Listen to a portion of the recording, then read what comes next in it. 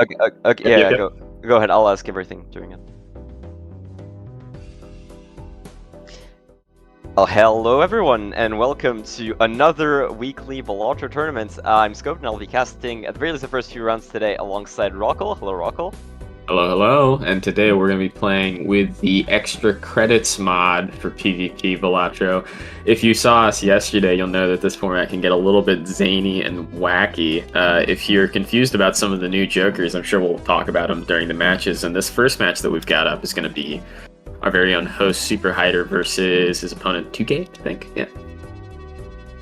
Pretty interesting match to watch, and also just allows us to make fun of Super High here, which we always take, of course. And of course, it's always in good fun. Love our host as always. But yeah, speaking of the extra credits mod, we talked about it a bit during the pre-stream, Rockle, but seeing as you casted yesterday, what do you have to say about this format overall? How does it change the overall gameplay plan, or how does it enhance common deck types? Absolutely, absolutely. One of the best things about extra credits, if you haven't played it before, is that it is very, very cohesive with the base Balatro gameplay. The only thing that it super enhances is your ability to deck build. There's a lot of new ways to delete cards from your deck, a lot of new ways to get spectral cards into your consumable slots. And there's also a lot of new ways to re-trigger cards. Something that you might want to look out for would be Double Rainbow, which re-triggers all lucky cards, or something like Tuxedo, which operates the same way as Ancient Joker does, re-triggering all cards of a certain suit. That changes every round, and it is desynced from Ancient Joker, but a pretty powerful strategy that we saw yesterday would be Ancient paired with a bunch of wild cards and a Tuxedo on deck. Yeah, we mentioned that during the pre-stream quite a bit, but this format is really re-trigger heavy. We see a lot of jokers, like Joker of the Year, of course it's rare, so more unlikely, but we do see stuff like Tuxedo, for example, or Werewolf, that really enhances that Ancient Joker win con that we see a lot of, and it feels like a lot of the time, a lot of players are going to want to aim for that. But speaking of deck building, you also have jokers like Go Fish, for example, that allow you to get a lot of deck fixing going if you can get some good hands, some specific 4 of a kinds, 5 of a kinds. But overall, it seems to just enhance that retrigger playstyle that we know a lot.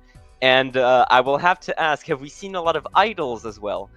We have seen a lot of idols. I believe yesterday, if you were tuned in to Vagabond's round 1 gameplay, Vagabond and his opponent both had a triple idol on deck. Vagabond unfortunately went out first round to that due to a mistake where I believe he Wheel of Fortune and got a polychrome on the idol, and that let his opponent copy another copy of it. But seen a lot of idle for the re-trigger gameplay here because deck building happens so quickly in this format. It makes idle a lot more consistent than you might think it would be. Yeah, I mean, Idol in general has become a bit more consistent already with the change regarding pure deck building and it being mirrored between both players. But yeah, this format just seems to enhance it. So it contrary to, for example, Balatro, the Balatro tournament we had a couple weeks ago, it seems to reinforce a base Balatro principle such as econ, deck building, and focusing on a really strong re-trigger heavy win con in the endgame. Absolutely, that is exactly what this format plays like. And we saw yesterday. We saw an upset in finals. If you weren't watching during the NA tournament, we saw, or actually, sorry, the EU tournament. We had it titled wrong yesterday, but during the EU tournament, we had Ian #1 on the leaderboard versus, I believe, someone who's ranked like 260, 300 something MMR. It was a 900 MMR gap between the two, and then the 300 Elo player came out on top at the end. So there's still a lot to be discovered in this format, even though it is heavily fundamentals based. Since there's just so many moving parts, you can see big upsets like that. Yeah, I would not be surprised considering just how many jokers are added. I believe it is around like what 25 jokers, more than that even. Maybe more than that. 15, Six, and then six. it's and No, then it's another it's around like 50 jokers. It's around 50 jokers, I believe. 30, and then 29, and then 15. 29 plus 15. That's so 15 44. times 3 is It's 44 for 29 yeah, 44, 44 exact. 44 new cards added and 3 new decks. Yeah. Speaking of which, we did see as well Echo. I believe we're going to see a lot of Echo deck. Speaking of retrigger, for those that have not played the extra credits mod, the Echo deck not essentially, it retriggers every single playing card that you play, but the blind size gets increased, which usually in PvE is a pretty fair trade-off, but in PvP, let's be honest, that's never usually an issue unless you're playing on Gold Stake or something like Balatro. Exactly. And that is an option during this tournament. This is the first tournament we're running where players have the option to choose stakes other than white stake. All right. So we can see some black stake gameplay like we see a lot on ladder. We could see gold stake gameplay on any of these decks if both players agree to it. It's just about what you actually manage to pull. Echo deck on gold stakes is a very tough sell, I have to be honest with you. It scales honestly harder than Plasma does sometimes, but that retrigger on every single card played and every single card left in hand effect can net you so much extra cash. Yeah, It's worth it. Would not be surprised by that, but yes, it is all playing cards. It's not cards that are in play, which is an important part that some does it retrigger steel as well? Then I believe it does. It Right? retriggers steals and golds. Yeah, so something like Alloy on this deck can also be really strong. Another extra credit joker that makes it so gold cards are also considered steel cards and vice versa. It could be strong on Echo deck. I wonder if that's a combo that we're gonna see today, if we see Echo deck at all. But like you said, gold stake. I would be surprised if we saw a lot of it. I would not be. We do see black stake shows an interesting. This is a pretty common outcome on the ladder. You have maybe one player who doesn't want to play gold stakes, maybe one player who doesn't want to play white stakes, and then you just meet in the middle in black stakes. That's how a lot of the ranked match has been going. It definitely feels like it's pretty much the exact middle ground, because it's before blue stake that really with that -1 discard prevents a lot of high level high level hands, especially in the start, simply because you don't have as many options to dig. But it also puts a lot of wrenches into many players' playstyles with those eternal jokers that force you into either specifically having to skip on a pretty decent mid tier joker at the start in order to high roll towards a high level one in the end game. And we're into the match. We're playing on the Bazaar deck. This deck starts you off with Clearance Sale and Magic Trick, and we see the upgraded version of Magic Trick in the first voucher space of the shop. That's an interesting pull. Usually, you never see Magic Trick actually be picked, even in regular gameplay. Super Hider has a very strange texture pack. This is interesting. I've never seen this. I will not comment on it, but what I will comment on is 2K immediately going forward and grabbing that rare skip. Once again, the order makes it way more enticing to grab those rare skips to make sure that you see a rare joker that the opponent can never see, really, or has a chance of never seeing. Anything from a blueprint to a brainstorm to maybe even Baron could maybe be an option to dig towards the late game, and we do get the delayed gratification value as well. Let's see it, folks. Drum roll, please. It's $12. Oh, and we see 2K checking in the shot. This was an optimization we saw yesterday a little bit. Oh my god, Joker of the Year! All right, there's an extra credit joker for you, folks. This is a joker that specifically retriggers on a 5-card hand. It retriggers no matter what the hand type is. So it can be a flush, it can be a 5 of a kind, flush 5, full house, anything along a straight, anything along those lines. And we do see yellow card as well being picked up, another extra credit jokers, which gives you $5 when any booster pack is skipped. So it can be a pretty good source of econ while checking for Arcana packs, Celestial packs, anything really. It can end up pretty much money positive if you don't find what you like. Absolutely. It ends up money positive most outcomes, because a lot of times if you open a Celestial pack, that costs $4 on average. And in this Bazaar deck, it costs only $3 for those small Celestial packs. You're making $2 if you're skipping and not seeing the hand that you're playing. So yellow card is a very powerful econ joker, especially early on, gets you past those interest caps pretty easily. Paired with a less consistent econ joker like the delayed gratification, that's a pretty powerful econ setup here. And of course, with that Joker of the Year, retriggering played hands that have 5 cards is just such a big advantage to have over Super Hider, who did not take that rare tag skip. See Starfruit from the pack here for Super Hider. That's an interesting joker. First played hand of each round has a 1 out of 2 chance to gain one hand level, but it's a consumable. Only lasts for 5 rounds. Would it be unfair to call this a better space Joker while it is on the field? I think it's very fair to call it a better space Joker. I think 5 rounds of a much better odds spaceman and only at a common rate, I think it's quite useful. I would tend to agree that Super Hyder is going to pick it up alongside that Lover's Tarot card. We do see the Half Joker as well that's picked up on Super Hyder. So we have some form of scoring on the side of Super Hyder compared to 2K. While some would consider retriggers to be scoring helps, while you have no effects on your cards or no jokers that benefit off of that, it really is just essentially doubling your chips every hand, which at this level of the game is really not that much compared to what a half Joker can offer. Exactly. Without enhancements, this Joker of the Year isn't doing a whole lot for us, but it's there now, and that means that we've got direction to build towards in the late game. If I'm looking at the projection for both players right now, I'm feeling very strong about 2K's chances for this game. And I'm looking at Super High here, 400. Let's hope we have a 400 hand here. I am slightly worried, but that half Joker should be enough to clear regardless.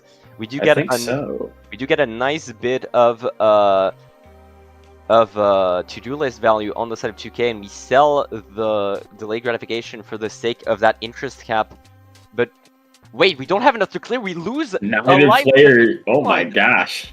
Nobody's been focusing on scoring. Super Hyder has the half Joker. I think honestly, Super Hyder would have been fine to just play a high card with the halfsies, but. All right, we'll have to see. We'll have to see. Turn 15. No, it is not enough to clear. Both players just focusing on econ and losing to the big blind in ante 2. Wow. Okay. I suppose. Well, that's definitely something. To the moon being picked on the side of 2K, that hollow to the moon alongside the half Joker. But we do see the Gros Michel on the side of Super High there that could be picked up, and it is. That's a lot of base mult on his side, and you see the Yin Yang being hovered but not going to be picked. For those that are curious, the Yin Yang creates a tarot and a planet card at the end of the round if the remaining hands are equal to the remaining discards. So it is quite difficult to play around, especially considering that we do have that delay gratification. So understandable, especially if Eternal that it is not picked up. And especially going into the PvP blind, where it's never guaranteed that you're going to be able to come out of this with any amount of hands. You know, sometimes your opponent just throws away all their hands, and you're left with 4 and 2. You know, so. But yeah, another Joker that we saw in the shop before we moved to this PvP blind that Super Hyder passed over was the Monty Hall. That would have been a particularly powerful Joker to pick up right before the PvP blind. Yeah, I'm shocked that it wasn't picked actually. Just two after one. For those that don't know about the Monty Hall, after one round. Apologies. If you sell this card, you gain 2 random Joker tags. So it could have been a pretty useful boost to your setup there. Just trying to get maybe an uncommon and rare Joker for free. But I suppose we want to get as much power as we can going into that PvP blind, and it seems to pay off so far. Unfortunately, on the side of 2K, we're just playing for econ here with that to-do list. We come out of the PvE blind with a lot of cash on our hands, especially giving the to the moon. We come out with $62, but we're gonna have to get a lot of deck fixing and just overall power going, and that smiley face could be a good start. Smiley face could be a good start towards something that we want to play towards for that whole hand retrigger from the Joker of the Year. We see an Ankh in that Spectral Pack. That will also be an Ankh for 2K. If he opens up the Spectral Pack and Ankhs that Joker of the Year, that is a whole lot of power, especially with this much money to roll down into the shop as well. You're probably going to make very good pace into this next ante. It is indeed Ankhed. We check the skip off once again, or at least I do. He's going to check skip off, I think. Or I'm not sure. No, I'm not sure what we're doing. Just summoning the. I suppose just summoning the smiley face over to his side. Do you see the Starfruit? We're quite behind on the shop. Very behind in 2K. I wanted to point that out. Yeah, 2K is very far behind in the shop. Super Hyder has been rolling down a little bit more aggressively in the shop, but since 2K had that much money leaving the PvP blind, I think we're going to be able to see a lot of that power come back here for 2K. He's got the 15 flat molt from the Gros Michel, so he won't struggle too much scoring these hands. And we've got You were saying earlier, retrigger, not a whole lot of power early on. Double retrigger does get you quite a lot of chips, and it looks like that's going to be enough, plus our Grow Michelle to clear the blind. Yeah, you gotta consider, you have the banner, you have a lot of flat mold going on, so for now, you have a lot. We have a foil tag, uncommon tag, let's see it. Another extra credit joker, which is Bobby. When the blind is selected, you lose 2 hands, and you gain +2 discard for each hand lost. So it's essentially just a more buffed up, it's a inverse version of the burglar, essentially, but it doesn't lose you every hand, obviously. What I do want to point out, though, since we missed out on Hyder picking that up, another extra credit joker when the forklift, just giving him 2 consumable slots seems fairly simple, but considering how important deck building is in this format, that's a really powerful effect. Absolutely. Holding on to more tarot cards in your consumable means that you're blocking more tarot cards from spawning. So you have an increased rate at actually finding those power. And a Bloodstone appearing on Super Hyder's side. That's deeper in the shop, but 2K has a much better setup to make use of it. When 2K sees that, it might be over here. That's so strong on the side of 2K. That's essentially just triple Bloodstone proc no matter what. And you got to consider that those Joker of the Years, as we mentioned, that rare skip, Super Hyder can never find that specific Joker, so we're going to need to find other sources of retriggers really quickly before the next, not the next boss fight, but the one after, because we want to be able to just essentially snuff out 2K before he finds that Bloodstone, which I do believe is only a few rerolls away. It should only be a couple. I don't think we're so far behind anymore for 2K. Something to take note of, if Super Hyder does pick up something like a Monty Hall, I'm pretty sure that it won't be the same tags that 2K just got from selling the Monty Hall here, so it won't be an uncommon. If Super Hyder does find a way to get some sort of a rare tag to spawn in shop, it will be the same Joker that 2K got at the very beginning, which would be that Joker of the Year. Now, he won't be able to find 2 of them, probably, since we already passed the Yonk up, but getting even 1 could be a way back into this game if his deck fixing is a lot better. Yeah, you're more than likely to find something else that would count for this form of retrigger. Anything from a Stalk and Buskin to a Dusk, anything along those lines could really suffice. Instead of that, okay, we're quickly checking the skip off. Instead of that second Joker of the Year, any really generic retrigger could also make quite the dent in 2K's lead, but we're gonna have to see so far. 2K does have quite a bit more scoring here, especially considering that we have essentially a triple even and Steven going in with that full house with every single even card in the universe right now. 4s and 8s, all 2K needs. 2K's a little bit nervous that Super Hyder might have taken that risk skip at the beginning. We saw him checking to see maybe Super Hyder also has the Joker of the Year, but he doesn't know that Super Hyder is on a completely different plane than him and is really just playing for Econ right now. 2K is easily going to be able to take this. We're 2-2.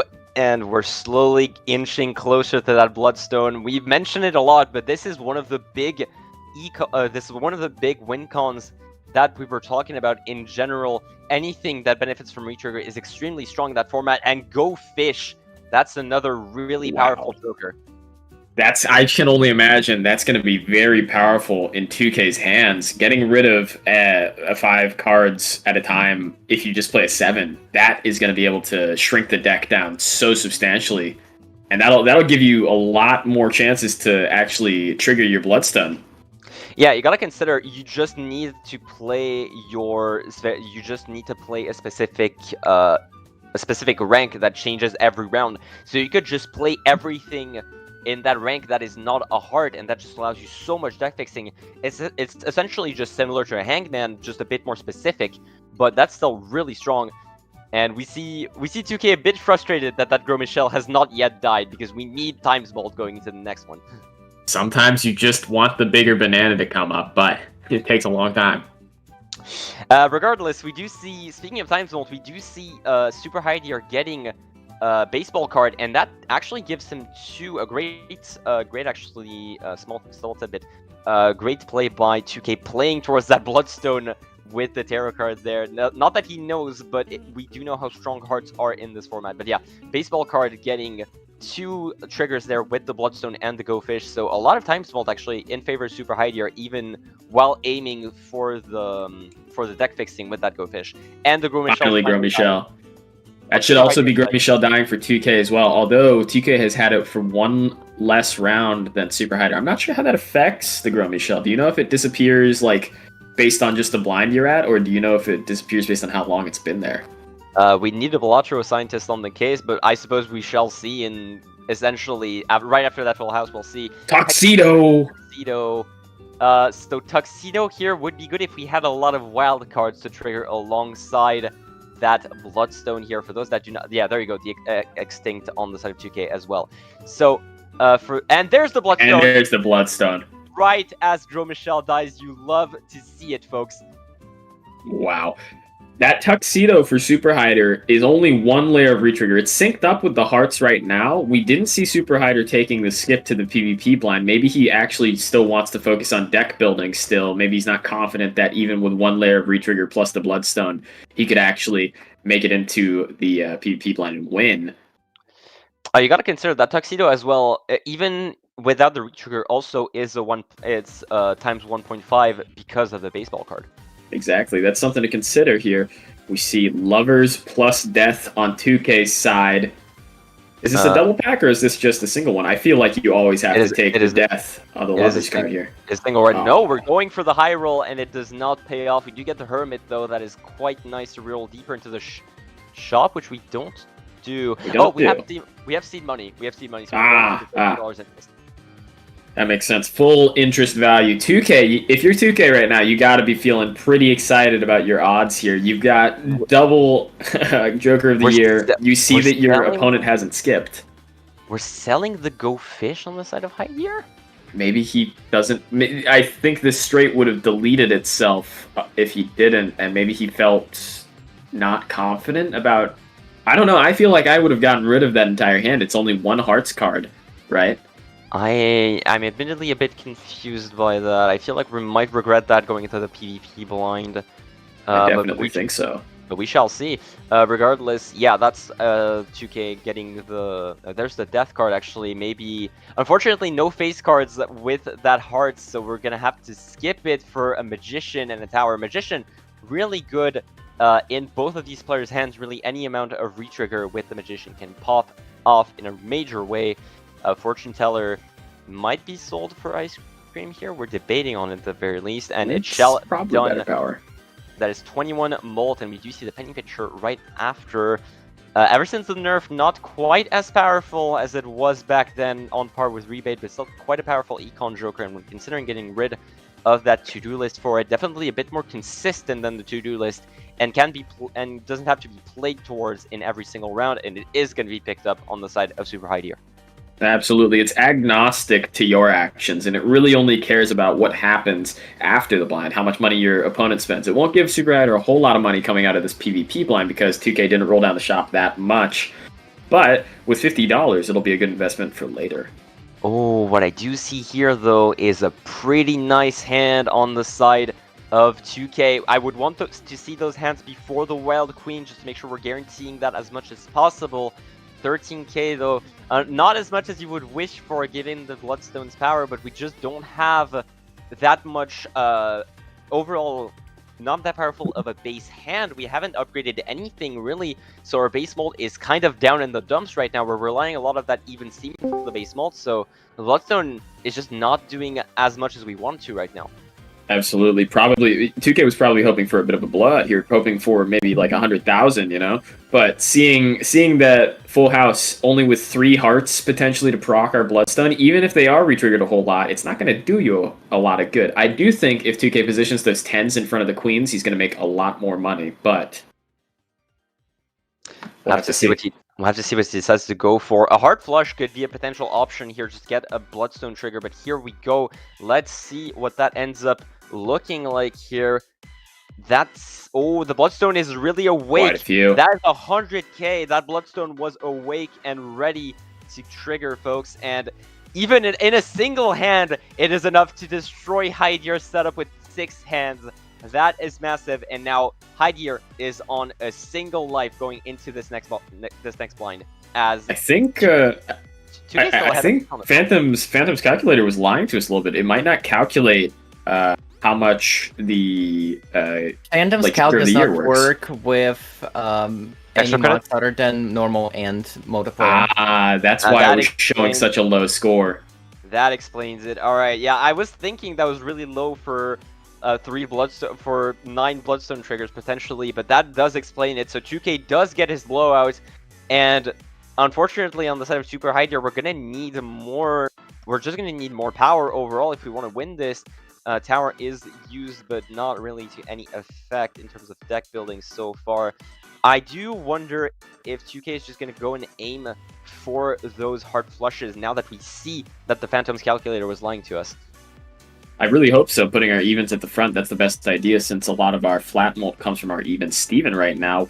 We also want to pump up the levels on whatever hand type we play. We get 30k, not that high compared to what we're used to seeing, but the issue here is just on the side of 2K, we have not really built up that many we're not really built up that much base mold, whether through planets or another Joker that's not even Steven. We see that he's on 1 life. For considering the hack here, it does combo somewhat with the even Steven, but I would not be surprised to see it skipped here. But we see the Tuxedo from this Joker pack. Go Fish, really good deck fixing. Does 2K know that he needs to look out for Tuxedo? He does already have that Wild Queen, starting to make more copies of that. That's a full cinch if you take the Tuxedo. More retrigger on top of that Bloodstone that you've already got. That's the play. Seems like we've heard you, and we have 3 potential retriggers on the side of 2K now going into that Mega Arcana pack. Unfortunately, we do have a Sun. We do love seeing that right before a Hermit, I would have to assume. Or do we want to see the Hermit We're doing first? it the other way. I see. Maybe we want more hearts, I guess, guaranteed. I'm not shocked by that, considering that Hydier is on a single life. You probably just want to go for the kill shot, and getting any more hearts if the Tuxedo is on hearts is pretty much a guaranteed death. Oh, what the heck? Oh, and we and Fool right next to each other. That's crazy. And we immediately get rid of that to get the money, which I suppose is still understandable. We want to roll down a little more. Tuxedo is on diamonds right now, I do believe, so unfortunately not the one we want.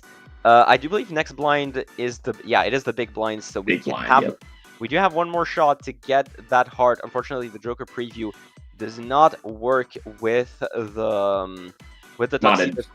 Tuxedo. So we don't know exactly at a glance what will be the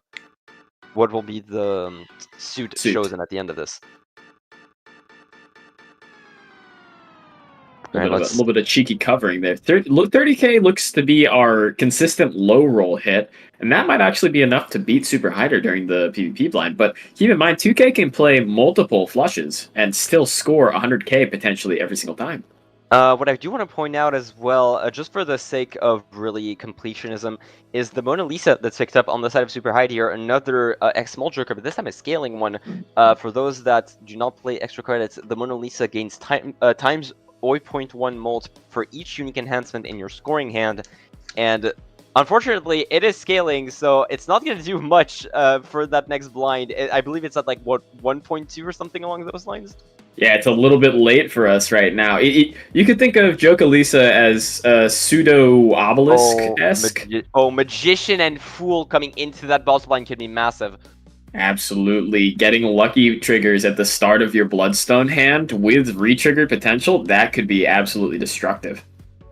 We do see the strength here for more queens and more 8s for even cards. I do like that quite a bit. There's the Magician as well being used. Maybe Fool. Oh, no, but we get a Emperor Hangman for the Hangman. That's not useful to us to just win the game here, and that's exactly what 2K is going to hope for, just winning the game off of this next PvP blind. We see him rolling down as much as possible. It looks like he's really going for it. Alright, let's see it. We are going into the last PvP blind, and I must say, unfortunately, Tuxedo is on clubs, so thankfully, Hydier has a better chance than we would have thought going into this, but we'll have to see if that's enough. 2K still has 2 retriggers alongside that Bloodstone and the even Steven, but we also get an Emperor's card, which might not seem like much, but that's a lot of base mult with the cards being triggered 3 times. And considering our only source of base mult is that even Steven, that means a lot more than you might think. Here's the 4-4-1 on what 2K is going for. 2K has a flush house right now. That's exactly what 2K was looking for this entire time. And we have Wants a to 5. convert that queen, but We do have a flush 5 though on the side of Hyde here, and 2 of them are wilds. Let's see it. We do get a small proc. That was only 2 Bloodstone procs. It's 96k. Maybe Super Hyde is feeling good about it, but waving around that Bloodstone, it really kind of fucked us. I don't think we are happy about that. Only 2 Bloodstone procs. That was definitely our best hand going into this. Yeah, we're spamming that Bloodstone. We're not happy about it, and frankly, I absolutely understand. We're selling the Even Steven for the Joker-Lisa. That's not as good as the Even Steven here, honestly. That's less ideal than before, but I don't think it'll cut too far into our scoring. We see another wild queen. That means that it's going to get retriggered by the Tuxedo. I can't remember what words are now, but we're just going to be waiting until 2K blows the entire lid off this thing. It's still new to us, folks. We're still learning. Don't worry. We're learning as you are, and that's the important part. But regardless, second last hand, and we do have our Steel King as well. I think that's already a wash. This is a wrap. All 2K needs is what, 2 hits from Bloodstone to win this, and he's got more than 12 chances to get it to hit. I will say the only option is if Bloodstone is giga asleep at the wheel right now. That is absolutely. If we get 0 Bloodstone hits out of what this is 15.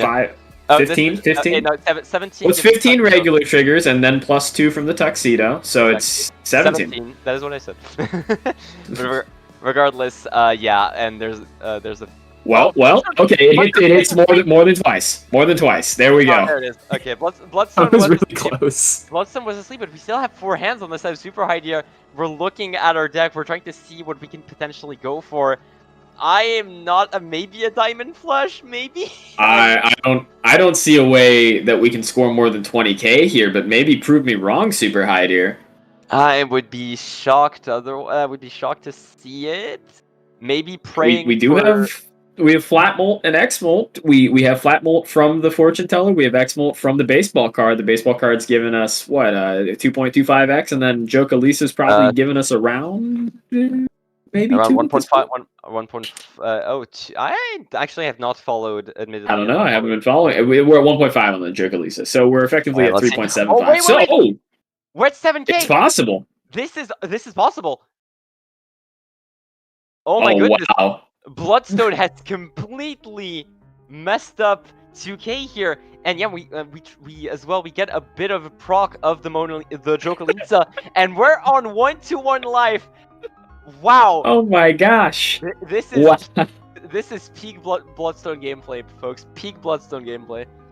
Absolutely screwing both players. Holy cow! I thought for sure 2K would have just flood the zone with chances to proc your Bloodstone, and you get it, but just nothing. What I will say though, we are completely broke on the side of Hyde here after that, so. 2K does have a chance to roll a lot deeper to get maybe more of those triggers and maybe get a skip deck going if Tuxedo does get onto the hearts, because if we get essentially 20 Bloodstone procs, I don't think there's a way we lose this. God, I hope so. I hope that we get at least 10 if that happens. We see the... Oh, that... What's the name of this one? It's... This Joker is Candy Necklace and gives you a random booster pack tag at the end of each shop for 5 shops. Absolutely, and that could be something very powerful if you roll into an Arcana pack that your opponent doesn't see, or if you open a Standard pack, gets you ahead in that Standard pack queue, and might give you some kind of powerful card that your opponent just doesn't see. Alright, let's see here, folks. So Tuxedo is not on hearts right now. We're gonna have to check really quickly. Yeah, Bloodstone now triggering into 700k. You wish that happened last round. I just cannot believe the volume at which Bloodstone was asleep at the wheel there. Oh my god, getting 3 procs out of the 17 hits? 3 procs out of 17. Someone get a calculator on this. I want the odds. I want the odds of this happening. But regardless, we'll have to see if the Tuxedo is on hearts right now. I did not catch it. I do not believe that 2K has checked it yet. Oh, and something else that we didn't mention that played a role in making sure that 2K didn't win that was Flush the at fact 0. that his flush house was at 0 there. That's only 10 flat mult. So that was a huge, a contributing factor to that. If 2K had actually had a level 1 flush house, he would have won that no problem. Well, that's what we talked about, right? The base level of planets, just 2K has not been playing towards it in any fashion, so his base mult was just so low. And afterwards, getting rid of the even Steven lost him even more flat mult. So maybe that just lost in the game off that. Maybe. I mean, I'd still say that I'm favoring 2K's odds here, no matter what. With more re-triggers on that Bloodstone, you're gonna win more often. Of course, we were just spurned by luck, so I don't know if I should be believing that hard in it, but Bloodstone seems to be a win now. Okay, no, it isn't. 100k once more. Let's check the tuxedo, folks. Let's see. Is 2K is not checking the tuxedo, and it's freaking me out. I think he scrolled over it during the blind, and Cavendish in the shop. That's something Super Hider hasn't seen. Are we finally ahead in the shop for 2K? I do believe we are. Remember, we have had a lot more econ going ever since. Oh, we have checked, and it is Spades. not. It is on spades. I believe it was on hearts that last blind, so 2K might have wanted to consider skipping. No, I think boss those triggers. I believe those triggers were off the wild cards, if I'm not mistaken. I think when we scrolled over it, it was on hearts, but I could be Oh, wrong. in my case, in that case, I might be mistaken.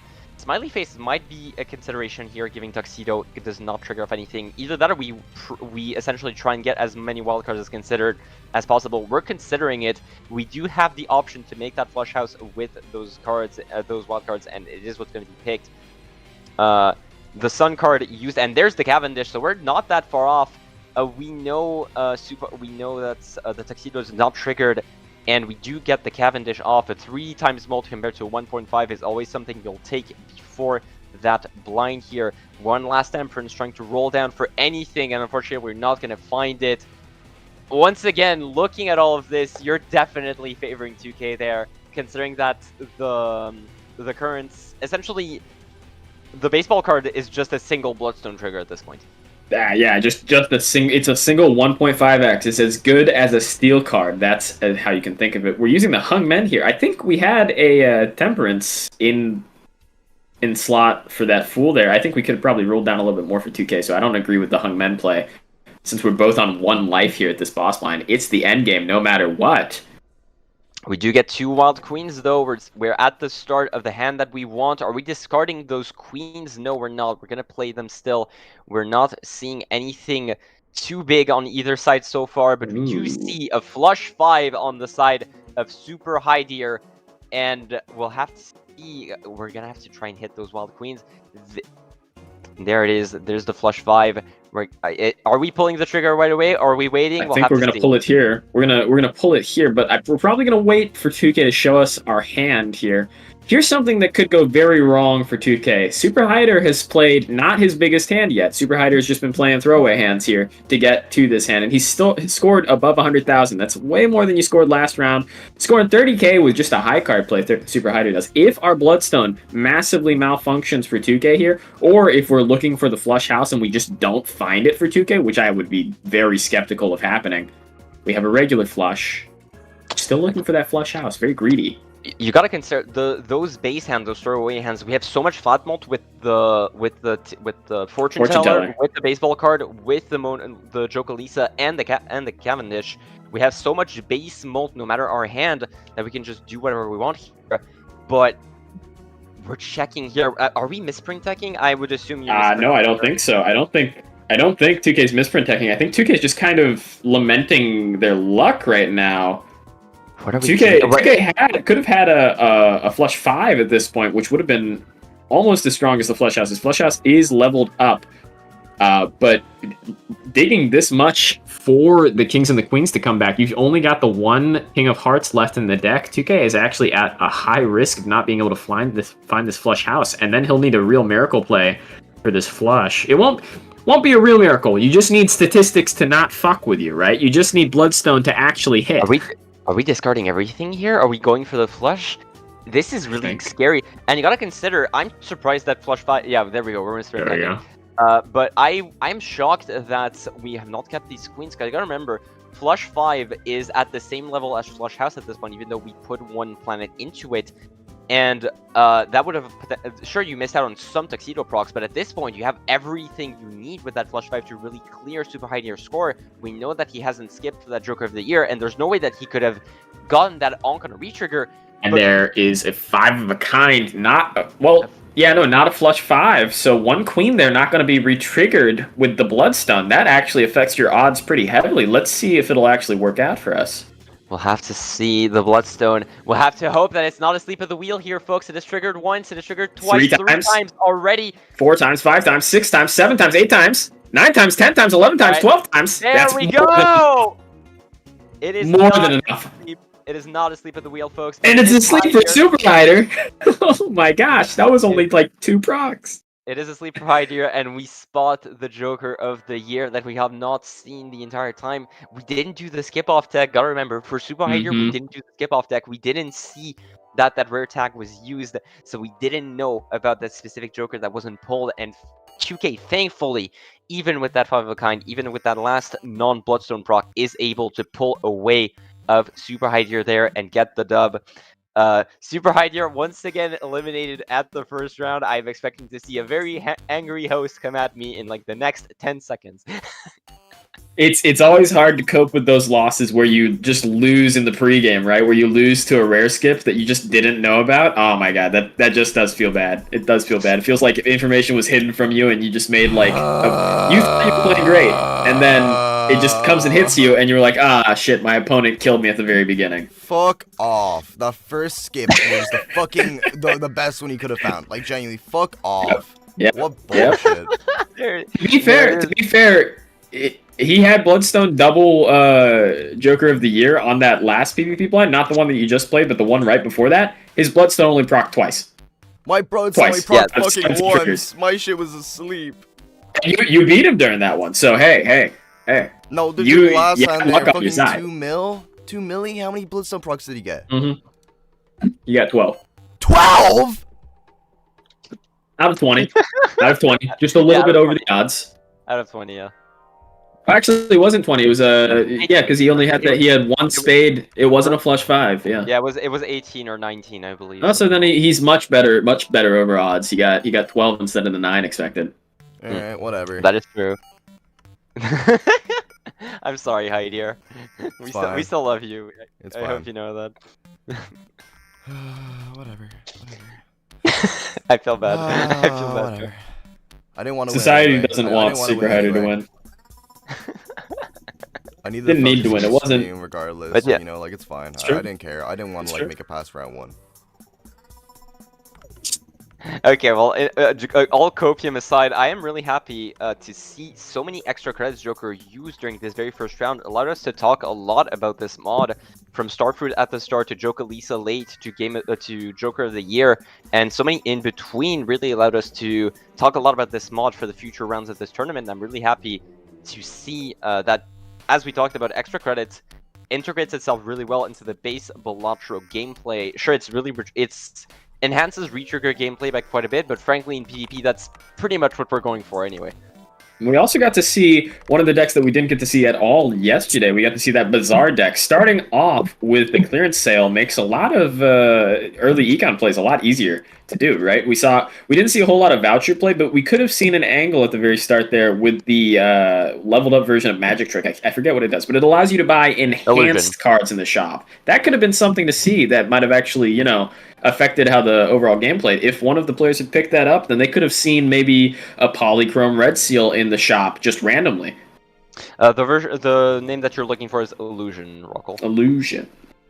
It is so never picked in PvP that I do not even blame you. I don't. The reason that I got Completionist after I got Completionist Plus is because I never bought Magic Trick enough that I've never seen Illusion. Just never seen it. So I completed all of the gold stakes before I actually got Completionist just because of that. I feel like that's a common thing. That's an insane statement to make. Honestly, not that insane, granted. It depends on how many hologram you're willing to put yourself through, I suppose. I can hate hologram, dude. But yeah, regardless, great play by both of these players. Great first match. Going down to the wire already just in the first round. Really interesting to see.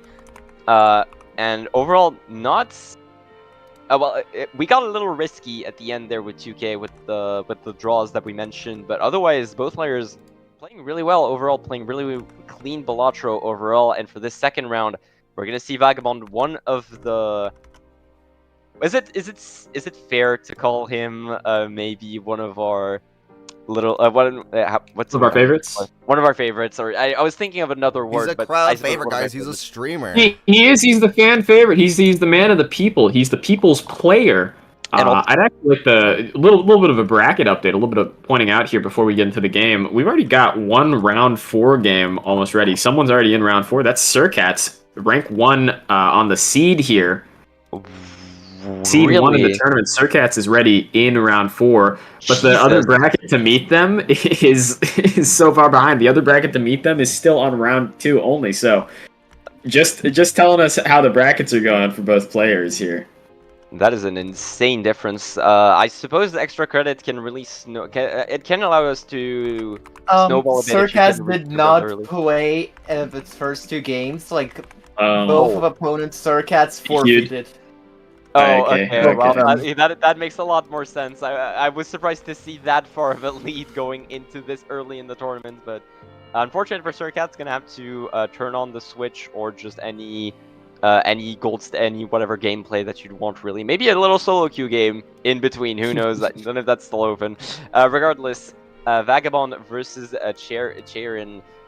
Quite the difference, quite the David versus Goliath game, but as we talked about yesterday, we had a big upset in finals, so you can never count out those lower seeded players if they're confident in their extra credit gameplay.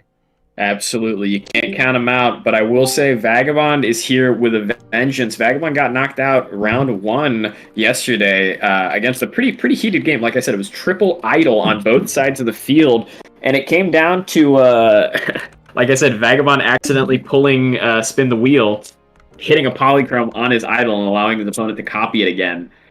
That's what it came down to. So Vagabond's here wanting not to get cheesed desperately. I imagine that Vagabond's going to be playing with a huge vengeance here and not letting his opponent do anything.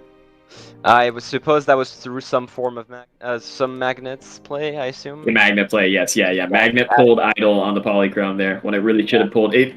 Vagabond even had a great setup to pull Baron for his opponent instead of the idol.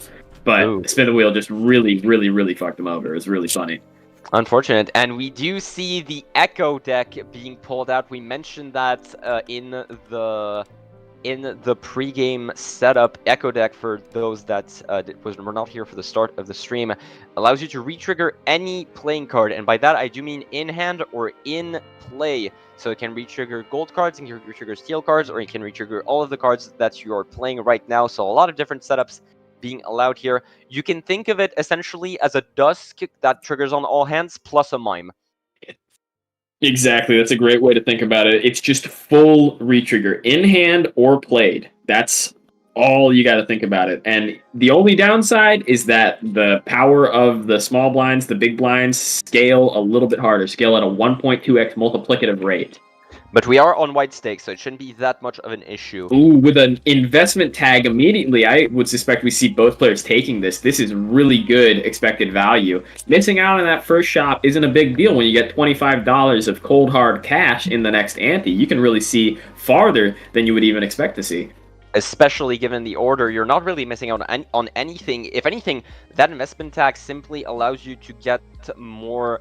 it allows you just to dig further than you would have with just a single shop, really. Exactly. You don't get the free reroll from the first shop, but who cares when you've got at least 3 other rerolls from that 25? Seltzer plus Mime was a better analogy than what I was looking for. That's a good one, yes. Yeah, Seltzer plus Mime, but forever. They don't run out. You know, it's just a... Just sit there. Two extra credits, Joker. We mentioned that Bobby in the last game, but we do see Pyromancer that's going to be picked up on the side of Charin. I wouldn't be surprised to see it picked up by Vagabond as well. Do you want to do the honors roll call? I do have it pulled up if you don't. No, Pyromaniac, if your hands and your discards are, is it matched? No, if your hands are less than your discards, less or equal, you're close enough. Less or equal, then you get plus 20. No, it's less or equal. So here it's basically just acting as a half seas, but you can actually play those 5-card hands, which are benefited a lot more by the Echo deck here since they get retriggers. I suppose the idea is that you are burning away through your hands, essentially.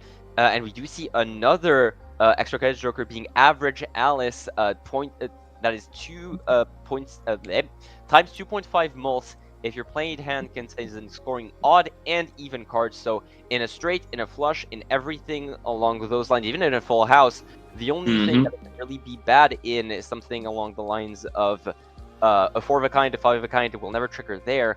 But otherwise, it is a pretty strong joker, especially for the early game where you're not necessarily playing towards those 5 of a kinds, 4 of a kinds, etc.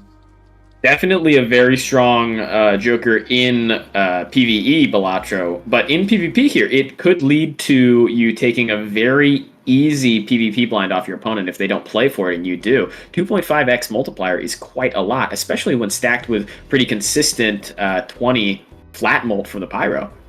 Absolutely, and we do see Tyrian's moving a lot faster than Vagabond as expected.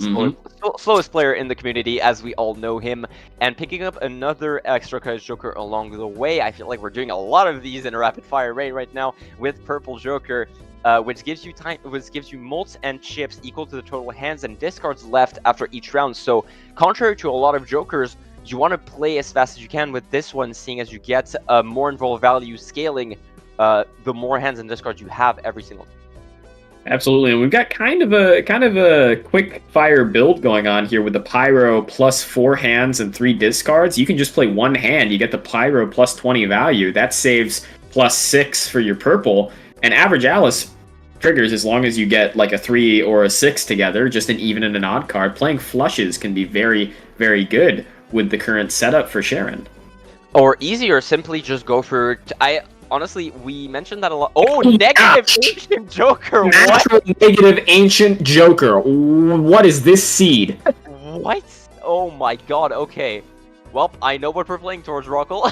I know what we're doing today. I was going to try and mention that earlier you mentioned Sharon playing much faster than Vagabond. That's absolutely true. But in Vagabond's case here, you get to take all the time you want because of that investment tag. Both players took it at the very beginning. So a 360 timer, that really doesn't mean a whole lot to you. And that suits Vagabond's needs plenty fine.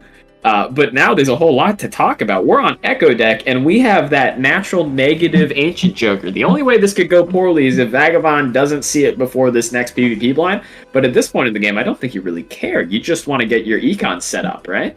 Yeah, pretty much. I'm surprised to see that credit card in. Then again, it is pretty much free. Bought for 1, sold for 1. There's a purple joker that we got off of that judgment here alongside the DNA.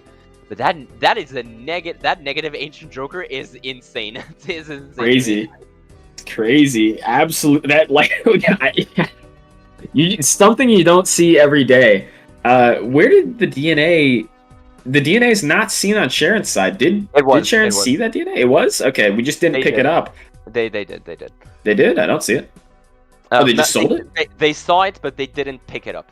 I see. I can understand that DNA with Sixth Sense could actually be an interesting play, making a theoretically infinite amount of spectral cards. That could be an interesting play, but I think really if we just roll, 1 or 2 more down, we'll see that natural negative. The moment we see a deja vu, folks, we are in for a treat right now. It's gotta consider as well, negative ancient joker on the Echo deck, and we have not seen it yet on the side of Vagabond going into the PvP blind. But we do have those 2 6s and the Sixth Sense plus the DNA for Vagabond. Vagabond's going to be able to blow a 6 out of the water, get a Spectral Pack. If we get a Deja Vu, and for some reason Sharon doesn't see it or use it, then that could be can we please something use to set us apart. Can we please use the Sixth Sense beforehand? Please. We do get the average Alice proc after this flush. That's really important here. But unfortunately, we don't have any chips on the discard, and we don't have Pyro as well. Familiar, not the one that you want to see right now, in all honesty. But let's see it, folks. That should be more than enough to clear whatever Vagabond has, because we also have the average Alice proc alongside this, and whatever the purple joker gives us. 71k in the first PvP blind.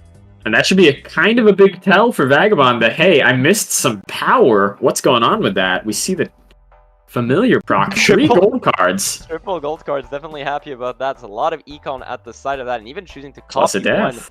might as well. Yeah, And it's $12.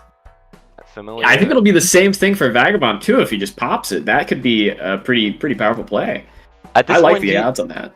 Do you think you're just playing for like a single faceless trigger at this point alongside that? Yeah, for Vagabond, you're just playing for money at this point. Vagabond's plan in this PvP blind, I think, was always just to play for money. He really only had Average Alice as his power modifier, but now it's cemented. I believe he's really just gonna go for a faceless Joker procs. And technically, banner if you want to go that far, but I don't think I don't think a lot of Balatro players would consider that. We do see the exact same 3 face cards coming out. Notice Vagabond doesn't want to discard any of those gold cards because $3 on the $3 that can get affected by interest is. Well, I mean, the interest doesn't matter. My point is kind of falling on its face. Are we going to go for any faceless triggers here? No faceless triggers. I guess we'll just ride off the gold value.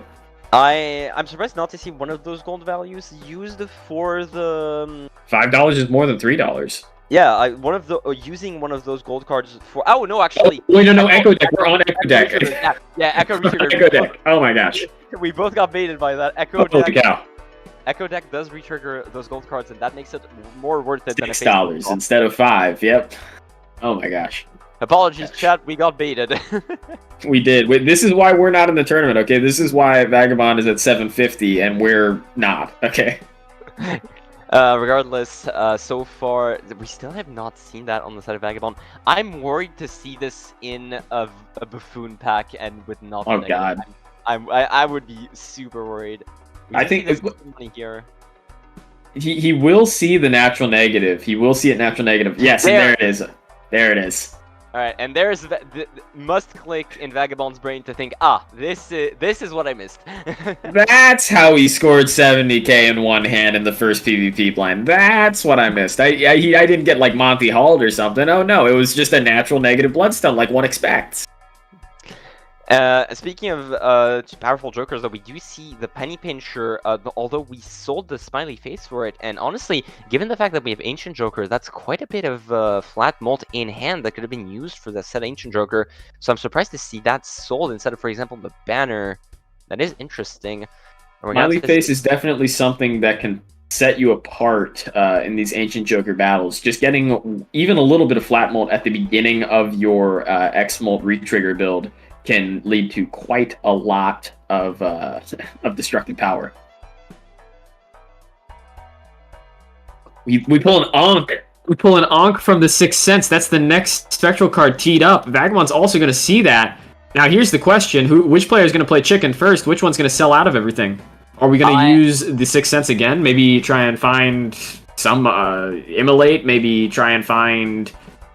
The thing is, you got to remember... it is less risky to do that play on the side of Charon because you have one more life. So I would not be surprised to see it happen sooner rather than later. Unfortunately, Ancient Joker, not an uncommon Joker, thankfully for balance. Thankfully for the balance of PvP. But yeah, it's not the baseball card not going to be picked up. We're debating on it with that egg hallucination being picked up though. Could be a good source of tarot cards, and immediately drops a star. Not something that we're particularly interested in, but if we do hold on to it and we get diamonds into the boss blind, that could be a good play.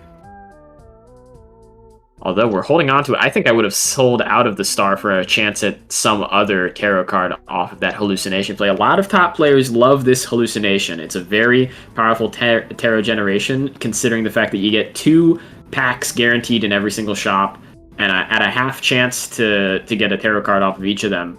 You want to open up the packs anyway. Yeah, absolutely, and hallucination is essentially just free deck building on the side, which you always take, especially in those games where you have such a powerful first Joker to play towards here. Sigil, not exactly what you want to see. Not what you want to see at all. Vagabond still hasn't used this Sixth Sense the second time. We see 6 right at the front here. You gotta consider as well on Vagabond's side. Like you said, he has the DNA, so he has technically infinite spectral cards compared to Sharon. He's gonna have a limited pool, who I do believe has already thinned out by this point. Yeah. I've gotten rid of most of his sixes. Now, that isn't a bad thing. This is another thing about Sixth Sense. You're getting rid of pretty low priority cards. A flush from the High Priestess there. That's pretty nice. Love to see it. Exactly but yeah, what you want when you're playing those Ancient Joker hands.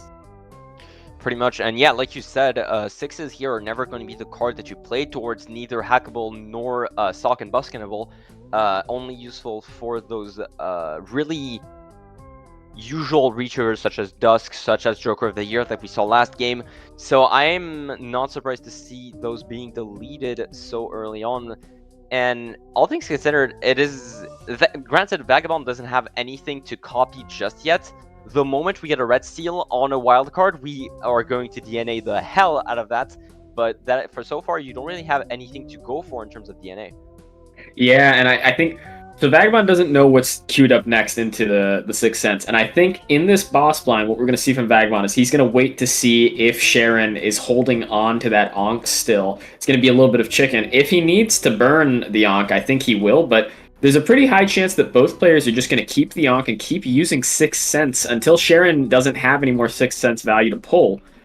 They're both going to effectively playing like this is Nebula deck, only with one consumable slot holding onto that Ankh, because you really do have... Or Vagabond's just going to sell out of everything here and go for the Ankh immediately. There it is, folks. The chicken game has ended, and we are into endgame. And there we go. And he was holding the... Uses the Emperor, so it's teed up just so that we can get more chances at tarot cards, more chances at death there. Oh, we find a death from the pack. That's great. But it's funny that Vagabond Emperors and then finds $20. That's pretty funny. Always love to see it. But yeah, so first one to get the Ancient Joker. And believe it or not, I would not be surprised if that ends up being more powerful than Sharon's current setup. Yeah, honestly, I think this is pretty good. And a trading card, something very useful to hold on to. I think Vagabond wants to hold on to this Temperance, especially with the egg, but selling out of egg right now and burning that Temperance so we have a little bit more to burn, or just going into the next PvP blind, that's fine too with that Temperance. I think we want to use it for full interest value, but... You gotta consider one thing that I am actually one thing that might surprised a lot of people is keeping that shortcut, but you gotta consider just how much more base molds straight flush is compared to flush, and I do think that could be an option for Vagabond going into this PvP blind. Absolutely, they're not played a whole lot. We see the next Sixth Sense teed up in the next Spectral teed up in the Sixth Sense queue is Wraith for Sharon. That could be very interesting and pretty powerful when paired together with the Ankh. If we see a Wraith into a Joker of the Year, that could absolutely turn the tide of this game. You have to Ankh before the Wraith, but yeah, it is. You do, yes. It is extremely... It could absolutely be... If it is a Joker of the Year, I believe that could very well be GG's on the side of Sharon. But there it is. There's the flush with the Ancient Joker trigger. But as we know, Vagabond has just that much stronger of a setup here. We're debating on that death here, potentially just getting that much more money out of it, just getting the Temperance out of the way with that blue seal, and we don't have a full diamond. We don't have a full diamond flush just yet. Ooh, this could be dicey for Vagabond. He really wants to hold on to that stone card. I think Vagabond's okay with going down another life here, but we do pull. We had the death anyway, so we technically did have a full hand. It's just that you really don't want to target an unenhanced card with a death this early on. And there's the double Ancient Joker, folks, and that should be just 1 mil. That is 3 million. 3.7 million. With a level 1 flush in the second PvP blind. What am I looking at? That's crazy, crazy stuff. But that's just the power of 1 layer of retrigger from the Echo deck plus the Ancient Joker, the double Ancient Joker. That puts Sharon on notice. I think Sharon knows now that Vagabond has already onked. Yeah, you have to believe that's the only option at this point, right? You have to, yeah, I think so. Duo, I think you just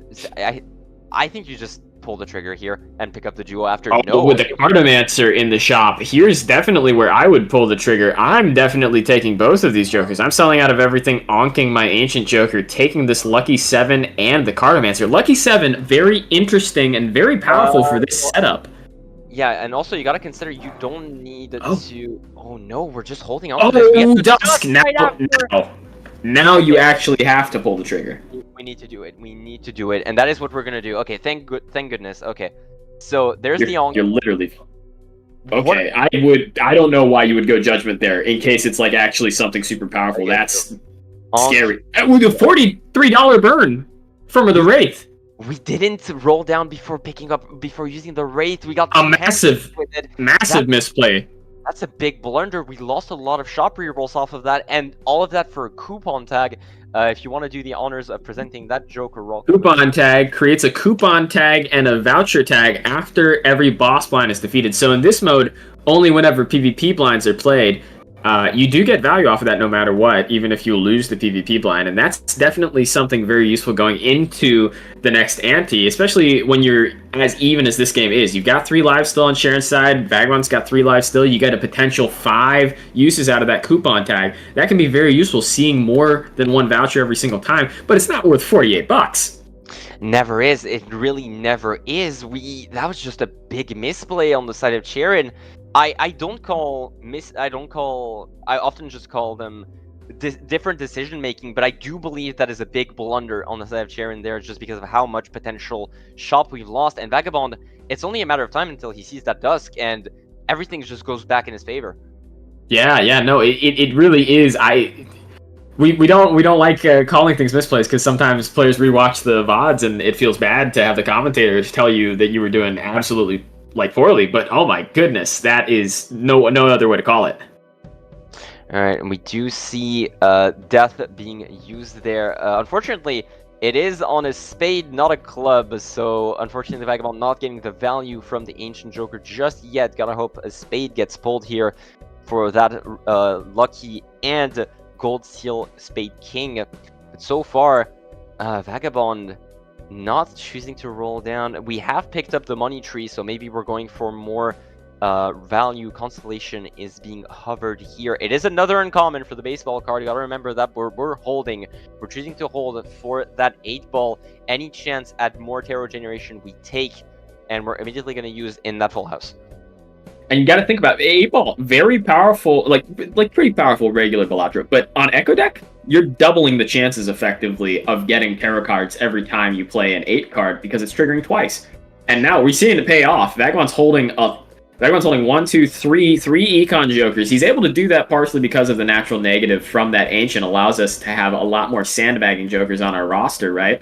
But we see Vagabond's general conservative play is, I think it's kind of going to pay off in the long term here. Vagabond might not be able to outscore Sharon in this boss blind because Sharon has that Dusk already, but he's undoubtedly going to come out of this ante with a much better prospect of making flush 5s.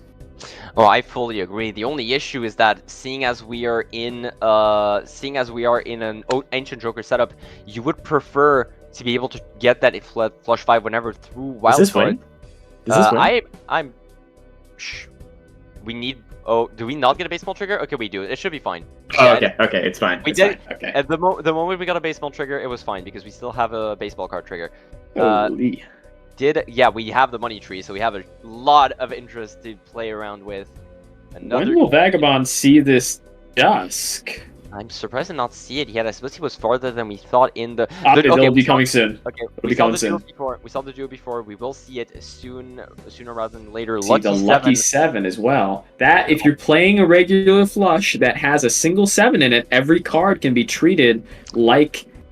And we see the Cartomancer. This is a card that I would have picked up well earlier. That the Cartomancer plus the Lucky 7, I think, was a really enticing buy for Sharon, and a time that he could have chose to onk way earlier. Cartomancer provides you with a lot of value consistently over the entire game. It just puts you one ahead into the tarot queue every single time. Even if it's a shitty tarot card that you get like a Tower, it can lead you to finding a Hermit, lead you to finding a Temperance in one of those packs that can be much more useful. Yeah, anything to really boost your econ is always massive in Balatro, but we're thinking of sailing Oh, Dragar. we're Actually, skipping no, it. we don't have the dust going into this. I believe Jaron Wow. should be able to win this regardless. The moment we get a heart flush, it should be more than enough. We have the death as well to try and make sure that happens. But yeah, so far, Jaron should come out of this boss blind leading 3-2. So Vagabond's got a couple of options in this boss blind. If Sharon plays their hands before Vagabond is actually able to, and we see Sharon making a copy of that purple sealed 3, I believe Vagabond already has 2 versions of those because he's seen more deaths earlier than Sharon, but having more purple seals makes deck building a lot easier in the game, like as a whole. But if we see Sharon playing his hand before Vagabond plays his total power hand, we could see Vagabond digging to try and find a flush 5 to get value off of that blue seal. That would be something interesting to see. We have the 5. We have the flush on Sharon's hand. We can also keep that. We can keep that gold card in hand for the sake of more value. Here it is. We have a lot. We essentially have 12. No, not 12. No. We got 15. So we got the regular retrigger, we got the Echo Deck retrigger, we got the Dusk retrigger, and a bit unfortunate for Vagabond, doesn't get a chance to sandbag, doesn't get a chance to keep that gold card on the deck because he was playing the hand right as Sharon was playing his big hand. And we see 616 million from Sharon. That's a tee off to Vagabond that there's something in the shop that I missed. Wasteful voucher is pretty good though. One more discard that Vagabond will never see. In addition to that Tarot Merchant that I do believe both players should pick up fairly soon. That's a lot of power in those Tarot cards. Then again, Vagabond might hold on to that considering that we do have the... Never mind. No. Vagabond appreciates the deck building no matter what. More deck building is always good. I think Vagabond does have Money Tree, so Vagabond wants to get to 100 before he spends down here. Indeed. And we still don't have the Dusk for Vagabond. We'll find it eventually. We will. It's very close. It might be offset a little bit more because we just took that Tarot Merchant. But the sooner we find the Dusk, the sooner we actually get back on level with Sharon, and the sooner our deck building actually matters more. We're still at 2 lives for Vagabond, so you don't need to sweat too much. You don't need to start actually rolling down. You can still play conservative and greedy for the money. It's just about how long you do that for. Yeah, you gotta consider on the long run, we're gonna roll down more. I just wish we... I keep coming back to that $48 burn, yeah. Yeah, I keep thinking back to that money just we burn for no reason, but that just gives Vagabond more opportunities to quickly catch up to us in the shop order. And granted, we do have that 6 cents back as well as the name is escaping me, goddammit. The Scuba? The Scuba, which is the... I'm missing it in my notes right now. Hold your breath. Gains 30 chips. It's a chips joker. It scales up to 180 chips, and then once it reaches 180 chips, it destroys itself. Goddess, and in recess where a discard is used, and yeah, immediately I would have expected just quickly getting rid of it. Not exactly a joker that you want to hold on for too long, and not really that powerful at this stage in the game. We do get a constellation for it though, a scaling X-Mall joker, but on the side of Vagabond, we do have Flush that house. duo already and the flush house. Goodness, what is this score? Something pretty high, 89 million. Not enough to conquer Sharon's 616 million, but once we get this Dusk, probably something threatening. There's a handbook which is 5 chips if your played poker hand has not already been played this round. So once again, scaling chips, not exactly what you're aiming for. Ooh, polychrome glass, essentially double polychrome in this format. 2 more ancient joker triggers per time that it is used. We're debating on it. This is a really big pickup to play towards. The thing is, we've been playing towards spades with our kings, so this kind of splits us into 2 different suits, and it is going to be skipped for now. And there is finally the Dusk. Finally, we have to actually get rid of one of these econ cards for Vagabond. If I'm Vagabond, I'm getting rid of the hallucination, but it seems that Vagabond disagrees with me. He's greedy until the end. He's going to get rid of that duo, which is point scoring. Believe it or not, I actually agree with this here, simply because we are still on 2 lives. We know exactly why Sharon scored that much, And since it shot so early, you gotta assume that they sacrificed maybe some deck fixing along the way. So you're maybe a bit more confident in your deck building so far, and we see a Lover's card that could be big here if we can manage to death it. We do have the Sixth Sense, we do have the 8th Ball as well. So if we're able, there's a 6 ready in our first hand too. Flip off an ace from our trading card, and then we've got a 6 waiting in the wings to give us another spectral card. Now, Vagabond does have a lot more 6s to play with because of those because of that DNA play at the beginning of the game. Vagabond hovered over his deck there. We did see him pick up that Red Seal 10 with the Lover's card. Okay, and we're opting not to go 6 cents here. I'm not sure why. Simply because at this point we just want to dig for that 10 as much as possible with the strength and the Lovers. You get that into a jack, you get that wild, and then you just copy the hell out of it, and you got your win con already. I see. Going very, very, very, very win con centric. Vagabond wants a way to get a sock and buskable, retriggerable, wild red seal card, and that could actually make a huge difference. There it is. As opposed to Sharon, we draw it. Oh my gosh. And I assume we strengthen that queen as well. Oh no, actually, never mind. I guess not. I think your play was either to strength the 4 or the queen. The 4 maybe going towards another 6 since we have the 6 cents. I expected the queen seeing how many kings we have, but regardless, now we have our win con. We have that wildcard red seal that can be triggered whenever. And let's see it, folks. We have the full power of Vagabond's hand right here. Let's see it. And Flush with an extra retrigger on one more card. That's 714 million, eclipsing, what was it, 616 million from Sharon last round? Yeah, and you gotta consider that it should be obvious as to why we have one more trigger with that red seal. That 1.5 times. We're about 1.5x ahead of where Sharon was. That's exactly right. Exactly. And so far, we don't need to change anything else. We can just keep getting. Oh my gosh! And we're gonna get one more going into it, and that steam double could also be a potential option there. No, okay, we skip it. Once again, we're choosing to play greedy, which I'm not complaining about too much. Hoarder is. We're gonna take the hoarder. I think if we take Hoarder, we should take the trading card, because trading card is another source of money that affects your Hoarder. Hoarder increases in value whenever you gain money. So that's whenever you sell anything, whenever a gold card procs, whenever a talisman card procs, like these kings, these gold seal kings.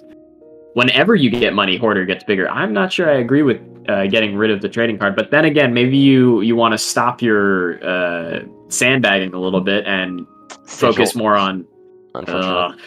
We've already seen these cards from Sharon's 6 cents pull. We know that the next spectral card to be pulled is going to be that Wraith, and we know exactly what it pulls from the Wraith. Vagabond doesn't know, but I wonder if we'll see him burning down all of his cash to pull the Wraith anyway, just in case it's some sort of Joker of the Year. I do believe that actually I don't mind the trading card too much, because you got to consider we have a lot of gold cards in our deck by this point, and that triggers twice guaranteed, but the echo deck, so maybe we think that we just have enough of those hoarder triggers that we don't necessarily need to get off the trading card as well, and we don't want to sell either our spectral card or our tarot card generation for the sake of that hoarder play. Certainly very interesting. We see 1.8 billion from Sharon here. We've got effectively another retrigger based off of that constellation. That was the Dusk. We didn't have a red seal on Sharon's side, I don't believe. What I do see is that we don't have anything on the side of Vagabond so far. Never mind. We do have the death, and now we've got a ready-made hand. It looks like, right? We have enough. No, we do not. No, we don't have enough diamonds. We don't have enough diamonds. We have to play a heart flush. Essentially, we're choosing to or just sandbag. Oh my gosh, for the 8. We're choosing to go for the 8th there, losing a life. We're down 1-3 against Sharon there. Wow. We are playing extremely greedy, and unfortunately, clearly. Oh, there's a play. Oh my gosh! And the $48 burn down coming to bite us. Vagabond sees the antimatter because he bought that money tree earlier in the game. Sharon, both of his voucher slots are occupied with stuff that's useless for him. Doesn't see this antimatter. The grabber is not useless, so to speak, but it's definitely not a full Joker stock. And there's the Joker of the Year, too. Sharon's going to see that. Sharon's a bit behind in the shop here now, but Joker of the Year is exactly what you want to see if you're Vagabond. Oh my And now God. you've got an extra slot to play with for Vagabond. You've got an extra slot to hold on to. We see Aura from Sharon. That could be something to set you apart. That could be something to set you apart. We don't have a red seal. We don't have that win con on our side. Sixth Sense is being sold on side of Vagabond. Expected by this point. You don't have that many sixes left in your deck, and that Joker of the Year is absolutely something that you would prefer over it, as well as the Scary Face, just for the sake of more value, just for the sake of chips with your main hand. At this point, we're dying for that wild red seal jack. We just want more of that and to keep playing it until the end of the game. But yeah, with that Joker of the Year, I would give it to. I'm pretty confident in Vagabond winning, unless we. I mean, Sharon's gonna see it. Sharon's gonna see it very, very soon here. But Sharon has to. I don't know. This aura has to be a polychrome. The polychrome effectively matches what the that Ankh is no use to us anymore. That Wraith could give us something interesting. But of course, we know already that there's a Joker of the Year later in the shop. I think we're gonna see the Wraith pull here. Grimbo is sold. Wraith is being pulled here. Oh goodness, we know Joker of the Year is right next door, and we're not gonna see it if we pull the trigger there. Magician. Okay, Vagabond. I'm interested to see that though. I'm interested to see that really quickly, simply because we still have that 8-ball. Still have 8-ball. Do we go for the 2 pair here? Okay, no, we play for the safe one. Okay. We got one more trigger off the Joker of the Year, and I do believe that's why we're not doing this, just for the sake Holy cow. of we get 2 tarot cards. This 8-ball's been insane for Vagabond, by the way. This 8-ball's been crazy. And we do see the Wraith pull for Sharon. It's a hit the road jack.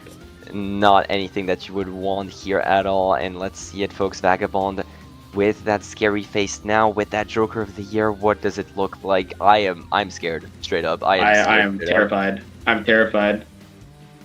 We're getting Oh my goodness. Are we E? We're E. E11. We're at E. Oh my goodness. I don't think Sharon's all-in potential is anywhere close to that. Oh my gosh. I think she's cooked, folks. I'm so sorry. I think she's just cooked here. It's over. And we see the aura from Vagabond too. It doesn't really matter. Unfortunate that it's not on the jack, but yeah, at this point, it's pretty much GG. That double Wraith burns so much money that I don't believe we're going to be able to we're going to find it in time, right? At some point, we're going to find that. We're going to find it, yeah, we have to. I mean, and here, look, let's not be super pessimistic. Sharon is at 3 lives, Vagabond is at 1 life, alright? But Vagabond's got the winning combo already here. And Vagabond's still got the capital to keep rolling down. Oh, we're not finding that Joker of the Year before this blind. Oh, it's going to be a blowout, at least in this PvP blind. In this PvP blind, it is, but you got to consider we still have 2 more PvP blinds to work it with, simply because we're at 3 lives compared to 1 life. That is the one good thing about it. Oh, we're considering selling the Hoarder for it. Forklift giving us 2 more consumable slots. Now, you might be asking, hey, the Hoarder is great for temperance value. We're getting money every round. It blocks Magnet. Well, you got to think about this. Vagabond's still got that 8-ball. And that 8-ball, with how many retriggers we have, it could actually conceivably fill up all of our 4 slots from this forklift. Absolutely. At this point, the 8th ball is pretty much guaranteed to get at the very least 1 tarot card. And if we're holding the usual suspects of Death, Hermit, Temperance that we want to hold until the end of the round, it just allows you to get more value out of it regardless. We see the close to a flush already being picked up on the side of Vagabond there, so shouldn't have too much worry about clearing this PvE block. Oh goodness, especially given. Oh my gosh. He's going for a flush 5 now. He's building towards the flush 5. Vagabond knows starting to build a flush 5 is absolutely his best hand to play. Absolutely. Are we just aiming for 1 more potential 8-ball trigger? I do believe we are. Looking for the 8s. I think we're looking for the 8s, yeah. Or maybe not, I don't know.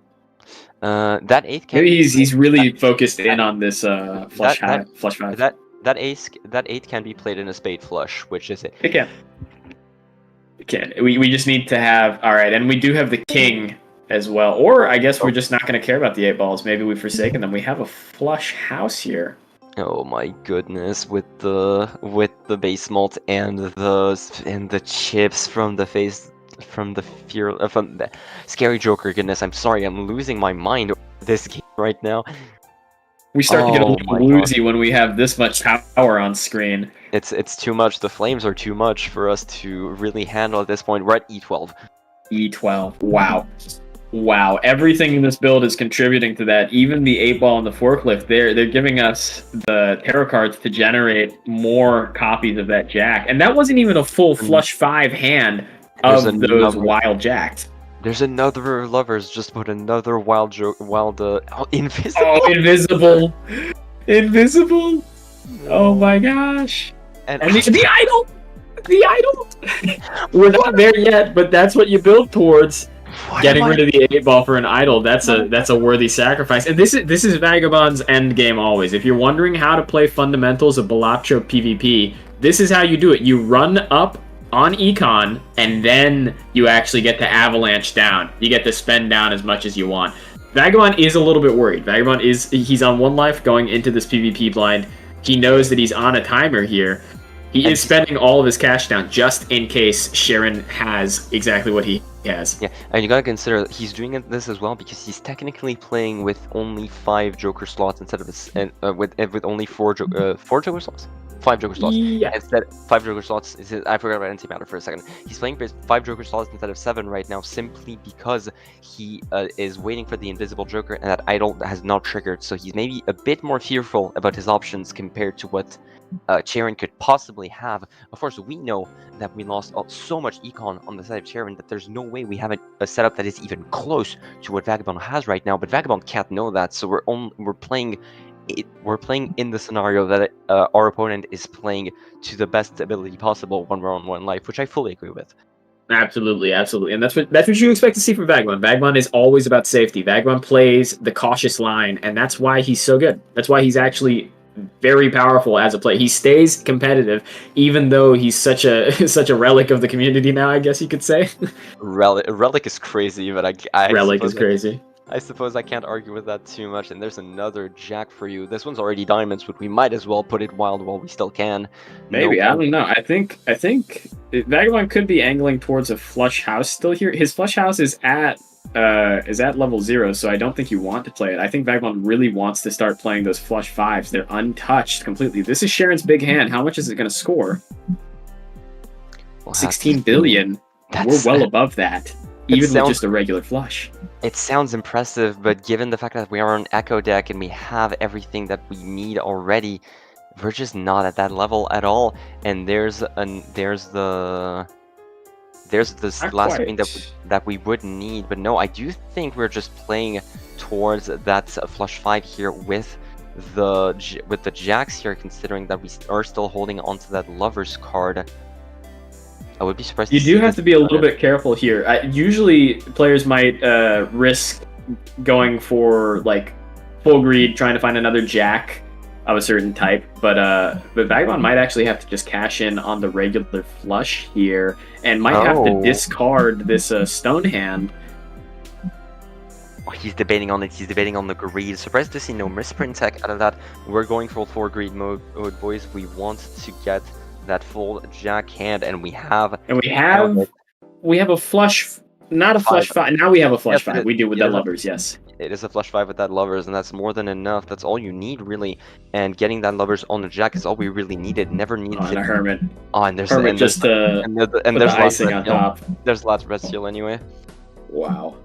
Oh my goodness, what am I looking at? Wow. You're looking at a blowout. That's what we're going to see. We're going to be in the E's massively here. Bummer that you can't play those gold sealed kings, but how much higher in the E's are we going to be here? This is the full showing. 4 red seal ancient Joker procking jacks. And we don't have idol or invisible Joker that are going to contribute so much with the next few rounds. And that, ladies and gentlemen, is probably going to be E14. Oh, not even E12 right now. E12 right now. And there's the jack. There's a jack of diamonds in the idol here. Oh my gosh, it's still no antimatter from Sharon's coupon tags. We do see the clearance sale. That's interesting. And the money tree popping up like our worst fucking nightmare coming back to haunt us. That decision to burn $48. No. Just coming back to haunt us. Photograph as if the build couldn't get any more powerful. Oh my and goodness. just to point out, the idol is on Jack of Diamonds already for Vagabond. Yeah, it was mentioned, and we spotted it right then, but that is essentially. I mean, at this point, it's just one more idle trigger, pretty much. So Yeah, at this point, really. I do believe. Will we see a full skip, or will we see greed on the side of Vagabond? We don't know know. how much higher our hand is at this point, so will we? Yeah, I think Vagabond should greed here. Honestly, he knows that he's allowed to greed. Although skipping is technically the right play, but that invisible Joker, you want it to appreciate, right? Yeah, we're debating on it clearly, and Mega Standard Pack is not the kind. Those are not the skips that you want to see, but we're gonna have to deal with that right now. Double skip being used, and we're waiting for. We're just waiting for Sharon to get in. We do not want to see. We don't want her to see that we have skipped both of those, because that can only mean an idle play at this stage of the game. So yeah, we're going zooming in on Sharon's cam because Vagabond is just waiting at the boss blind and not letting Sharon know that he took those 2 skips. He's my idol, okay? Vagabond is my idol. We don't buy the lovers before going into those Arcana packs. And we finally find the Joker of the Year. We're not quite on par with Vagabond's power yet, because we don't have that photograph, and we also just don't have those red seal jacks. So this might look like we're now on even footing, but I promise you folks, we are not. We don't have the idol, we don't have the photograph, we don't have the red seal jacks. That is 3 elements that are hard boosting Vagabond's point scoring at the moment that Sharon just does not have access to, and unfortunately, I don't believe that we can see them in time. We essentially have 2 antis to grab a red seal, copy it as much as we physically can to try and get on par with what Vagabond has, because there's no way we catch up to that econ. We'll be lucky to find the idol, let alone the photograph at this point in the game. Yep. And I don't even think we're playing towards a mode that the photograph could actually help us with. We're copying those wild 5s. Maybe we're hoping that a hack pops up somewhere, just an extra layer of retrigger to help us out here. Thinking about selling Coupon Sheet maybe, but I think it still does you good. Seeing those extra vouchers, that's something that you actually have over Vagabond. Of course, Sharon doesn't know that, so they have to play as if Vagabond has it as well. But 4.1 billion, still not enough to get you higher than E12. The money tree keeps taunting us. It's crazy to think that it's been blocking out antimatter for so long. Granted, Sharon, antimatter. Granted, you gotta consider. We're talking about antimatter as if it's some magic problem solver, and there's the red seal that we're talking about not picked up on the side. Wow. And I think at that point, at this point in the game, like, I guess you could maybe not pick it up, but like, if you see a red seal in a standard pack, you gotta take it if you're Sharon. And this is one reason. This is advice from top players. If you want to know one thing to make your PvP play better, it's take the standard packs. Don't get behind in the standard pack queue. Vagabond saw that red seal way earlier in the game, and look what he was able to do with it. He was able to level it into a wild jack. Can we get both players POVs for the boss blind, maybe? Yeah, and he just got to work on that so much earlier than Sharon did, and now she's just so far behind the curve in terms of econ, in terms of that standard pack.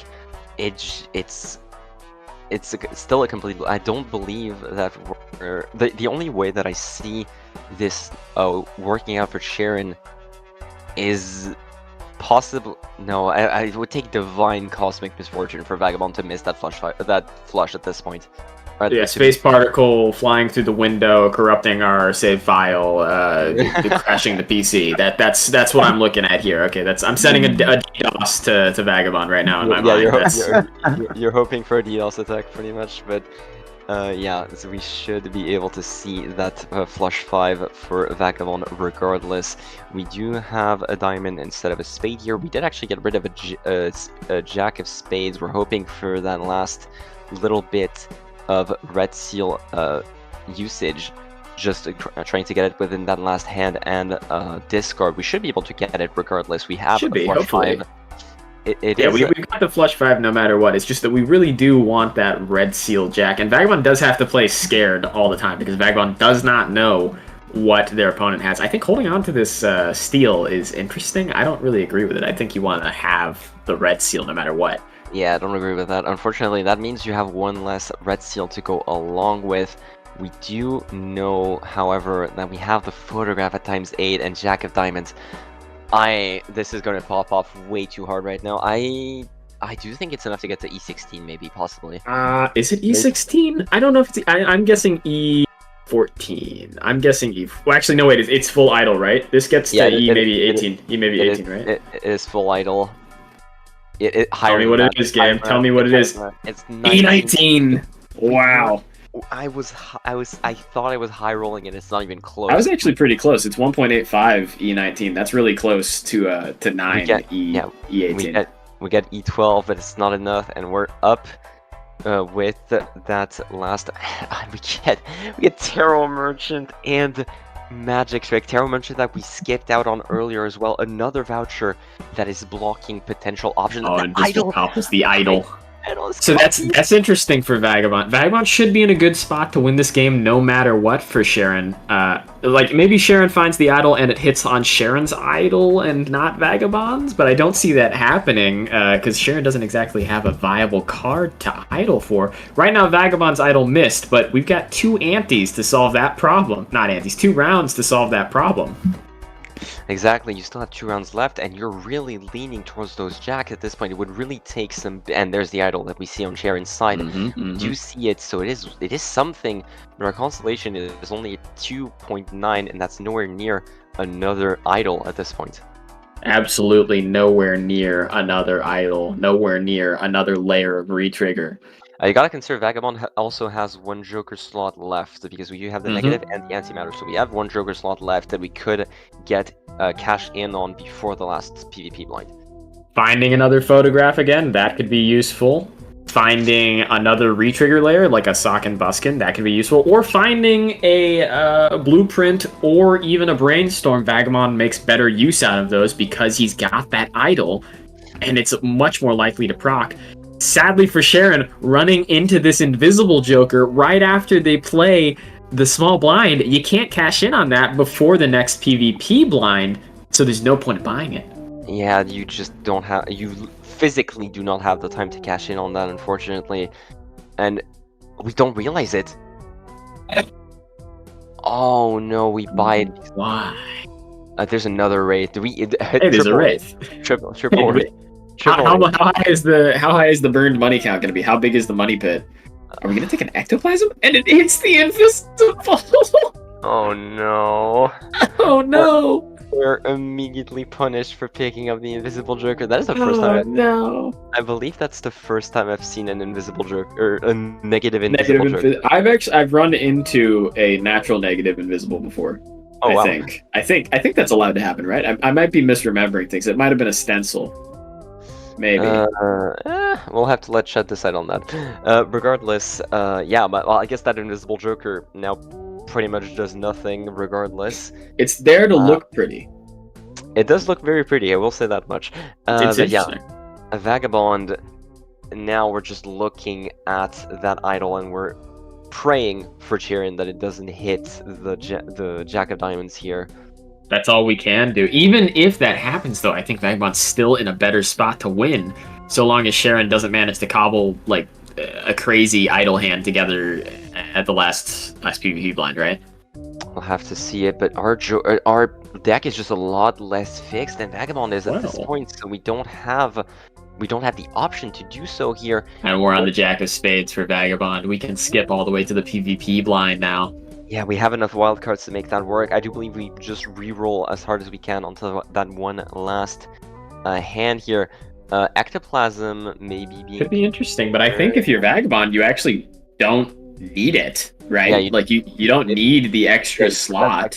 Yeah, you skip that Spectral at this point. You still have 1 Joker slot to play with, and you don't want to risk missing out on the flush 5 because of it, and that's exactly what he does, and we just re-roll. Will Vagabond remember that he has an extra slot? Does Vagabond remember that he has an extra slot? Given that he's eyeing up that hallucination, I would consider as much, yes. Alright, hell yeah. And I get this $20. It's so free. Christ. We skip on the Celestial pack simply because we want more potential cash out of a Fool. And so far we're just rerolling, not seeing anything just yet. Yin Yang, non-useful for a Shoot the Moon, nothing.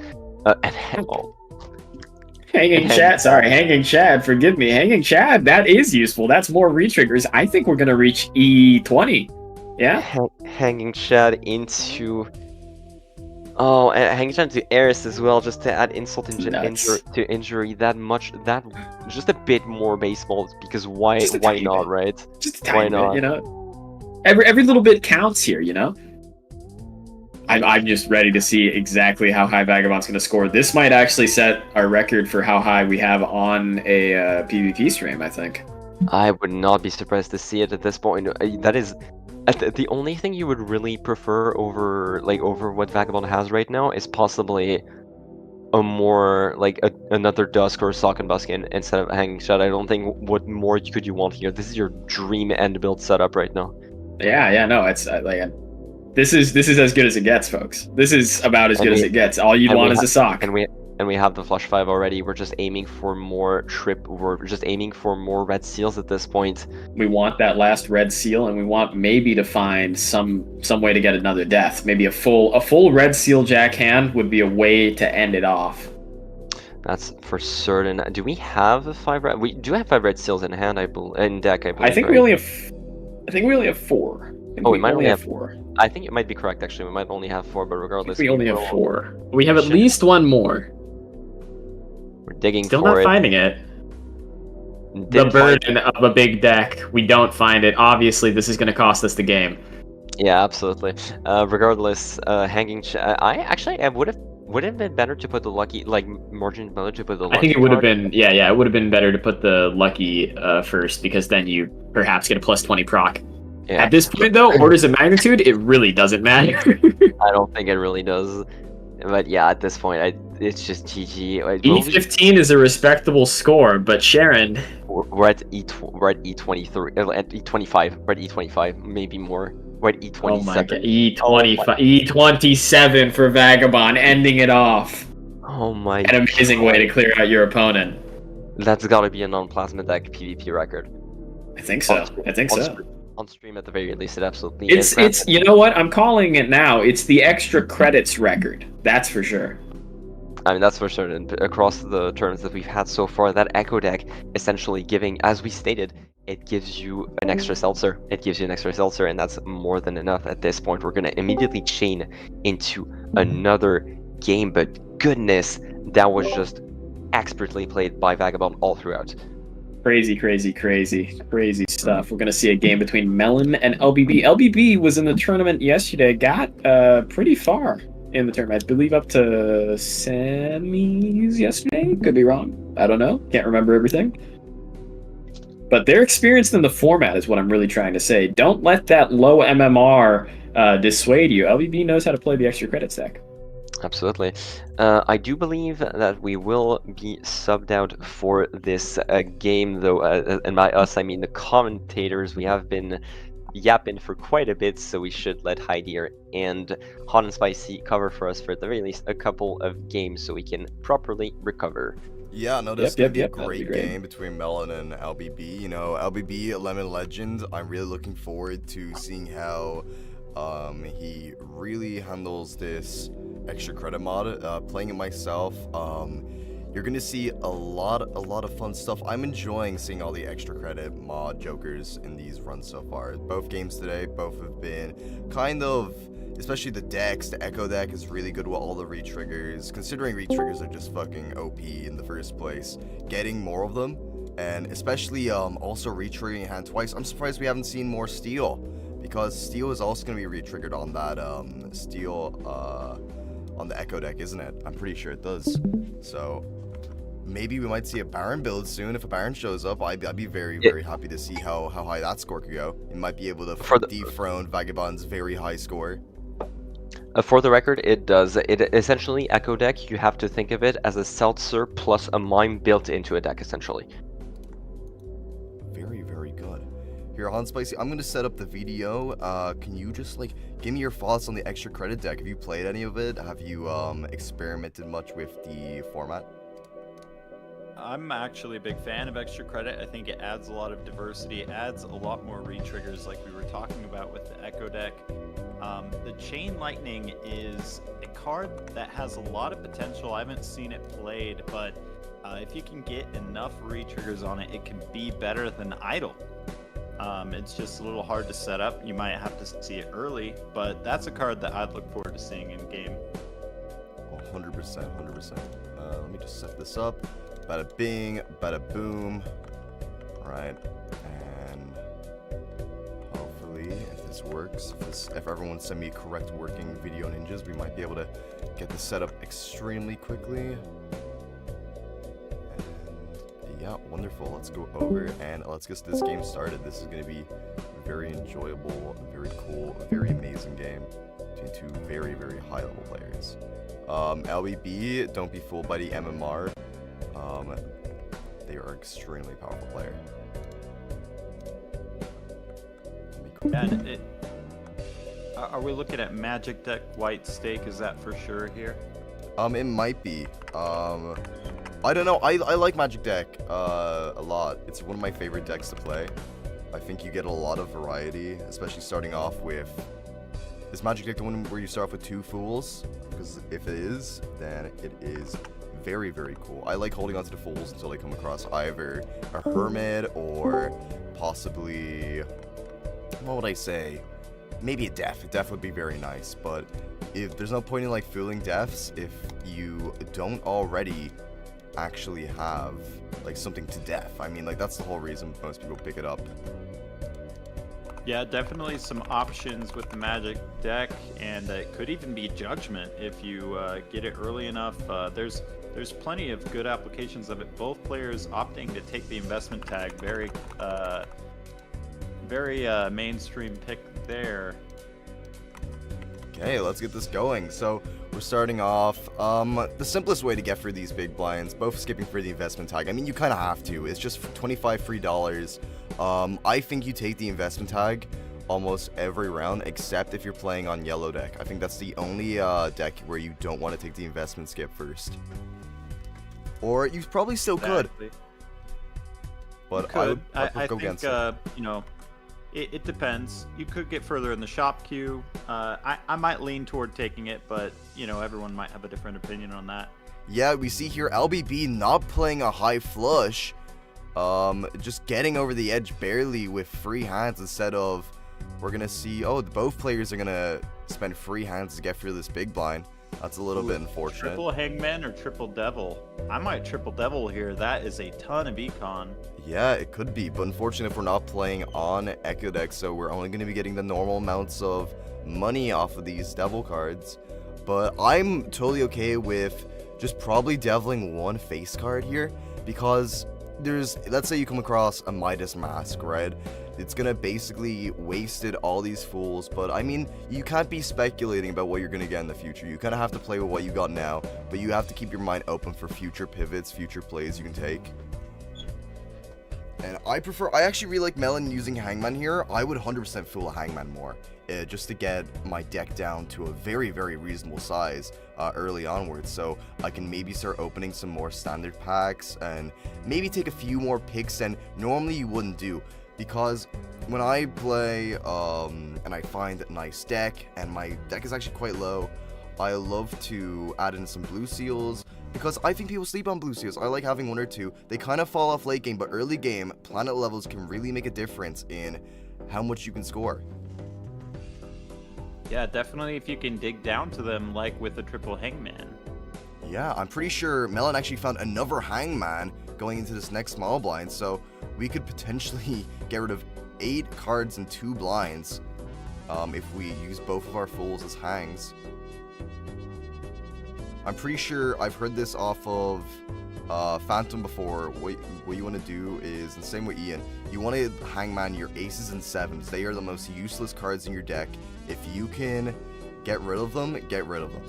Like, there's no need for them But to this be there. is extra credit we're playing. We got Pocket Aces and Lucky Sevens, both very powerful cards. So basically, it's inverted. You might not want to get rid of them. I think Melon just realized that now after getting rid of the 7s, realizing, oh no, wait, there's actually like a Joker in this mod that makes it better. It makes it more powerful. Like, what the hell? Yeah, just praying not to see the Lucky Sevens, as that is such a strong econ and power card. Speaking of power, Lovers could go crazy in this mode, especially with the 2 fools. Honestly, that is amazing. It seems Melon, however, is just gonna go and get some Hangman value, which I'm totally okay with, but when you have the opportunity to have triple wildcards, considering how much wildcard synergy there is in this current mod format, I mean, that's kind of a throw in my opinion. I would rather have free Lover cards ready to fire on preferably Kings or Queens. I don't know, which one do you think is more powerful in your opinion? What would you rather build your deck around? Building towards Queens, Kings? I like to have Jacks and Kings personally. You can strengthen the 10s, you can strengthen the Queens without pulling from another face card.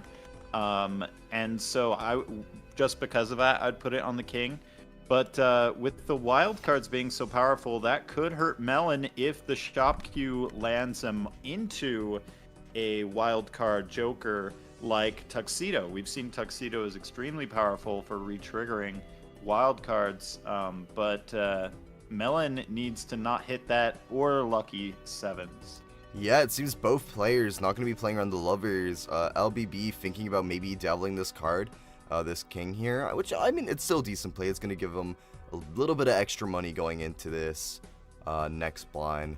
And both players round the same econ, so hopefully we'll see something nice. I mean, we're probably going to see one reroll from LB.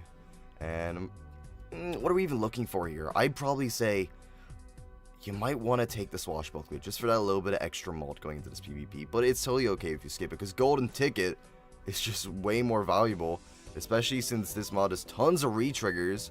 I'm totally okay with picking up Superposition and Golden Ticket. But I guess we might not pick it up. Interesting. I don't know, Hangman. Oh my god, what a nice card to get. A lot of deck fixing from both players so far. We'll see, but Melon definitely taking a more aggressive approach with the Hangmans getting down to 44. With potential death and standard packs, that could be very good. But we'll just have to wait and see. 100%, mainly for the fact that with so little cards, we don't have any extra hands, we don't have any extra discards, so we're just gonna have to pray that LBB is able to find this stuff. But Melon, since the deck is a little bit thinner, a little bit more consistent, we're able to play this full house. Not probably the best time we could have played. Yeah, we probably could have strengthened up that Queens to make a 5 of a kind. Could have strengthened the Queens, but Melon was looking at their 2-pair chip hand or Joker, but really what we needed to do there was put one of the Suns onto the 8, and then we could have had a flush house. I think Melon knows that, but just hindsight bias. Yeah.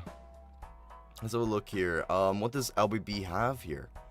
Not a lot. I don't think we're going to be able to do anything. Yeah. We were greeding way too much. To get the value. Yeah, we're probably just going to play a flush here, but we were greeding way too much for Superposition, and it might have come to bite us a little bit. But it's okay, you know, one life this early in the game really doesn't mean much. I'm pretty sure LBB closer. Oh, there it is. Comes up. Just as we stated. Melon is not going to be happy to see that in this next reroll. Yeah, this is going to be quite another Hangman for Melon. We're only going to Hangman one card, question mark? No, we're hanging both of them. Oh. I was a bit scared for a second. I thought we were only going to hang the one. I'm like, no, no, no, no, no, no, no. If Melon holds on to the strength long enough, Melon could potentially make more 7s, but that is a bit of a pivot, and taking from your 6 pool can be difficult with the 6th Sense being an option. Yeah, we just saw LBB sell the little doggy. The doggy basically destroys a consumable and gives you 4 mult, which is just not worth it whatsoever for LBB right now. Still hanging on to both fools. You got to start thinking. We've had many of options to use these fools. We had Lovers, we had Devils, but what are we waiting for? What are we gonna Yeah, at hold some on point- until a def comes, and then once we have our defs, probably look for a red seal? I think LL might be looking for the Hermit here to just get that quick influx of cash, but we haven't yet to see a Hermit here, and so those fools not getting full value yet. Yeah, no hermit, Oh no man, def. no lucky procs. It Death seems, would also be really good. yeah, it seems Mel is just waiting here. A little bit confused.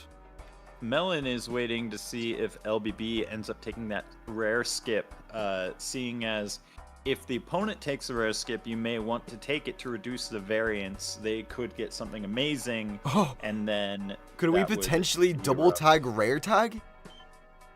Oh, maybe Melon's Is that the considering Melon's? that Yeah, as Melon's well. considering the double tag rare tag. Oh my lord, what a nutty thought process. Well, you're gonna see something You'd be crazy. missing out on so much econ at that point. I'd rather just re-roll in the shop queue to find the next rare, because missing out on 2 blinds worth of econ and shops, that is a lot of missed value. See, hot and spicy, that's what I thought as well, but my first game was completely and utterly decided by this rare skip. My opponent found the game of the year Joker out of these tags, and it's an amazing rare Joker, like probably one of the best ones you can That get in is this rough. mod.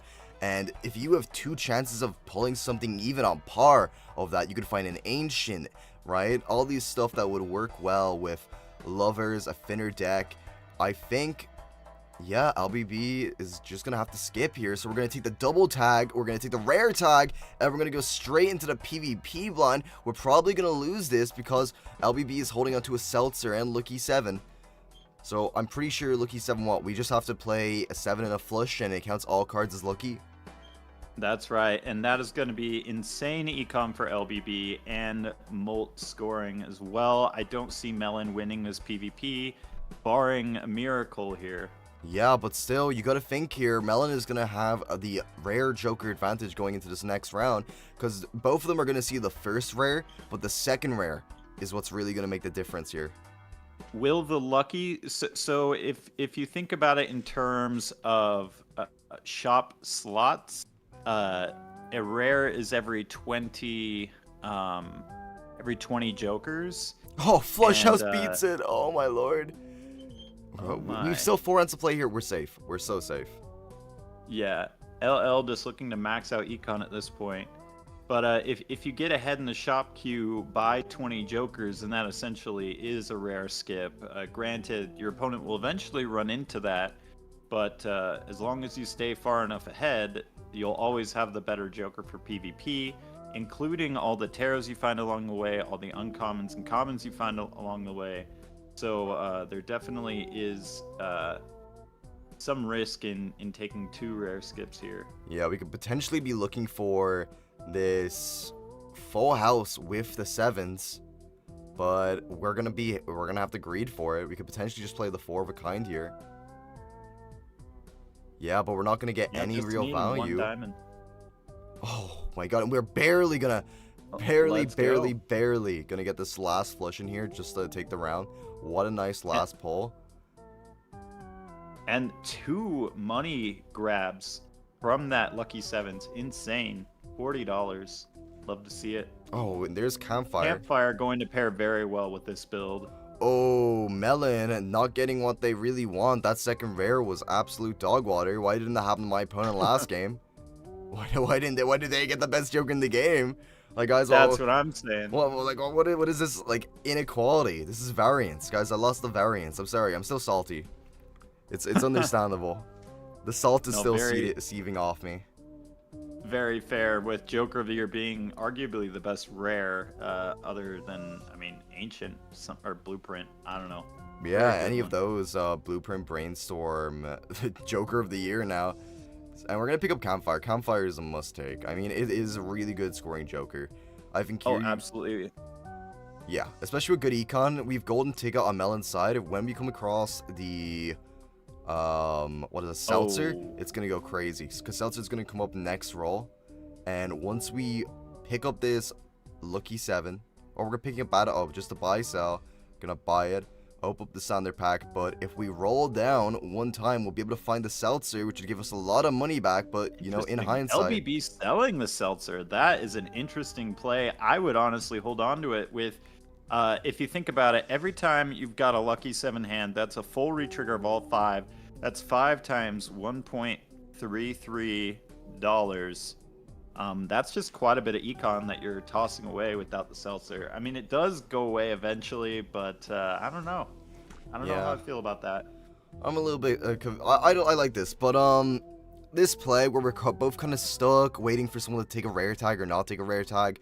I mean, if LBB takes this rare tag, they're just going to find the straight thing. So I don't know why Melon's really waiting here. There's no real reason for it. Melon knows what's going to come up next in the rare Joker list. So... But we take the rare tag anyway, and LBB is just deciding to go for it.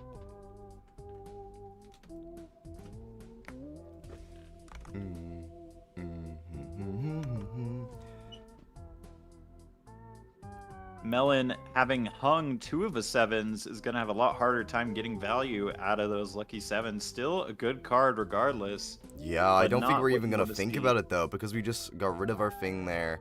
And we're just probably going to look for this flush house, maybe. But we probably don't want to do that, because we want to try get the money off these gold cards. Wait, no, we have golden tickets, okay. We're totally okay. Golden ticket. Yeah, that's a hefty amount of money there. Oh, nice temperance for LBB. Oh, that's a $24 temperance? Is that right? Yup. Maybe that gets cool.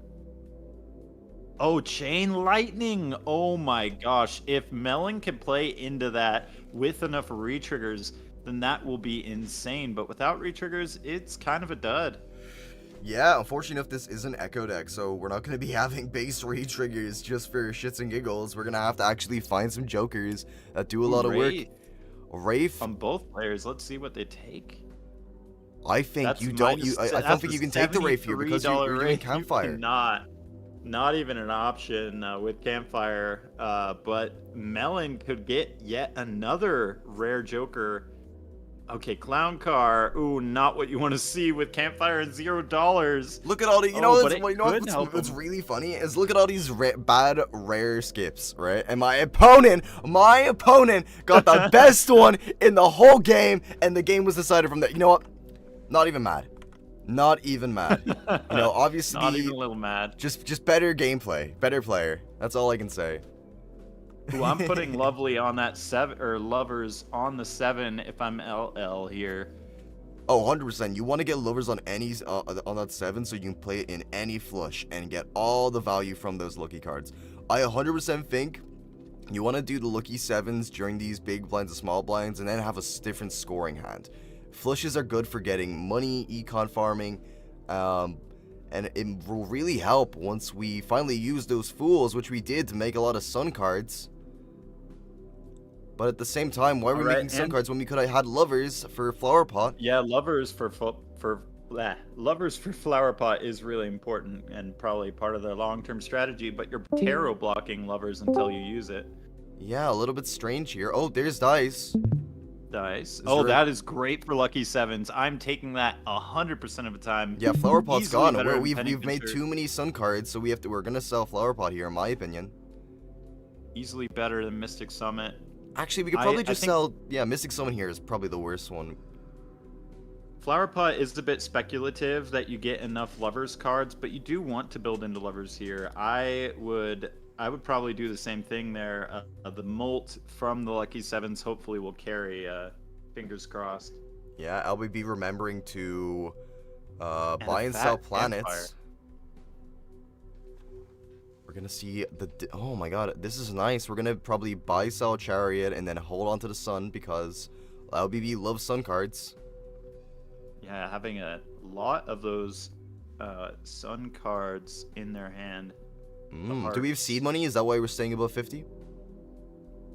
No, speaking of... I don't think so. Alright, Melon's screen is gone. I'll go talk to him. Gone. Yeah.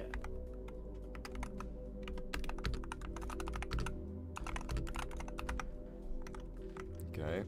While that's happening, I'll focus on... Oh, Melon gameplay back. Did Melon crash? Oh, Melon crashed. And was that after Was it a Anti bug won? crash?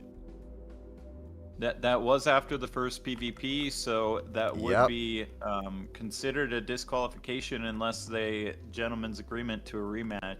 We'll see. We'll see what happens here. This is quite a turn of events.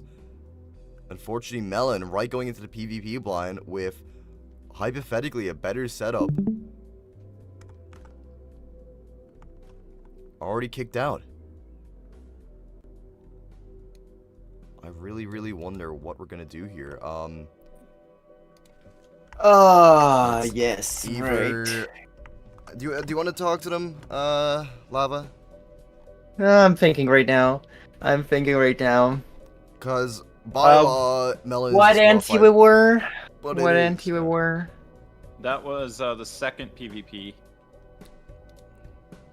Okay, let me see where Vagabond is at his game. Yeah, because that's the next game up. If it takes too long for a reset, if we get another like super long Vagabond game, we could probably gentleman's agreement if they both agree. But LBB has all rights here to just claim the win. LBD has the right to win, but It's up to the gentleman. alright. I'm just gonna write this down. So right there, I saw a lot of good gameplay, a lot of nice stuff from both players there. LBB, a few questionable plays. I thought Lovers was meant to be really powerful in this, but we're going for a lot more of a Sun build on LBB side. Probably looking for the perspective, maybe Tuxedo. Tuxedo is a really nice Joker. I wonder if it syncs up with Asian, if they're on the same timer. That would be really interesting. Do you have any idea, Hot Spicy, if they do? I don't believe it syncs up with Ancient, which is part of why the Lovelies are so important. But something else about Tuxedo that not everyone knows is that it also re-triggers your steals and your golds and your blue seals in your hand. No So way, you if they're can- the same suit? Yeah. Whoa! So, you might even make your blue seal into a lover's wild card just to get it to double trigger. That is There's a crazy. lot of That's crazy interaction. synergy. I didn't know the Tuxedo card was doing all that. That really just makes you think about the possibilities. That's what I love about these new mods. All these new Jokers add so much more, just synergies and different ways to play, different kind of game plans from like base Balatro, which I'm really excited for the new update, which should be coming out hopefully soon. The big Balatro update. Are you hyped for it? Yeah, 1.1, right? Yeah, Is that the one where... I'm pretty sure there's going to be a huge rework to wildcards to make them a lot more viable. Just in general, not for PvP. None of it's going to be balanced for PvP, guys. But it's going to definitely make it really fun to see what the new rework for wildcards are. If you guys have any thoughts or any guesses, leave them down in the chat. I'm quite curious to see what you guys think the new wildcard does. If I may butt in, I do have a suggestion for what I do think wildcards could be reworked into. Oh, please do, Scoped. I think a good way to balance wildcards would possibly be to make sure that they don't get impacted negatively by suit changes. The reason why wildcards are also so powerful in PvP is that there's nothing that, same for while there's nothing preventing you from just spamming Sun all the time, is because there's nothing really stopping you from making these. There's no boss blind that really impacts you, and I think preventing wildcards from being debuffed either by specific suit bosses or just being debuffed in general, though it might be too good for a regular play, could definitely be a good way to buff them. It could be a small rework to help them out and make them more useful in a lot more situations. 100%. Yeah, Another that would be idea I very had for appropriate. the wildcards was potentially having them not only change suit but also numbers, so you can maybe possibly make straights easier. Oh, that a isn't- wild number card. That's very interesting. Something like that. But I don't know the specifics, because if you played like a full 5 wildcards, right, it'd probably just be like a flush 5, if that's how it Yeah. worked. That might be Yeah. a little overpowered, but I mean, still a good idea. Because it would 100%, especially with red seals, that would be a very nice synergy. To have a flush 5 of different numbered cards, but since they're all wild, you'd be able to get a lot of value off them. Because a lot of times when you get a red seal, you're Think not... about idle too. Yeah. Think about the idle gameplay. Imagine the synergy with idle if it could be any number. I think it'd be if any be busted. 5 wilds if any 5 wilds could make a flush 5 of any kind, I think it'd kill the game. And that's why think it I'm not a maybe part of the balancing team. Maybe a little bit too much, This but is why I'm not local funk. But yeah, either way, quite excited to see it regardless of the 1.1. I assume we'll most likely have quite a bit of testing to do in terms of PvP, like how new Jokers, new mechanics impact PvP Balatro, and how good or, how it impacts PvP meta, PvP current strats. Yeah, speaking of which, we do we'll get have our to new see. matchup there. It seems LBB took the win, and it was just too long. Unfortunately enough for Melon, F in chat, but you know, that's just the way it rumbles sometimes. The Balatro kicks you out, nothing much you can really do about that. I've had that happen to me a few times, and it is not nice, but it's just the way the game works. Unfortunately, we have a schedule to keep to. Let me quickly pull up. Better luck next time, Melon. Yeah, we believe in your ability. Okay, let's get this game up. We're gonna do this one. So Video Ninja and ship it, and here we go. This is gonna be the new people. So LBB versus Maro Gaming. This is gonna be. Let me check where we are on the bracket right now. This could be round of 16, top 16 possibly. I believe it is top 16 or top. I don't believe it's top 8 just yet. I believe it is top 16. If so, this is gonna be very interesting. So 8th of finals. It's top 8. Oh, it is top 8. Oh, Oh, it's wow. top 8. Oh, we're making our way in, so this is going to be a very interesting. This tournaments in general had less participants. Yeah, I saw only around 40 people. Yeah, extra credits maybe scares a little bit of people that are not too familiar with the modded scene and just maybe not wanting to take many more. Yeah, that's another thing that I just noticed, is that people are not really familiar. People are scared to try new stuff. Yeah, Yeah, it's not. No, go ahead, Hannes Spicy. Go ahead. I just had a similar thought as I was gearing up for the extra credit tournament. Figured I would try it out for myself, and I had probably the most fun out of any tournament playing extra credit. So definitely recommend it to anyone who is looking to spice up their Balatro life a little bit. Yeah, it just makes you think about a lot of new things, a lot of new jokers, a lot of new synergies that you might not consider in general compared to the usual gameplay. And I would argue that it doesn't even really change it that much. It only enhances the gameplay that you're used to playing towards. We mentioned that this format was really retrigger heavy. We saw it during this game as well, during the seltzer being kept for quite a bit with the Lucky 7, for example, and for example, the werewolf card that we have not, the werewolf joker that we have not seen just yet, which turns every single playing card that you play into a wild card. So it is a really good synergy with ancient joker that we have not seen yet, and that frankly I'm actually shocked that I think we've just never spotted in the shop so far.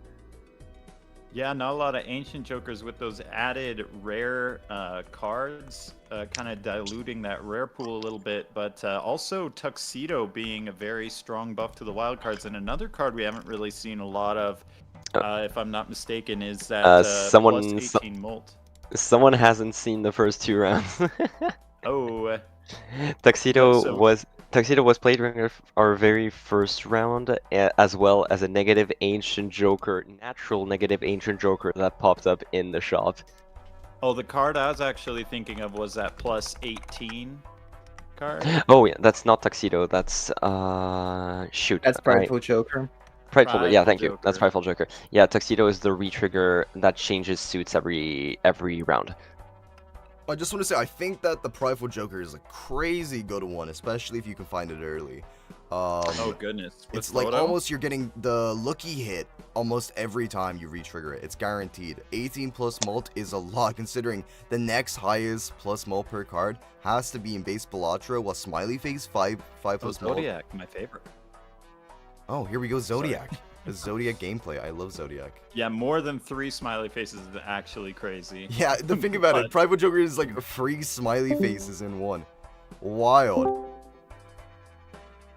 I love Oh my Zodiac. god, Oh my Idol God. first shop. Idol right off the Well, bat. I guess That we is know what going game we're playing. But with some more deck fixing in Zodiac, that's actually what you want to see. It's just going to straight off the bat encourage that deck fixing, some hangmen, some deaths. We just want to build into one card. What card that is? Maybe face cards with options like Sock and Buskin, but we'll have to just wait and see. Yeah, no, I'm very, very interested to see how this goes. This is basically just going to be a battle of deck building. And do you skip depending on what it hits? You know, we'll have to see what the options are. You know, it's that game of chicken. Oh, here we go. We got an Acrobat right off the bat. I think this is just regular white stake, is it? You just have to take that. Oh, it's green stake, sorry. Green stake. So both players kind of saying, we don't want to play white stake, but we'll play green stake. Close enough. Acrobat here is a very nice card to have, just so you don't have to, you know, lose here. But unfortunately enough, we are going to be seeing the Huck possibly getting rid of that extra king. Maybe not. Oh, it's okay. We're clear. We're safe. We are so Smooth safe. Sailing there. Oh, I love the espresso. Honestly, I'm taking it here. I'm getting that double tag, and then saving it for a rare skip. I love it because it's like, it gives you what's essentially an investment tag amount of money right off the bat, and then you combo it with the double tag, and then you get two. So it's like a buy one, get one free, if you will. Whoa, yes. That is actually quite a big amount of money just for skipping. It's a better investment tag. What? We're gonna find a purple seal king in the booster pack, which is I'm always taking a that must every take. time. Now, granted, that holographic jack could be good to build into for the idol with the plus 10 mult right off the bat, but purple seals are very strong for deck fixing, just something that you need for an idol game. Getting that money right off the bat, we'll see if LL runs into that in their shop as well. Yeah, another thing I really like about Expresso, it just gives you your money straight there and then, so you're able to get this interest going into this next shop, which is really, really nice. Getting a full $5 interest is huge. Seems LBB is also going to be picking up the Expresso, doing the exact same thing. But we're going to be picking up more taking the standard pack will fall behind in the standard queue. Yeah, I guess we're going for more just base chips, like more consistency, making it for these blinds instead of like actually looking in the packs, trying to get a bit more deck fixing going. But it's a totally fair assessment because now Maro is going to be going into this big blind, and we need to find our idle hit if we want to get past it. Yeah, completely valid there, as they are playing. What does green stake do again? Actually, I played so much white stake, I don't even know what stakes do these days. Is green stake like no small blind value, or? Let me think about this. I'm pretty sure green stake just scales the antes faster. That includes the red stake as well, which is also red. Small blind money is taken away, so it's both. It's small bit of scaling, and small blind has no reward money. Oh, so yeah, that's why we're seeing a fatter big blind here. That might be tough for Mara. Oh no, Mara actually made it out. Yeah. Wait. No, we lost a life. Did Mara make it out? No, we lost a life there. Yeah, unfortunately enough, this is the difference between taking up that booster pack and not taking it up and actually getting some decent scoring on the board. Because now LBB playing consistently, this is how you want to play. When you don't know when you have an idol, and very early onwards, you kind of get tunnel vision to saying, okay, I have to play this idol, I have to play it every single time. But sometimes you kind of got to take your foot off the pedal. Just play it like you're playing some gold stake, you know? You just got to try get for these blinds because you do not want to lose lives to the blinds. Right. That is going to be that is going to hurt a bit for Maro, but if Maro can use that money, it's possible that they can find the right Joker to win this PvP, but right now LL having the better PvP Jokers. Yeah, no, seriously, we're probably going to look into LBB probably getting a lead here. I think the clever Joker is really going to do all of the work. Egg would also be nice. I love an egg. Egg nice. I love that gift card because if you look at it, Acrobat and Idol are going to stay in your hand for quite a long time. So having that extra temperance value, especially on Zodiac deck where you run into more temperances, is going to be really influential here. LL already going to have a better PvP hand even without rerolling. Even Econ, don't forget this gift card is going to help our egg value soar even more. Ooh. We're going to be seeing this egg get stonked up. We're putting this boy on steroids. He's about to be strong. Huge money we're about to see if a temperance ever shows up. Oof. I hope it goes well for Marrow. It is not looking so good, down 1 life, but it's still very early. You never know. Maybe LL goes one way, Marrow goes the other.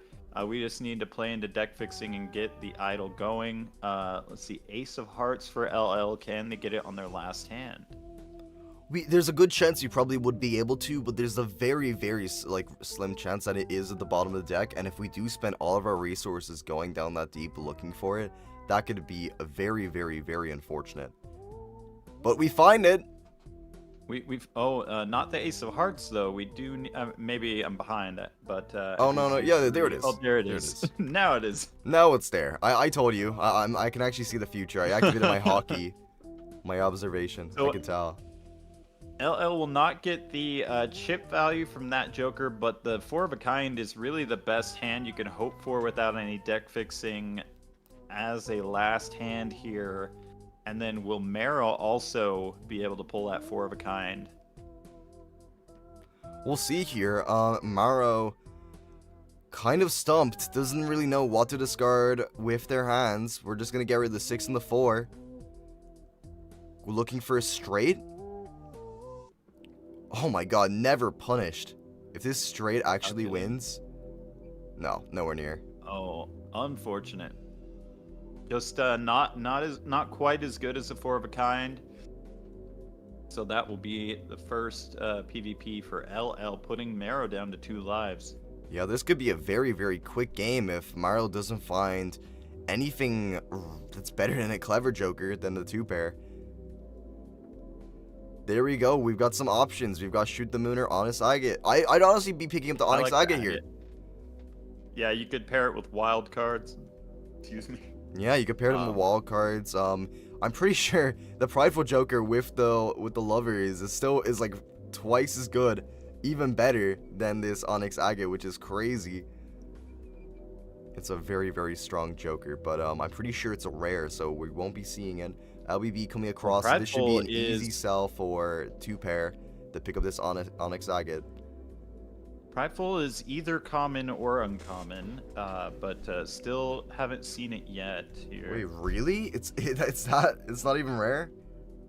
Yeah, it is not rare, but yeah, it's still really good. I mean, Tuxedo, as we've seen, is amazing. Also uncommon. Prideful is a common.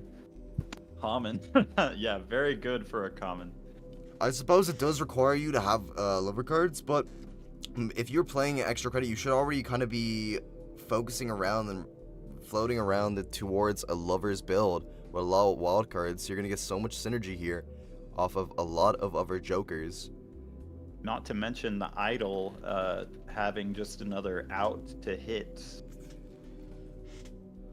I would hold on to a lovers until PvP, and then you can have 2 of the right card. Yeah, no, that's an extremely, extremely good way to get some extra value out of that idol. But LBB here thinking... Hold Your Breath. LL taking a very controversial card there with Hold Your Breath. Not a big fan of that card, but hey, if they get value out of it... I mean, they are doing Shoot the Moon, so having a Chips Joker is going to be important.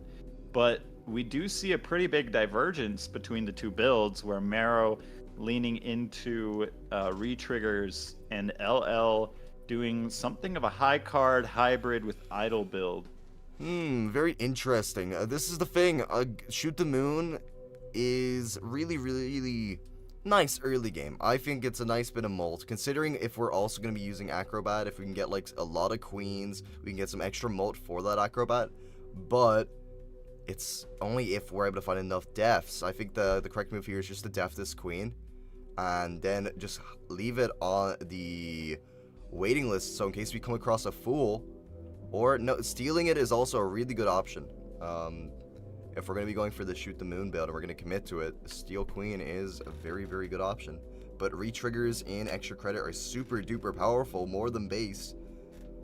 So we'll see that. Speaking of re-triggers. Oh, Dusk! Oh, and Hanging Chad, don't worry. Chad. Oh man, will LL run into that before this next PvP? Because that is huge. LL will have to uproot their whole build here. There's just no way you can fit all of that in a shoot the moon build. Plus they already pivoted into getting a steel card versus a death. I think that is a little bit of light for Marrow. Yeah, no, this is a really, really, really good turn of events for Marrow here. Being able to probably Hermit and get another $20 would be huge. But, you know, Temperance is better because you get 21. Marrow should have held on to that Lovers until they knew PvP, what idol was going to hit, because unfortunately that will cost him an extra ×2.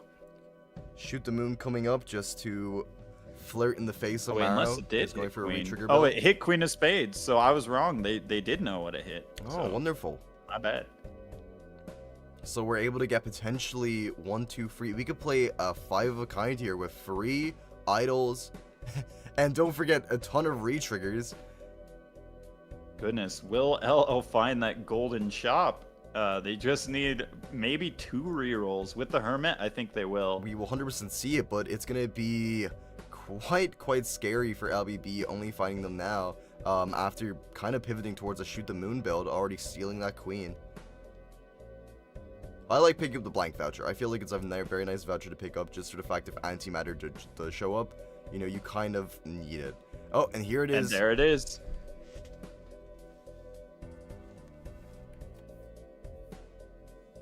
Alright, we're instantly just gonna sell for... Oh, we're gonna get rid of Hold Your Breath and just kind of keep the Shoot the Moon. I think that's a fair play. We've already kind of put a bit too much effort into the Shoot the Moon to kind of get rid of it right now, but it is the weakest Joker in this lineup. Yeah, and just getting LBB now realizing that is Lemon Legends being the tag there, but LBB is at a severe disadvantage here, where Marrow has the plus molt that can be synergized with the idol with 2 hits. As we've already seen, they have that right there in their hand, and then LL having to hopefully, well, LL does have a 5 of hearts, but only 1 of those, so it looks like you know, this should be quite an easy win for Marrow. I don't see a world where Marrow loses this. And don't forget that wild card is the Wild Queen is gonna give Marrow an extra 7 mult, which that idol will be able to pump up a lot more than what LBB is gonna be able to do with that Shoot the Moon. So yeah, we're just gonna waste our hands to the last one. We're only gonna be able to find a full house. Well, it's already leveled up, so we might get a lot of value out of this. Here we go. It's gonna be like 500,000. Oh, wonderful. Yeah, perfect. Directly on it, almost 600k. Right, and not quite, needs more of those idle procs. Yeah, LBV noticed that, like, he's pissed. He's pissed. Oh my god, never punished. That is huge. Overstock. Wait, so we saw Overstock plus on Marrow's side. We saw the Antimatter on LBB's side. Both of the very 2 strongest vouchers, but that is a disadvantage for Marrow because of not having the extra Joker slot. Yeah, no, that blank voucher is a very, very, very strong voucher to pick up, especially considering, you know, it's a chance you'll find Antimatter the very next shop, but like, what are the odds? LBV never punished. This is probably giving them another route back into the game. And we've got a ton of money to spend. Is a strong consideration here. I would take it if I'm LBB. I suppose, yeah, you would. I mean, it's also going to help out our idol. Oh, we got Candy Necklace and Pocket Aces. Pocket Aces, I would 100% be picking up Pocket Aces here. Oh, with all the re-triggers, I'm taking that. Even if I have to get rid of Acrobat, that extra money is just going to help out so much. And Candy Necklace being a very good Econ Joker, also being copyable, but just not room to fit either of those, it looks like. Just going to skip on by it. LBB picking up Pacifist to get through these blinds easier. I'd be taking that Moon. Yeah, with Onyx Agate. Oh, does not take the Moon. Oh, Don't get tempted by the negative tag. Don't get tempted by the negative tag. Don't get tempted by the negative tag. It's always bait. I know your thing's on LBB kings, should- and Ido is on kings, but you kind of just have to fix your deck a little bit more.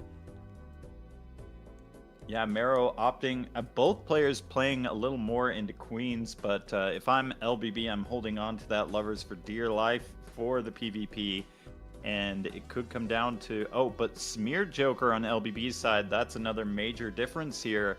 That could very well add an extra idle proc, which would be like a times 4, times 8, depending if it's in their first 2 lineup. Yeah, the only reason why Maro won last round is because of the Onyx Agate, giving him some base mo for Ido to really trigger.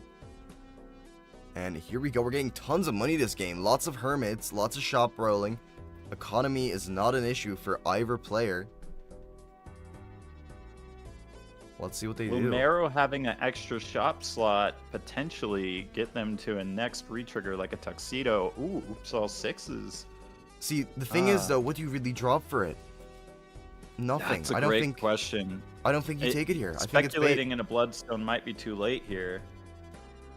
Yeah, I think we're gonna commit to the idle build. So LBB, however, having that extra Joker slot could probably fit it in. Taking another queen. I might be taking the strength and the star here for terror blocking. Permanent marker, obviously not a consideration. Let's see. Single player only Hermit, Joker. man. Yeah. Let's see. Are we gonna pick up and Candy the Necklace? photo. Ooh, What? I'm taking that photo.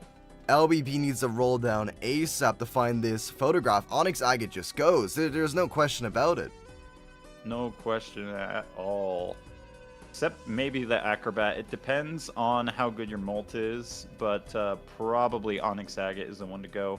Yeah, I honestly don't even pick up Emperor here. Both Strength and Hangman are very good deck suiting cards, especially for Idol. You can get more kings, more queens, depending on what you want your final build to go towards. Mero taking a big advantage in the shop queue, but LBB will find that photo here shortly. Oh, we're gonna then- skip. So no, we're not gonna skip. We're just gonna pass by. Well, hopefully we'll find a next shot before the PvP blind, because Photograph is gonna put in a lot of work. And as soon as we get Photograph, LBB and Maro will have the exact same Joker lineup, except Maro has a little bit of a better deck, and LBB has an extra Joker slot. So what's better, deck fixing or Joker slots? This is the question. To Joker All or up not to to the Joker? shop. Tuxedo would be awesome here for Mero. Finding it sooner just guarantees an extra life in a PvP. But we'll see. There, Mero is not too far ahead in the shop, but the lives are close. It's really anyone's game. Even going into this PvP could come down to just a good idle hit. Yeah, really. I'm a little bit kind of scared for Maro here, because whatever Maro finds, LBB is going to have that extra slot, so whenever Maro is going to have to make a tough decision for a strong Joker, LBB will just be able to sell a Smeared or the Candy Necklace to easily just fit it into his lineup. That's a great point. Where there's so many strong Jokers, that extra slot is going to be very impactful. We wasted our discards. We didn't play. See, LBB not using our hands as discards, so unable to redeem that wonderful purple seal. Oh, getting another queen there. Mero, I wonder how many queens they have, but definitely more than LBB. Yeah, from right now, Maro is having a very, very nice deck building, getting a lot of queens. We're down to 48 cards, but still, we really need Idol to hit here. My big issue is we need to find this photograph if we're LBB. We need to find it ASAP. Because I'm pretty sure Maro is just running down the shop. Tons of money to spend. We are quite a bit further than LBB right now.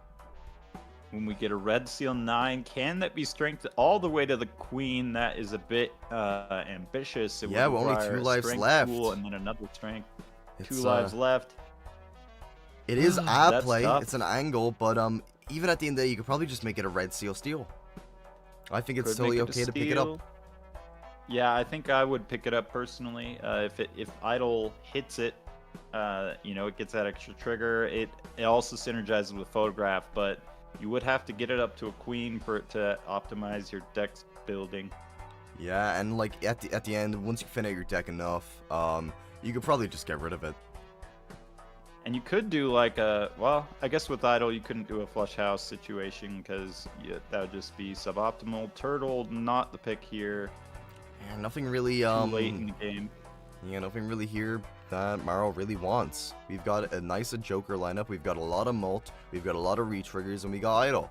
I suppose Well, pocket aces for Pocket ace LBB is could very be big. interesting. Very strong econ Joker. Yeah, and that's what that extra but they'll slot probably sub allows. it out for the photo. LBB is going to have 5 Joker slots to just get the scoring up, and Pocket Ace is going to be giving us econ, which Maro isn't able to get. But we're going to have to see if we find the photo, Chad. No! Photograph has not been found. No Maro is too far ahead in the shop.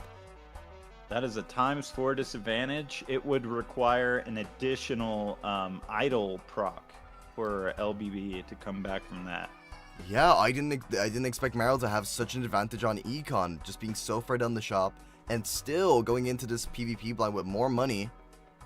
Oh, actually, a ×8 disadvantage. Now that I think about it, 2 re-triggers on that dust hand. God damn. Could be a very, very crazy. What is our idle hits on? 4 of spades? Not the best idle hit there. Yes. I wonder what Maro's... Oh, what was Maro's? Queen of clubs. Is it actually a Queen of clubs? No way we're going to see a flush 5 of queens. Idled. With photograph. I'd say this has got to be 100 million right here. This is insane. PhotoJad showing White's the boss. 500 million. No way. Maro is just flabbergasted, I'm sure. Oh, sorry. LBB is probably flabbergasted at that score, just knowing they can do nothing to get there. Likely going to have to dig for some value. Yeah, 100%. I'd say we just go play our pocket aces. So we use a discard, get rid of the jack, true 4s, and just play aces. I think that's the only thing we can really do. We're going to discard it. Is just so important. Oh, getting the Hermit, that's good. Nice Hermit. But no, this is really, really good for Maro. We're able to get a idle hit. We've got tons of queens. All that has to do is hit a queen once and we're skipping, because what else do we really need here? Exactly. I mean, Tuxedo would be good, but at the same time, I'm just trying to take a life if I see the queen come up. Oh, 100%. No doubt about it. And we're going to be seeing all these jokers first. I don't think LBB is going to be able to see any of these jokers for a while, but we keep finding hermits. But if we might... Yeah, we're going to take the hermits. See, this is a big difference. Are we going to take the hermit here? We should take the hermit for Maro. LBB focusing a lot more on getting his money up, not his funny up. And speaking of money and funny... Finally finds. Here we are. Finds the photo Chad. You also got to think about this way. When LBB picked up the antimatter, Maro found the Overstock Plus, which means we're going way further into the shop than LBB could ever see, even though we're kind of around the same econ right now, but there's not much LBB can really do about it. This Overstock voucher coming in clutch, letting us have a good view of the shop. Kind of tempted to see what we can find. See, especially with the Zodiac deck, where we have Tarot Merchant, we are getting a lot of deck fixing. So being able to roll down deep in the shop with only 5 jokers and still being able to see this much deck fixing while keeping our whole 5 jokers on our board all based for scoring is really, really nice. Part of why Zodiac is my favorite deck is just that extra shop queue incentive. You know, money just becomes so important for those rerolls. Yeah. This is a really, really, really, really nice gameplay. We're seeing some nice stuff here. I guess we're going to look for more jacks to strengthen them up. So we're just going to probably fish for it. You know, if I was LBB, I might... Well, actually, never mind. They have Smeared Joker. I was going to say I would have held on to the Moon, but essentially Moon and World do the same thing for LBB because of the Smeared Joker. I still think we should be fine if we find just like our queens. I don't know why we're being so careful as Maro here. We should just be looking for this flush 5 of queens, because with photo chat, that's enough to win and dusk. That's way more than enough to be able to clear this 20k blind, but it kind of seems like we're digging ourselves into a corner here. Those jacks. Maybe we're playing a little bit greedy for the jacks. Yeah, I say we just use our upper hand to clear everything else. We just like played the king and the ace, yeah. A little bit scary. I guess we were going greedy for the strength. I'm not sure what idol is on here, but the ×8 and the ×3 from the acrobat alone should be enough to carry him out. Oh, 100%. I'm pretty sure the idol was on the king of diamonds, so... Yeah, here we go. This is more than enough. Like, this 4 of a kind with 4 levels. I mean, yeah. No doubt about it. Big money. Huge. Oh, LBB playing a 4 of a kind of 9s. Quite an interesting play. With the idol play. procs, that will get them 26 million. All right, not bad. Yep, but we're still a little behind 580 million, but you know, we're getting there. LBB praying that a good idol hit doesn't happen. Oh, the hack. I'm not taking a hack here. I think I'm already. But a lovers is 100% a take. Lovers for sure, though. Roid him.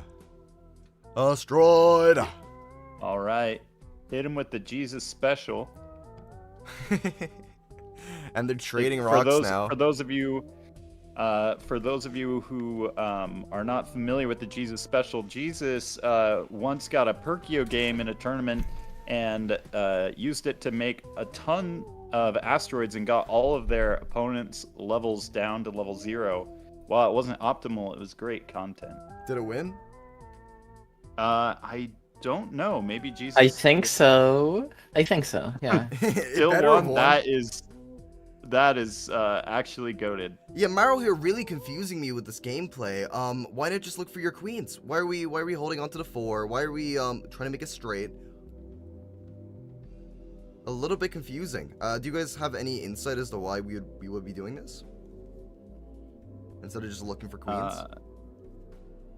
Beats me here. I don't... This still should be plenty enough to win, but just to be safe, we probably should have went down to Dusk. Ooh. Okay, Yeah. okay. Oh yeah, well Dusk is coming up here. We could get a, could get a flush. Yeah. All right, that's definitely enough to win. Yeah, this is plenty. So let's see what their idol hits. I'm just anxious to know. Okay, let's... Come on, Maro, toggle over it. Let's see it. Maro, we need to know. Maro, please. I mean, not even Maro knows. Oh my god, nine? Is that 9 of hearts? Yeah, it might be. There's a sun card. We could hypothetically just sun up that 9. Oh. Do they see the line? I think in this play, you 100% sun it. You have to sun it.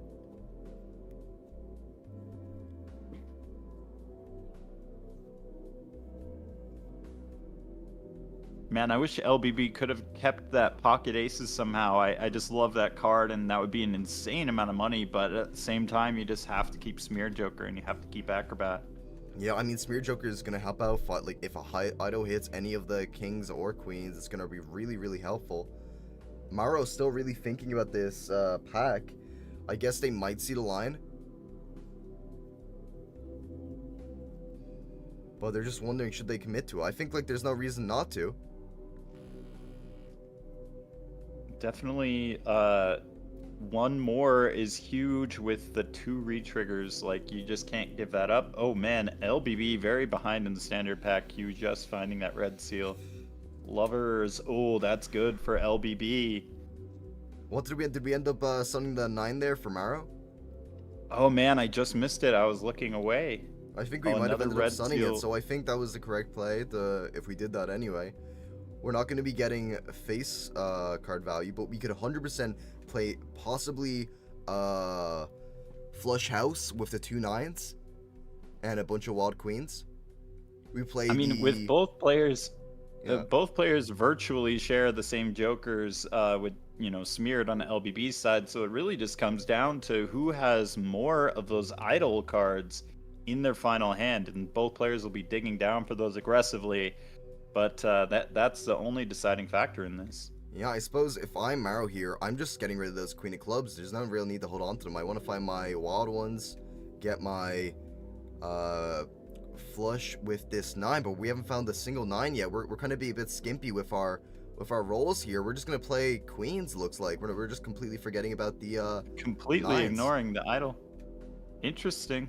I mean, it'll still get a lot of points, but it wasn't a great hit in general. But oh my god! That 9. Look at LBB. We have a Sun card and 4 of Hearts on idle. Oh, that's gotta be a win for LBB. I just don't see any other way. Even if we play a flush here, this is still more than enough. Yeah, no, this is could be an easy round if we just play a flush here with the 2 4s.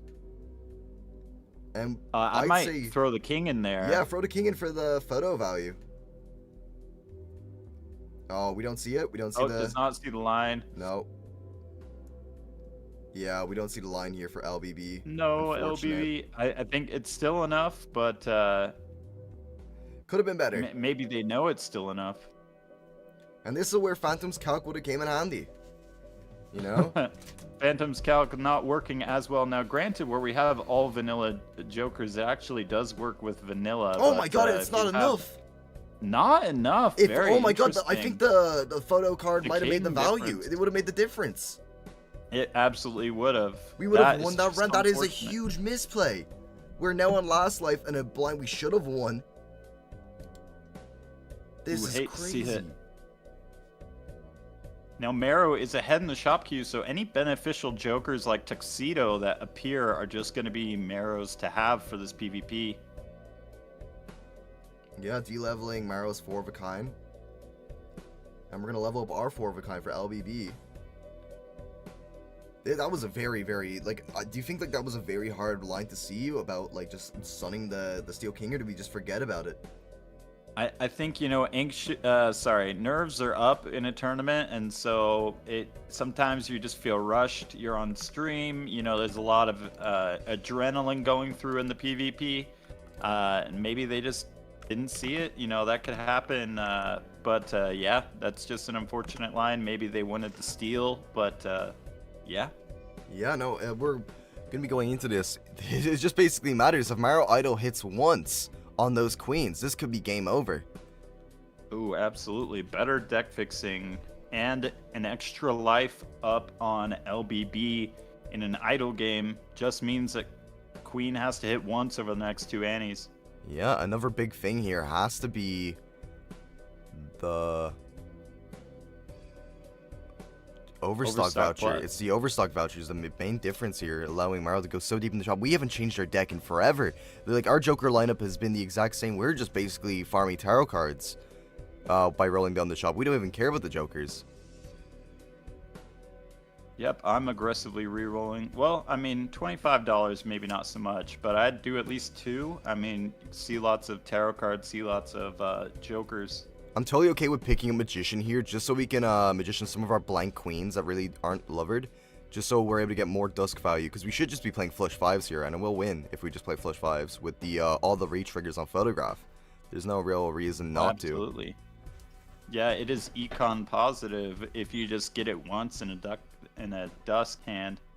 Yeah, what I'd really love to see from Maro more is just kind of having a hand in mind to play and just looking down for Maro. We've seen a lot of kind of 50-50 kind of divergent gameplay, like we're keeping these steals when we really don't need them. All we need is queens. And we're not being able to make our way down in the shop as we really would like to. We're kind of overvaluing these steals just a little bit. And none of the red seals coming into play on either part. They're not enchanted. They haven't been really utilized, but I mean, red seals are just too good in general to ignore. Yeah, just think about it this way. If we were just to use a chariot on that red seal 9, we would be able to clear up an extra hand spot here instead of holding onto 2 steel cards that basically just are the same as a red seal. Yeah, you could even dump Acrobat at that point if you needed to. Yeah. You have just a couple of those red seal steals. LBB looking in a very tight situation though here. On last hand, nothing to really play. This might be the end of the game.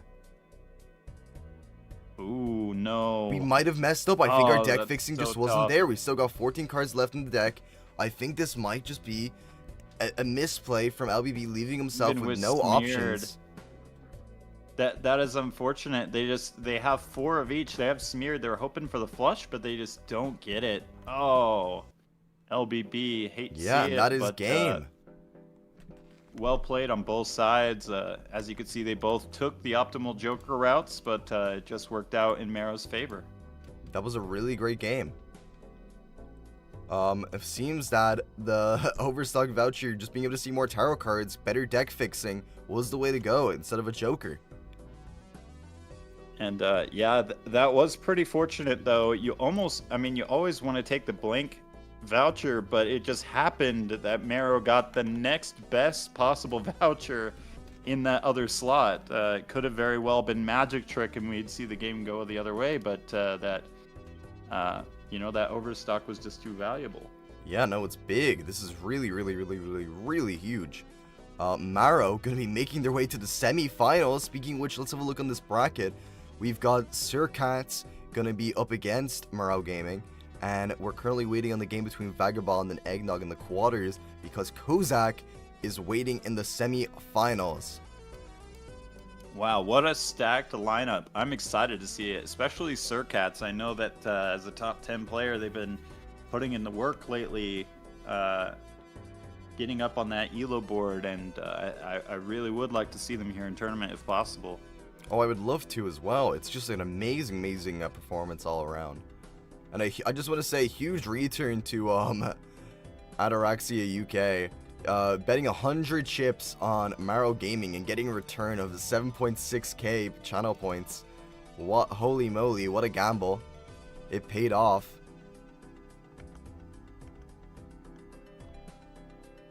Alright, let's get this next game. Seeing, it seems we've got... seems the Eggnog and Vagabond match is only starting now. That now was about 20 minutes ago. Oh, really? Oh, sorry, Nope. I didn't scroll down. I forgot to scroll down. I just saw hello. Alright, so that game is currently ongoing.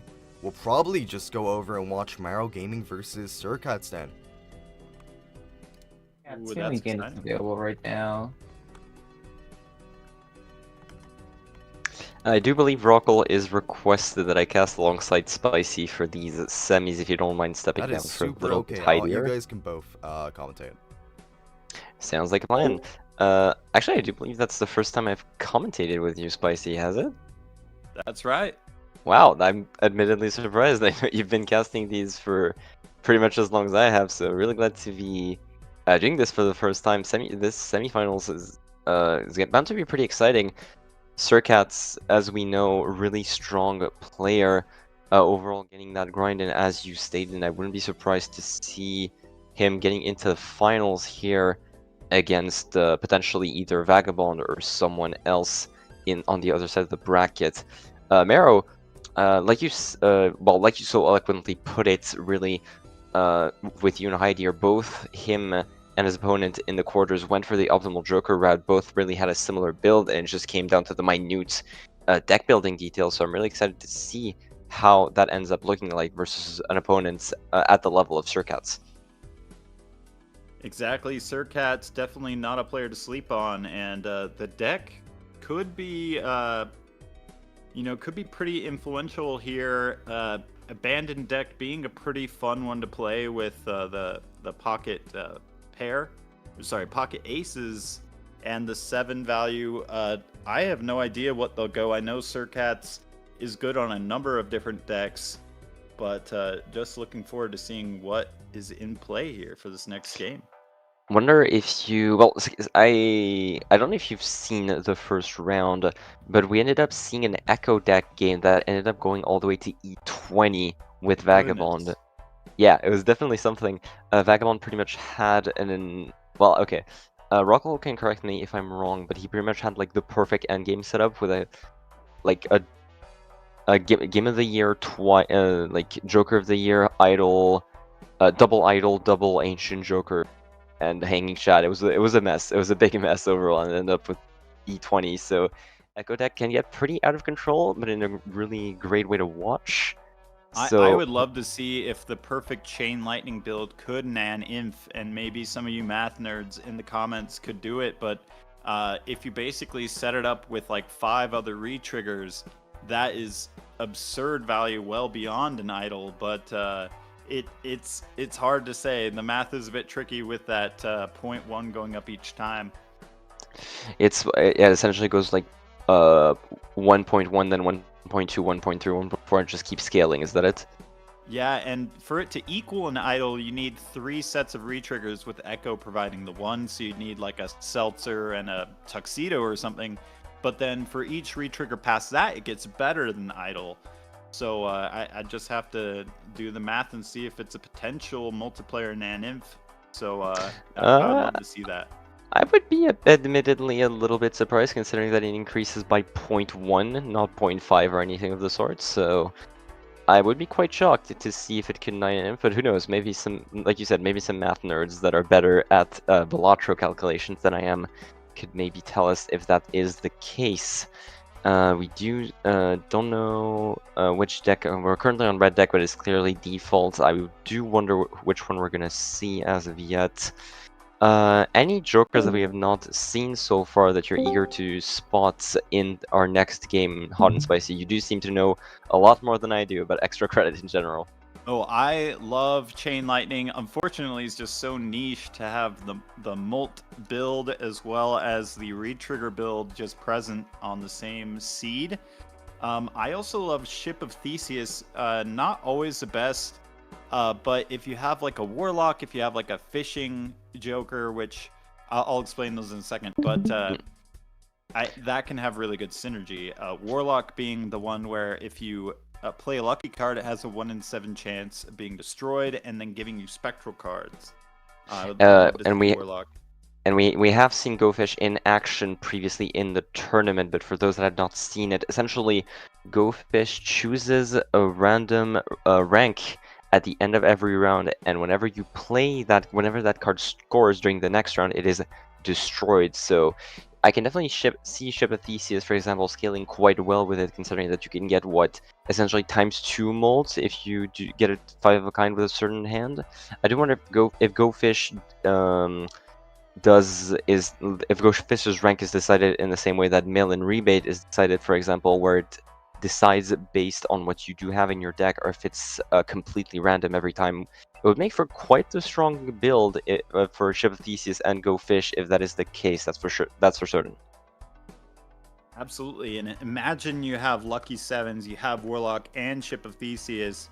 You're basically getting, you know, a spectral card for every time you play that Lucky Seven, and you'd also get that 0.4 X Molt every time. I'd say that's a huge synergy. It just relies on 3 different jokers, one of them being rare.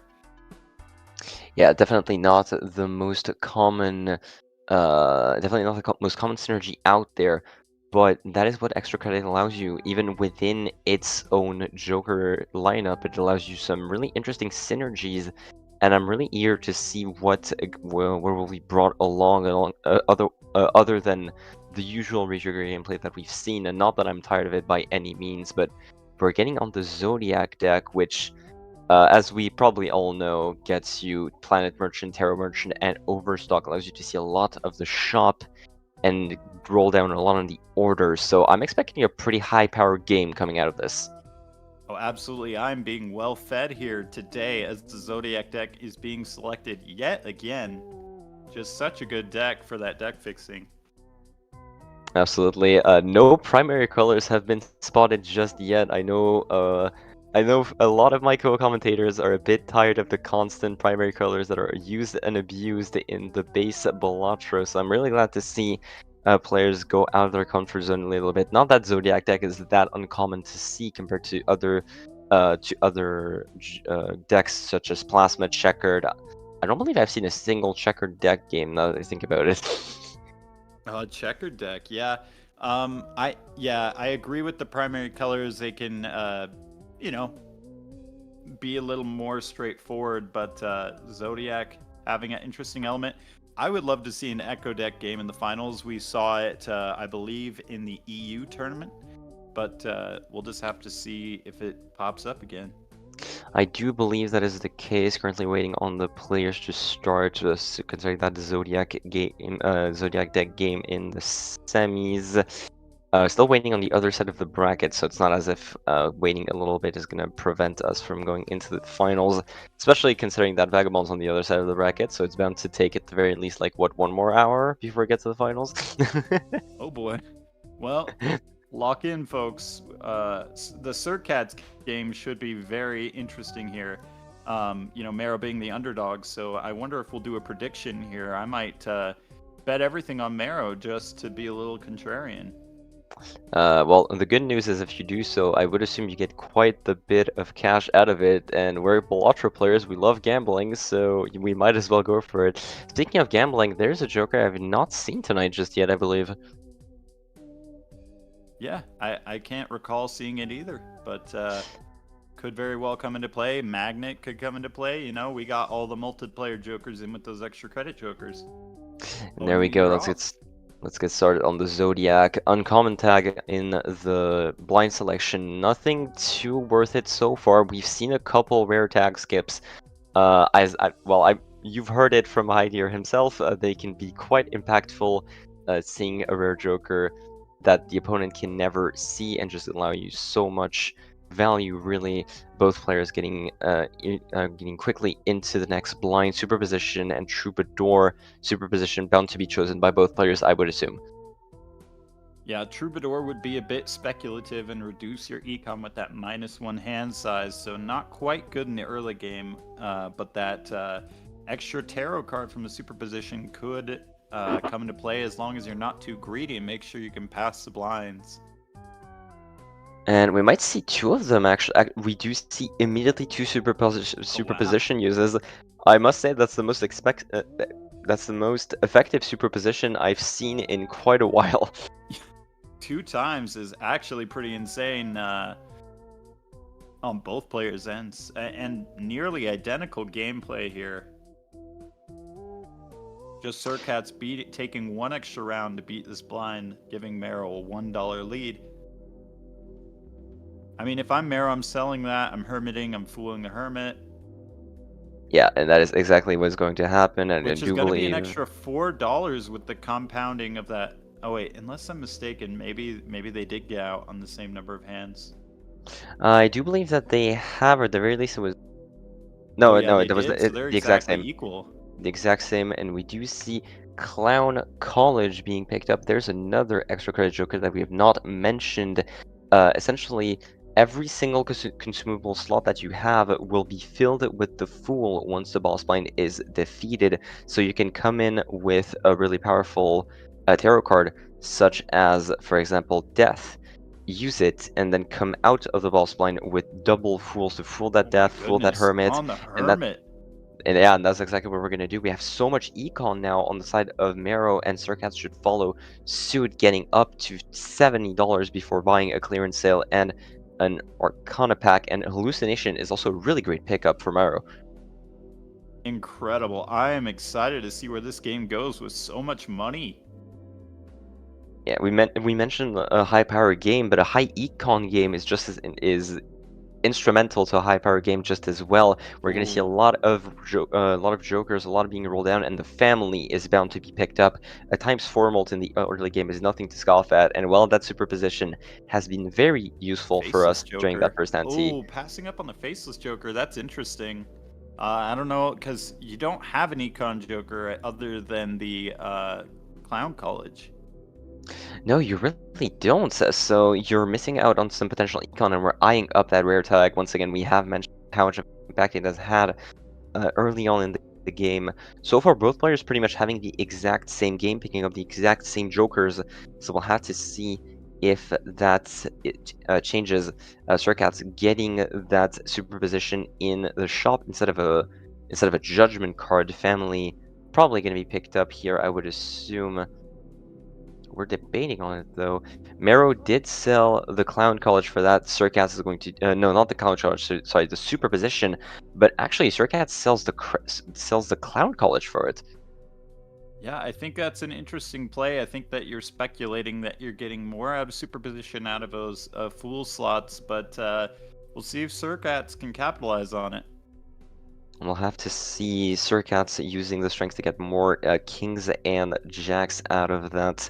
I would have used I'm surprised Taking the not. faceless Joker I would not be over surprised to see it superposition. sold. Indeed, you get, especially given that you have the drunkard, you have more opportunities to use that faceless joker, and we have just gotten one more face card into our lineup with that jack, so would not be surprised to see that happen. No rare tag on Surcat's side, but we do have one on Marrow Gaming side. Really hoping for Marrow they get a very strong rare here for that to be worth. Driver's license. Oh. That's not what you want to see. Driver's license. But we are in Zodiac. You could take it and speculate that it gets better. I might do that personally here. Not everyone would agree. No, actually, I would not mind Marrow picking this up, considering our current Joker lineup is far from the best. We don't really have, aside from the family, we don't really have that of a Joker that really gives us direction. So that driver's license could at the very least be something. But we're selling the hallucination for that? Dubious. Hallucination does get a little less value on Zodiac deck if you think of how often you're running across tarot cards and how the econ for rerolls is going to be more important. But at the same time, Hallucination is just such a powerful card, it is hard to say goodbye to it. Yeah, absolutely. It's consistent tarot card generation, and in this format, especially considering that we're playing towards a driver's license, I'm surprised to see it go so soon. Driver's license, you need those enhanced cards in order to make that happen. Otherwise, you're just playing without a Joker slot. So for now, we're just playing for 4 Joker slots out against 5 when we're going against that first PvP blind. And Surcats, well, granted, Surcats doesn't have that much more power, considering we have the faceless Joker instead of the driver's license. We also have that hollow hallucination, Passport and Gros Michel. A lot of interesting options here for those that have not played extra credit. Passport. Once each ante, if your final discard of a round has only one card, it yields a random seal. You can essentially think of it as a sort of a reverse certificate in a way. That's right, and Surcat's taking it. It only comes into effect once per ante, though, and you never know what seal you're going to get, but it could be very good on a face card. Personally, I love Passport. I'm taking it almost every time unless it deconstructs my build. Well, you gotta consider, that's the thing about passports, that contrary to certificate, it is controllable seal generation, and that is massive. That's something that you don't really see anywhere else in Balatro outside of spectral cards. You can decide exactly which card you want to see a seal on, and if it's something like a red seal, it can really just decide your game outright. Absolutely. Put it on a polychrome enough times and eventually it'll be red.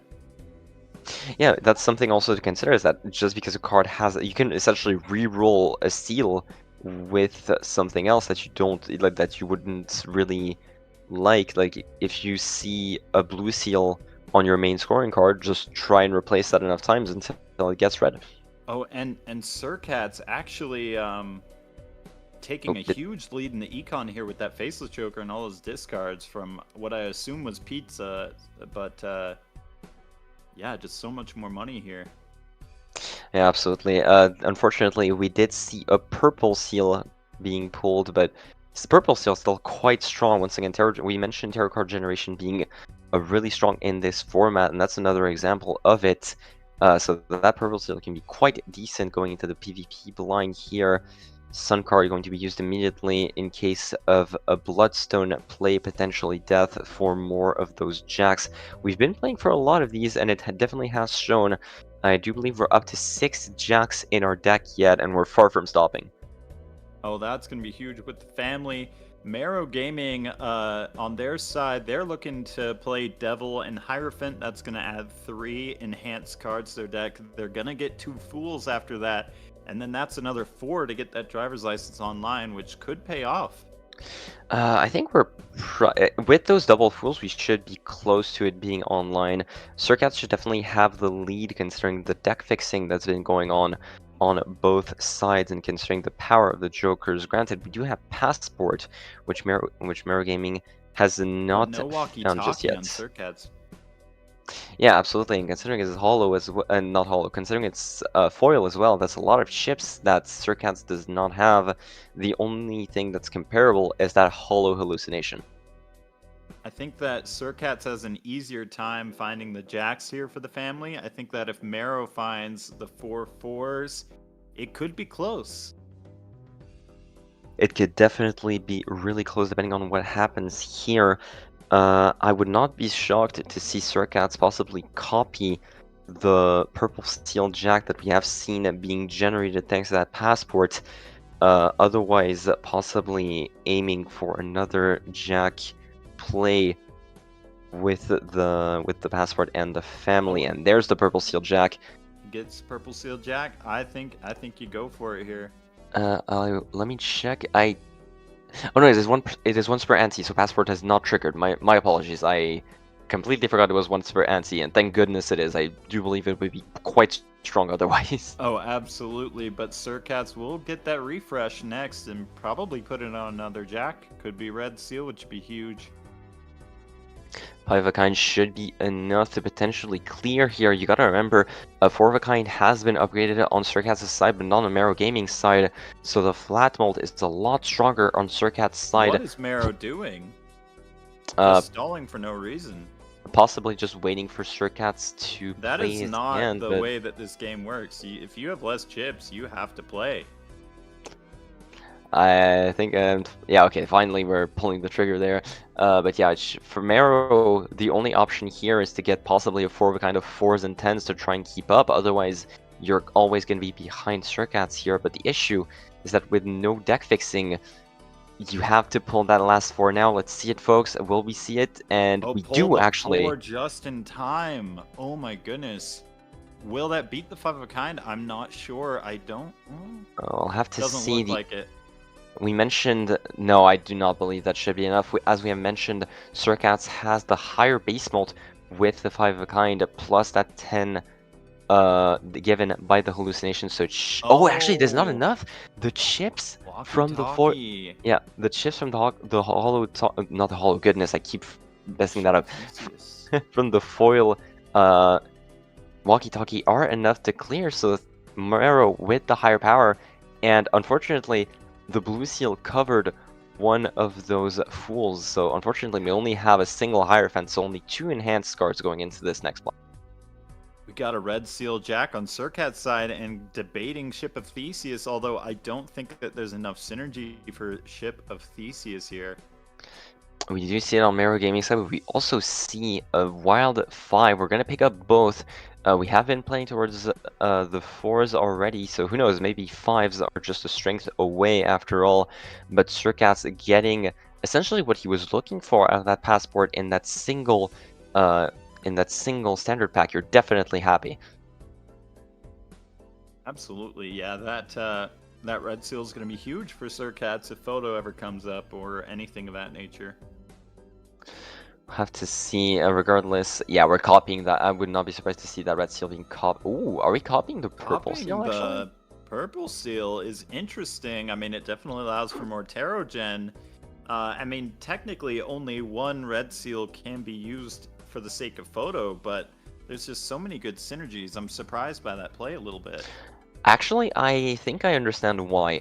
The thing is, we're not sure what type of enhancement we're playing towards just yet. Are we playing towards Luckies with something like Salk and Buskin Idol? Are we playing towards Bloodstone with putting this into Hearts? Are we playing towards Ancient Joker, putting it in a Wild? I think what Surcats wants to do is to simply get the best red seal jack that he can before starting to copy it, and that's additional tarot card generation essentially allows him to do that whenever, really. Now, I would love to see a wild jack here with Prideful Joker being so strong. that's what Surcats could be looking for. Marrow Gaming very behind in the shop queue, only just now hitting Passport, but Werewolf comes up. That is going to allow that Jack to turn wild, which is just huge in extra credit. Yeah, we've mentioned this Ancient Joker being such a strong win con in extra credit simply due to the sheer amount of retriggers that have been pulled, and Werewolf is going to be an instant buy. The moment we see an Ancient Joker, it is wraps, but that mail-in rebate might make Surcats reconsider. No, you gotta hold on to the Werewolf for just 2 rounds. Oh, hate to see it, but I guess maybe they'll run into Lovers. The call of the econ is too strong, my friend, and I actually, well, all things considered, I do understand Surcats' point of view in the sense that you only need a single Lover's card to get the best Jack that you want, and then you can start copying it. Whereas Werewolf, the only thing that you maybe could have done is possibly got more Jacks into Wilds. But you already have, if you have that's Lover's Jack Red Seal, you have the one card that you want to copy. Where I suppose the mail-in rebate essentially allows you to get that Lover quicker and to see more deaths, more hung men to get that deck fixing going faster after you get that wild card started. It makes logical sense, but it makes my heart hurt. I know, same. Trust me. We were talking about Werewolf quite a bit in the pre-games of a lot of those, with Ancient Joker being such a strong win con in extra credit, but unfortunately we'll just have to make do without seeing our lupine friends so far. We got Death and Son on Marrow. I don't know exactly what Marrow is building towards, if it's still 4s or what, but they just don't have as good of deck fixing as of right now. We have so much econ on the side of Surcat's goodness with that both Faceless and the mail-in rebate now. We just have so much money to play around with. I was about to say we come into this round with fairly low funds, but we come out of it with pretty much entire interest, really. I think if you're Marrow and you see the Jack come up with the Red Seal, you immediately have to pivot. At this point in the game where they don't have like a super strong setup with their deck fixing, Red Seals are too powerful to ignore. So I don't know what Marrow's plan is. I guess still going for 4s though, it looks like. It's been kind of all over the place. We're holding on to that walkie-talkie. The thing is, sure, it has helped us so far in the early game, but the problem is that when all things considered, it's not really that strong of a late game option, so we're playing towards something that's never going to scale as far. But for Surcats, I think we may have just gotten a bit greedy. Does that full house clear? I want to say... Oh, okay. Okay, thankfully, the double mold card into the hollow hallucination does, so we don't have to worry too much. We come out of this round with $94. This is the power of Faceless plus the mail-in rebate, folks. That just gives you so much power, as well as all of the tarot cards, all the temperances, all the hermits that were pulled. We just have so much money to play around with. Alright, getting a death on that Jack is definitely an option. Maybe Magician at first, maybe even Temperance Death. Surcats has some options here, and Marrow, I think Lovers would be really good here, but instead going for Empress to get that driver's license online. We've got to be close at this point. Unfortunately, we do not have the Joker preview on the side of Marrow Gaming, so we don't know just how many enhanced cards we have just yet. We turn those into 4s. But once again, I'm just worried that past the next ante, possibly, it's not going to be enough to really clear. Oh, saw it for a second there, but I didn't catch that. Marrow really wants to see a hack here, I guess. Maybe a hack, and like a Bloodstone, you know, some sort of combination. But Surcats is just so far ahead in the queue with their dominance in the econ. Yeah, absolutely. We're seeing, and there's a photograph. Oh my goodness! And we're punished further for Marrow for not what you want to see going for a 4 build. Absolutely, the face card dominance keeps showing up, and we've played towards those Jacks so much with Surcats that now, with that red seal jack, we essentially have a times 16 if you count that plus the family. Yeah, crazy value off of that red seal and off of those face cards. I might personally get rid of the drunkard, but the drunkard does help guarantee your red seal. But you do have a 47 card deck. Going for both of those is very interesting as well, with the automatic money generation from the penny pincher, allowing you to focus more on the rebate value. In all honesty, I would have done the exact same play. I would have chosen both. At this point, without Faceless Joker, you get a bit less value.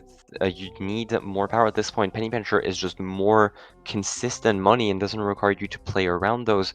Whereas Faceless Joker and Mail-in Rebate at some point are going to force you to discard the cards that you want to play just because you've played into them so much that they can system most of your deck. So only keeping one of those, making sure that you don't need to play too hard into it for the sake of your econ and getting Penny Pincher instead is pretty much the correct play here. And obviously we see the photograph being picked up just because of how much power you have thanks to that the moment you get that red seal. The question of this game is, or of this PvP, is does the times 12 of the driver's license family and walkie-talkie combo beat out the times 16 of Surcats' best hand? I will tell you right away, we don't have the driver's license online. Oh, we don't have a driver's license, so that will Surcats bottom deck the red seal is another question. I'm surprised to not see that last discard being used first for the sake of trying to grab that red seal, possibly keeping that steel in hand. Could be a potential misplay here. $25 for Surcats if they just play this, or if they discard this. Is that what we're debating on? I think we definitely have the power for it if we just draw a red seal here. Yeah, I'm not paying 25. Even for $25, I'm not gonna be sacrificing a life over this, but I might. If Surcats wants to be a little greedy, you can discard that. Okay, seems like a reasonable play. We're discarding. We get a devil, and we do not get our red seal. That might have been a little glimmer of hope for Marrow, but not guaranteed, as that driver's license just wasn't quite online. Absolutely, and gotta mention as well that we do have that 4 of a kind, but we're just gonna play 3 of a kind. We accept the fact that we have lost this family PvP value. blind. Oh yeah, just accepted it. Dang. Yeah, and we didn't. Penny Pitcher does give us a lot of money. We have a lot of money to play around with coming into this next blind, but yeah, unfortunately not pulling that red seal. Bottom decking in a hand of 47 is rough. That is rough for Surcats. Oh my goodness. Blueprint. And gotta remember, we're so far ahead in the shop for Surcats. Nero is not gonna see this for a while, and Blueprint is not only, it copies so much here. It copies Hallucination in the shop, it copies Mail-in Rebate during the hands, and it also copies Photograph or rather the family during actual scoring. It does so much for us here.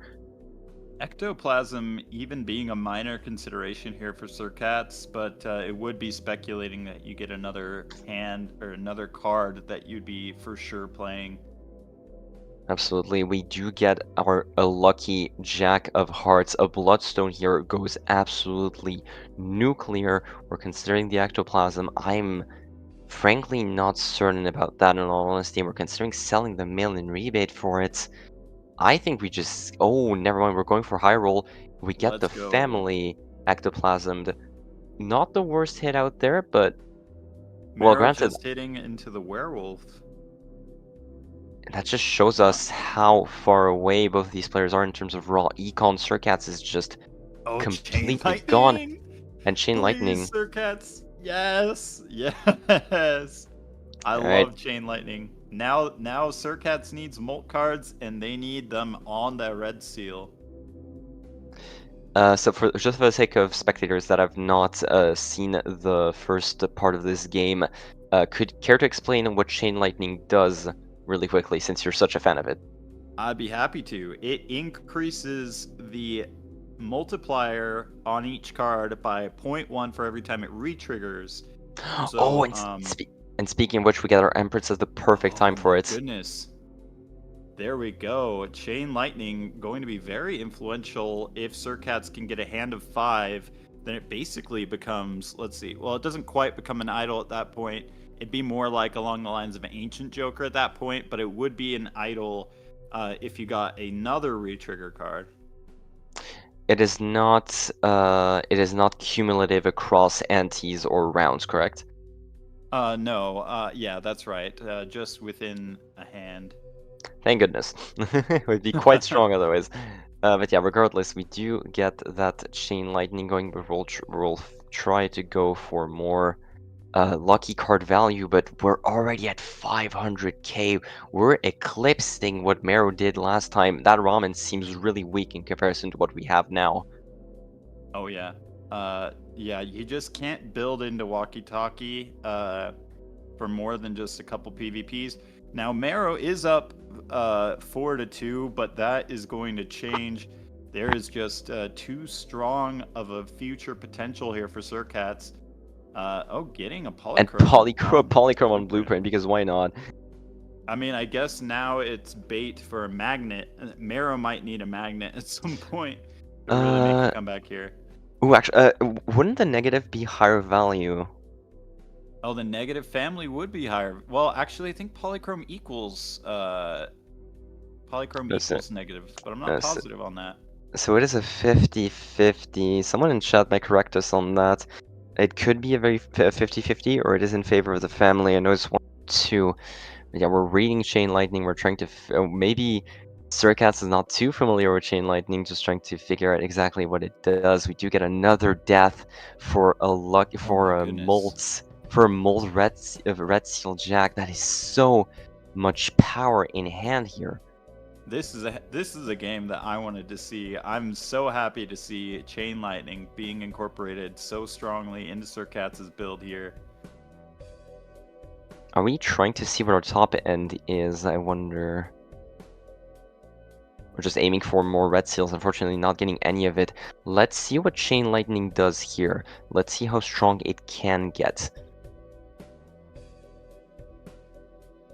We're debating on whether or not it's better to put them in front or in the back. So it should continue to scale up here with every single... 1.4 times 1.5, okay. So and we're up to 4 mil already. Getting up to times 1.5 with a couple more of those red seals, that would be... let's see, times 1.9, so averages out to roughly an Ancient Joker at that point. Pretty much it is, but you gotta consider that they're Molt cards, they are not wild cards, so they're getting even more value than an Ancient Joker would have, simply because of the base Molt that we have, holographic Bobby. So for those that do not know what Bobby does, Surcats is reading it, so you might as well. Essentially, when your blind is selected, you lose two of your hands, and you get essentially 4 discards. So Prideful. There's Prideful Joker, but we're not playing towards wild cards. Is the thing. We're playing towards Molts with Chain Lightning. You can't get both Molts and wilds. You gotta choose hot and spicy, and Surcats has chosen Molts. My brain tells me Molt, but my heart tells me Prideful. I will choose to not make a gauge. Anyway, regardless, 1 hand and 10 discards for Surcats after copying that Bobby. Goodness. Copied Bobby Tech coming out 10 discards is insane. For sure, Surcats not bottom decking that perfect hand this time. Well, it is literally mathematically impossible for him to bottom deck that, because with 10 discards, you're discarding 50 cards, and Surcats' deck is only 47. He's guaranteed to get his best hand no matter what happens. Little thing. Actually, I do believe it is bugged. If you check on Surcats' side of the screen, it's considered to be 4 hands left instead of 1, so a little bit of bait as well. Yeah, I guess Bobby doesn't quite incorporate with the multiplayer interface, but regardless, we will see, we will see that big hand come out, and Mero just has nothing to reach that as of right now. No, unfortunately, with that Chain Lightning being copied, that's never going to be the case. And reaching the bottom of our deck here, we're missing one last. We almost bottom deck. We would have bottom decked that if not for the Bobby. It just shows how strong that Joker can be. And now we have our best hand guaranteed. Let's see it, folks. Should be more than good enough. We're getting the We're getting the base mold of the lucky cards first. Wonder how much score we're gonna get. Marrow's waiting, but granted, I'm not surprised. This well, we're at a bit of a stalemate once again. But for once, I don't blame Marrow simply because he sees Surcats. He sees their hand count at 4 instead of 1. So someone should probably tell them that it's bugged. Well, Surcats has to play first, regardless, as they have a lower score. I think that Surcats might just be thinking of what the optimal play is here. All right. Any second now, we should see the hand come We're out. hovering over it. Let's go. There's the base. There's the photograph mold. We increase it up to times 1.5, and we get up to 6.6 million. The driver's license is online on the side of Marrow. Has been for quite a bit. We do have a double red steel, so that is the equivalent of essentially 4 steel triggers. Someone can do the math real quick on how much that is specifically, but given all the base molds that we have, you gotta hope that that's enough for it to clear. We're playing a really typical PvE type of build from Arrow, but Surcats definitely has the edge in terms of PvP build, as we see right here. Surcats tripling Marrow's score.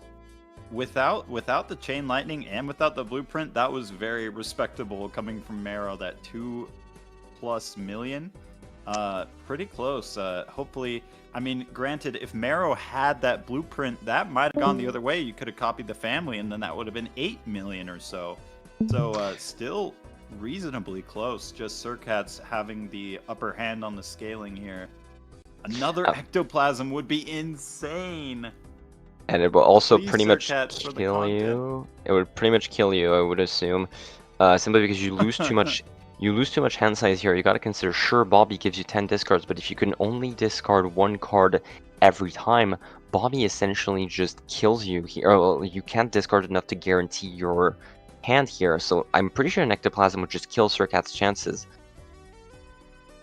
Just do it for the content and pray there is a paint voucher. Oh, Marrow finding that blueprint finally. We find the blueprint. We have mentioned that, and we grab the Steel Joker as well. Considering that we're playing towards those red Steel Jokers, not too surprising to see. The trance is picked up on the side of Surcat, so they'll be playing the safe route here instead of the ectoplasm, not being too greedy as expected. But Marrow now getting the ectoplasm on that family as well, and the blueprint and the Steel Joker, now a lot more power on their side.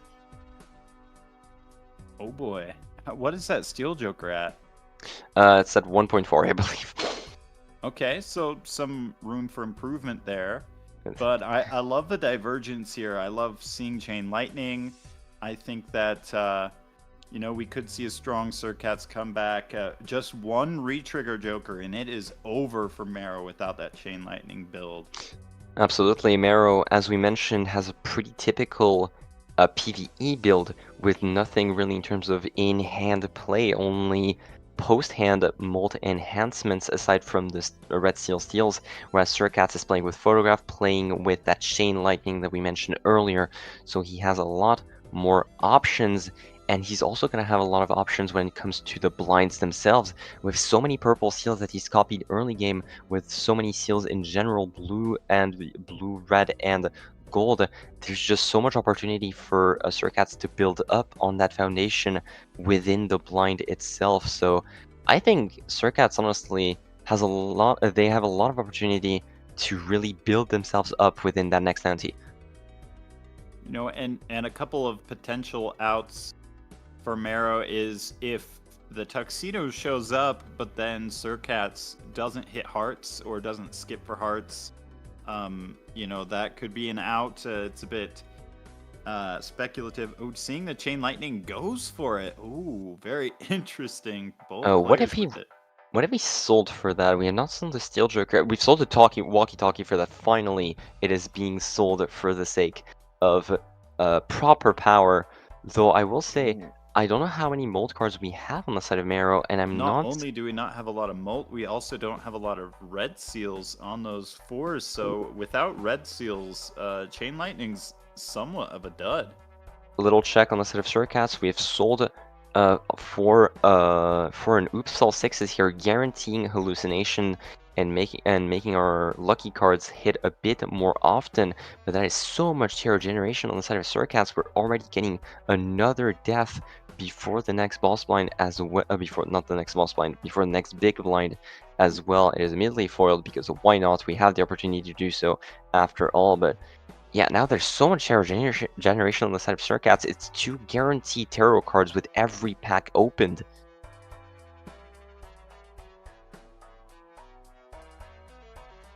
Should be in pretty good shape. We can just keep copying those red seals now, more retriggering more than ever. Any Sock and Buskin, any Dusk is pretty much GG's for Marrow Gaming if they do not build towards that Chain Lightning. And now having a lot of molt cards is very interesting for Marrow, but we'll also need some steel, just a lot of needs. I don't even think Marrow right now could get the same amount of points as they did last time with the walkie-talkie. They never could, really, simply because of the fact that we are not built for this Chain Lightning just yet. We do not have the retriggers necessary to really make that work. So far, we're kind of just blindly following along, hoping that this Chain Lightning guides us towards victory. Granted, we do have one more life, which allows us to essentially gamble a little more on that fact. We sold the Bobby for it. I just realized, yes, we sold the Bobby for it. Probably considering that now our deck is built enough that we shouldn't worry too much and just focus on proper power. And that tarot card generation is definitely going to help in that regard. If I'm Marrow here, I probably would be selling Bobby either for Steel Joker or Rebate, but that is a tough choice. I mean, I'd probably sell it for Steel Joker because you need the Rebate money, and it can be cloned too. Like, you could clone the Bobby, then clone the Rebate. It's just too much money to give up here. Speaking of money, that Oops All Six is not connecting at all, unfortunately, on any of those money shots, but we do get quite a nice wad of cash out of all of it. We do still get quite a bit nice scoring out of all of it. We do get up to 2 million pretty easily, really, without many mold cards being retriggered. So overall, we have quite the good chances on Suricats' end as Marrow waits for them in the PvP line. Hangman is Temperance goodness. That's some of the best tarot cards you can ask for certain here. Gonna be able to roll down a little bit more in the shop. Any amount of deck fixing here can be good. And it's worth noting that they're both in the same spot in the standard pack queue, so neither player really having a strong advantage with that queue. Indeed, we see the Magician. That's an interesting little thing to consider about Suricats' build right now, is that they're kind of split between that lucky invisible Joker. Have to take it. Oh, please be double copy on the Chain Lightning. I would love to see something like that. Or, I mean, eventually hitting retrigger, then we'd have some crazy numbers. Definitely, for sure. But what do you sell for this, considering Hallucination and Oops All Six is giving you so much hero generation? Hallucination. And keeping the Oops All Sixes, even though it would be only useful for the lucky cards. Lucky cards is big when you got Photo. That extra plus 20 molt, that extra econ. And the econ gets you further in the shop queue, it gets you more tarots. Now granted, the copied hallucination is great, but you just... obviously you need that invisible Joker, so one of them has to go. That's fair enough. Regardless of what happens, you need to get rid of one of those really powerful Jokers regardless. And on Marrow's side, thankfully, with that Bobby, same as Suricats' last run, we'll be able to pretty much guaranteed to find our best hand available. So we'll have to see. Are we Oh no, we're checking what's the Fool. The Fool is Hangman Are we willing to get rid of something for it? Are we playing? We're playing that 4 of a kind. Interesting. We're choosing to not to get a hand done with to get a better, to just get rid of your cards while also getting a big hand out of it. Maybe scaring Moro into an early play with that 5 of a kind all mult. We'll have to see just how much that is in the end. 724. Ooh. Unfortunately, we know that it's nowhere near what Surcats can do at this point. Oh, 2.8 million, never mind. Copying the family definitely helps in that regard. That is times 16 in the end. So I'll have to see. Without many retriggers, unfortunately, that Chain Lightning doesn't do as much as you'd want him to. Man, 6 million, really strong. I guess with Phantom's Calc, it didn't calculate Chain Lightning, so unfortunately, Marrow may not have even gotten an accurate reading from that. Personally, I think that the Chain Lightning, I mean, we could do the math. 1.1 more than enough times 4? Probably not. Probably not. 1.1 squared times 1.2 squared times 1.3 squared times 1.4 squared should not be more than 4 squared. I do not believe so.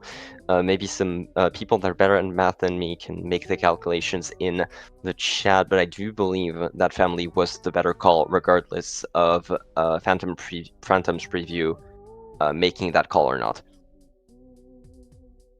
Tepiv saying Marrow is cooked. It would appear that way in long term here. Marrow does have 3 more lives. Maybe we see a hack. If a hack comes up, that could be very interesting for the Chain Lightning retriggers. That is Marrow's only hope here, is getting the hack, not seeing a Sock and Buskin. You know, stuff like that could be very beneficial. Maybe even a speculative uncommon skip that gives the idol. There are still some saves. A slight, okay, I'm surprised to not see the tower to get full value out of the Hermit there, but here we go. Let's see it, folks. We're up to probably 1.8 mult with the Chain Lightning, and we're up to 305 million. That Chain Lightning paying due dividends without even any retriggers outside of the red seal there, showing off exactly why Hot and Spicy was hyping it up so much before the start of the game, and it really shows as we get more and more red seals on the board for Surcats. And there's the big difference here between those two players. Marrow played in too much towards that top walkie-talkie, too much towards that early power. Ancient Joker sided. You have to take it over the oops. You have to take it over the oops, but now you have to worry about getting hearts on it is the issue. But if you do, you're pretty much guaranteed the win here. We know just how far ahead Surcats is in the shop compared to Marrow, so the moment that Hearts is drawn, it's pretty much lights out for Marrow.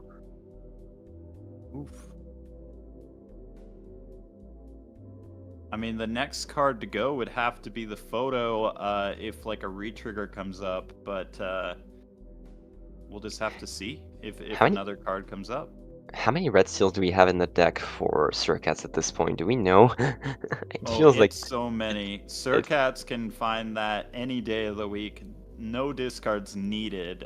Just deck is full of jacks from that Zodiac value. That early econ that we saw was just very heavy-handed in Surcats' favor. I wonder how this game could have gone differently if we didn't see the jack appear in that standard pack, if the walkie-talkie could have carried Marrow a little bit more here. But that jack has just been so influential in Surcats' build. Oh, nice money shot on Surcats as well. Definitely happy to see that. Not that it's too impactful at this point in the game, but yeah, I do agree with you. The fact that we saw a red seal jack, but that's the thing I was talking about, is that Marrow chose to hold on to that walkie-talkie, chose to build towards it, where Surcats immediately realized just how much more power that a red seal jack entailed if you actually played it towards it, and it really shows. Now, folks, there's the important part. What does that invisible Joker hit here? Oh, I'm excited to see. I hope it hits Chain Lightning, personally. If it's Blueprint, I will scream into the mic very loudly. No, I won't, but I will want to. Blueprint would be ideal here. Are we debating on we're just trying to some voodoo magic to try and maybe get the invisible Joker to hit what we want here. If it hits Guess in the chat right now, I am gonna put my submission in on the family. Family, mine is going to be Ancient Joker. The funniest would be the photograph for sure. The most effective is obviously going to be the Ancient Joker. Drum roll, please. It is the Ancient Joker. I was correct. Oh boy. But regardless, double Ancient Joker, unfortunately on diamonds, but we do have around to try and get that onto hearts. But at this point, Marrow pretty much has zero chance if hearts is pulled on that Ancient Joker. Absolutely, Marrow needing desperately to catch up in the shop queue. Now, notably, Marrow has the Bobby and the mail-in rebate, which might give him a stronger edge in the econ, but Surcats has those lucky red seals as well, and it's just so far ahead. I don't know. Yeah. I think at this point, we've seen the blueprint? Have we seen the photograph on the side of Marrow? I'm not even sure. Oh yeah, Marrow passed it up because Marrow was just not planning on building into face cards. Yeah, unfortunately, building towards that hack, but never ending up seeing it. That is the issue when you're playing towards hackable cards, that there's a very high chance that compared to the privileged face cards, you never end up seeing the Joker that plays towards the cards that you've been aiming for all of this time. Surcats definitely has the hand that he wants here to try and generate as much cash as possible, that Hermit being the icing on the cake. But that's another thing that we didn't talk about in terms of econ in general, is just Surcats playing towards so much tarot card generation at the start. We mentioned him copying that purple seal instead of that red seal at the start, and it paying off dividends with just the amount of deck building and econ he's been having thanks to those tarot cards. I would love to see a tuxedo come up just so that we could see if it lines up. Oh, and it's hearts. Oof, that is -1 life for Marrow. I'd love to see if tuxedo lines up. Maybe they share the same like coding for the Ancient Joker. I haven't seen it tested, but we'll have to see. Pocket Ace is not the game for you, buddy. A little bit too little, too late considering our setup. But yeah, it would be quite interesting to see in that scenario for sure. Marrow waiting for Surcats here, not starting the timer just yet. Hit the road, that would be hype, but not gonna go for it. Understandable. There are a lot of jacks in the deck, but you want to be playing them. Yeah, and especially considering that at this point in the game, and all of your imported mold is in hand, it's not outside of it, so you just want to keep playing towards more, leaning towards that more and more with any, for example, retrigger that ends up showing up. I'd love to see a retrigger here on Surcat's side, would just exponentially boost this build. Unfortunate double purple seal here, as we have 2 tarot cards that we want to keep in our hand right now. Emperor, unfortunately, not going to hit anything useful here. Going to get at least an asteroid out before Marrow can play his hand. We do see that 5-of-a-kind being leveled up by quite a bit with all of those 4s, but another Empress being pulled as well, guaranteeing that he gets full Chain Lightning value. Will we see a flush 5 all molt, all red seals, I wonder? Oh, I can definitely see that happening, and that would be well into the billions here for Surcats. Oh, and then on top of that, having the double Ancient, I'm seeing maybe an E10 angle here if we can get that perfect hand. I would not be surprised to see that in the slightest. The Empress, are we shooting that shot right ahead? I do think we should try and hold on for a little bit at the very least until we get that spot, until we get that little bit, that last little red seal, and there it is. There's the hand that we've been looking for. Let's see it, folks. Oh, well, not right away. Bit of econ. We might as well. We know we're clearing that puny 28 mil. I'm excited to see what we got here. Come on, chat. Put in your guesses now. I'm actually gonna go up to E20. No, not E20. E15. Okay, I was about to say E20 is maybe a little much considering we do not have That any. is an Echo Deck level right there. Absolutely. If we had at the very least one Regier, I would have considered it, but let's see it. Circas making us wait a little bit for this show of power. We do know that Chain Lightning will reach a 2.0 by the end of this hand. Could have been 2.5 with at the very least one retrigger, maybe a Sock and Buskin, maybe a Dusk or anything along those lines. Well, okay, let's not make us wait too long, Sir Cats. We still have a schedule to go through, so please. Sir Cat's just hyping up the suspense on this huge hand. Oh, Either and that or debating between copying that. I think that would be. Let's see. I do believe that is that is slightly correct, or barely, or like barely makes a difference. If we had one more retrigger, Chain Lightning was absolutely the correct play there. Yeah, very close on that, but yeah, Ancient just slightly better, and we send Let's it. see it. Let's see it, folks. We do have essentially triple Ancient Joker is going to become quadruple with that Chain Lightning, and that is without any retriggers to speak of. We get to E12. E12 Vagabond with the correct guess there. Nicely done. A bit too over enthusiastic of a pick there, but Overstock Plus immediately bought out by both players. Nothing too surprising here.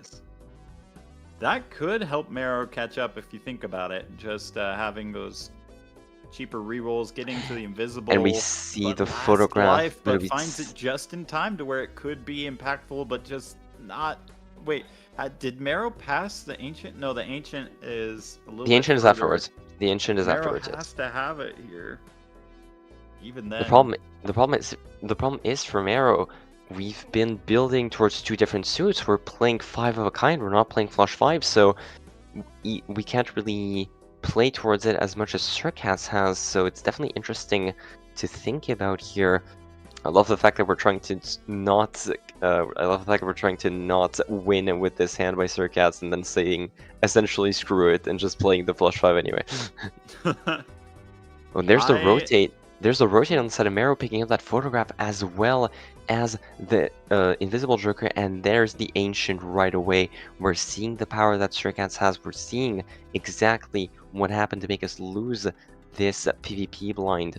And let's see. Sells out of the driver's license on Marrow's side to keep that rebate, hoping for a better card. Selling the rebate for the Let's Go Gambling.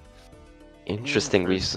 So we've sold Bobby, we've sold pretty much our entire setup to copy what Circats has. The issue is that we have not built our red seals are not built towards our face cards. They're not built towards photographs, so we're still going to be so far behind, and we are still behind in the shop order. If Circats can get a single retrigger going into that boss blind, it is GG's no matter what. And Marrow does want to be copying the Let's Go Gambling for Econ here, but we'll see if they see that line. I do not believe that we are, unfortunately. So, just playing high card, or at the very least not yet.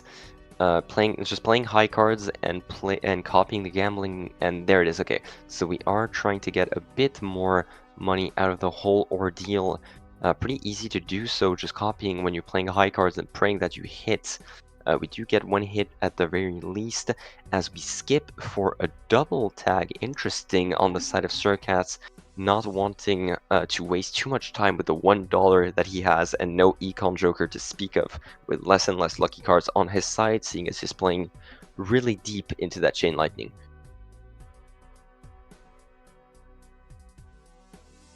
Invisible Joker on 1 round out of 2. We still have 1 shot to try and make it towards him. The fact that Circats skips his shop is definitely good for us. Hitting Heart is just the nail in the coffin for Marrow. Marrow needed anything but that to try to survive on their last life, but that will do it. There is just nothing in the shop. I don't see an angle where they can outroll Circats, but I'm not entirely sure on what the gap is exactly, but we'll have to wait and see. Yeah, I mean, once again, we mentioned it since the start of the game, not playing fully towards the red seals that you do get is a really big part of missed opportunities in Balatro PvP in general. And here we've just seen it really. Nice little misfire, Surcat's getting a nice $5 bonus for it.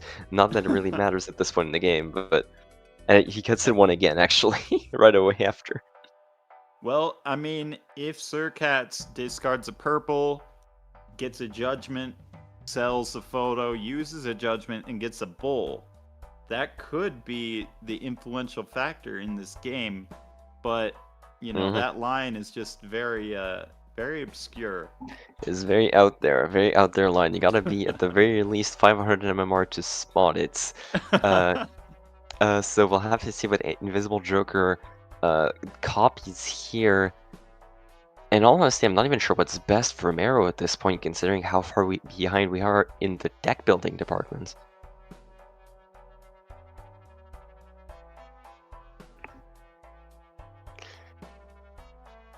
And Ancient Joker once again being copied on, so it has been copied on both sides, but yeah, at this point I have to admit, I just don't see Mero winning this in any way, shape, or form. Come on, Mero, find the hack or something. Oh, judgments. Pacifist, not gonna help when you're entering the PvP blind, that's for... Yeah, it is on diamonds as well, so it's not even the... Most of your 4s are on hearts or spades, so it's not even going to help you towards the main hand that you've been building towards this entire time, and your jacks are also mostly spades. Or mostly clubs. Mero would need a sock and then like a star fool. Okay, lover's fool, but like a sock would be it if Mero can pass Surcats in the shop queue. Doesn't look like it, just hit that hit the road that Surcats saw so long ago. Yeah, we're seeing the sheer difference of cash between the two players in the entire game so far. Well, selling the Pacifist because it does nothing, just in case we get a judgment later with a potential purple seal. Temperance just to add insult to injury with more cash, and we'll have to see what are we looking for here on the side of Surcats. Just oh yeah, we look fortune in our fool, so might as well go for the Temperance play. And really just the same hand, so we're going to see that E12 come out again, maybe with the steal this time or something, but somewhere in the ballpark of E12. Whereas Mero, we'll have to wait and see what Mero gets. I'm trying to think what their optimal hand would be in this case where there's so few stars. Maybe a lover's there, They'll hit 3 of their suits, but just not enough. No, the only option here is that you have to pray that Surcat somehow that they can't hit their flush 5 red seal. Never mind. And there it is. GG, well played. The sheer amount of deck fixing that we have is just more than enough for it to clear. We're greeding just a little bit for the sake of maybe getting that purple seal. We get a blue one, which is steel. So we have 3 steel cards, including a blue seal, and the perfect hand against 125 mil. GG's to Mero Gaming. Surcats playing that Chain Lightning beautifully and without any retriggers to speak of aside from the red seal he's been playing towards this entire time. E13 is our final score. Incredible. That was such a fun game to watch with the Chain Lightning, and Surcats being just showing us a masterclass in deck building and in playing to the jokers. Yeah, playing to the jokers and playing towards the standard packs that you are given. We mentioned that earlier in the tournament. Being behind on the standard pack queue is a big deal, but it's also a big deal to not play towards what the standard packs give you if they are red seals. Retriggers are so important in this format no matter what. The only time that you should be really leaning towards those red seal steals is when you have something like a Baron, like a Shoot the Moon, something that gives you inherent value in addition to the steel cards themselves. But unfortunately on the side of goodness, apologies, on sorry, we just didn't have that. We only had flat molt after the hand, and it was just unable to pass the sheer power that Surcats has the entire time from the moment that Chain Lightning was picked up. I have to give Mero a lot of props for at least taking those first 2 lives off of Surcats. That in itself is an accomplishment. But we'll have to see how Surcats fares in these future rounds. Well, in this future rounds, considering that this is the finals, I believe, again, Kozak, Boris here, 2 really good players going head-to-head here, really strong players. Not surprised to see any of those this high in the tournament, so we'll have to see if Surcats can keep that lead here into a potential tournament win. Not sure what's our plan for the casters here, Heidi, if you wanna maybe choose the last pairing for this.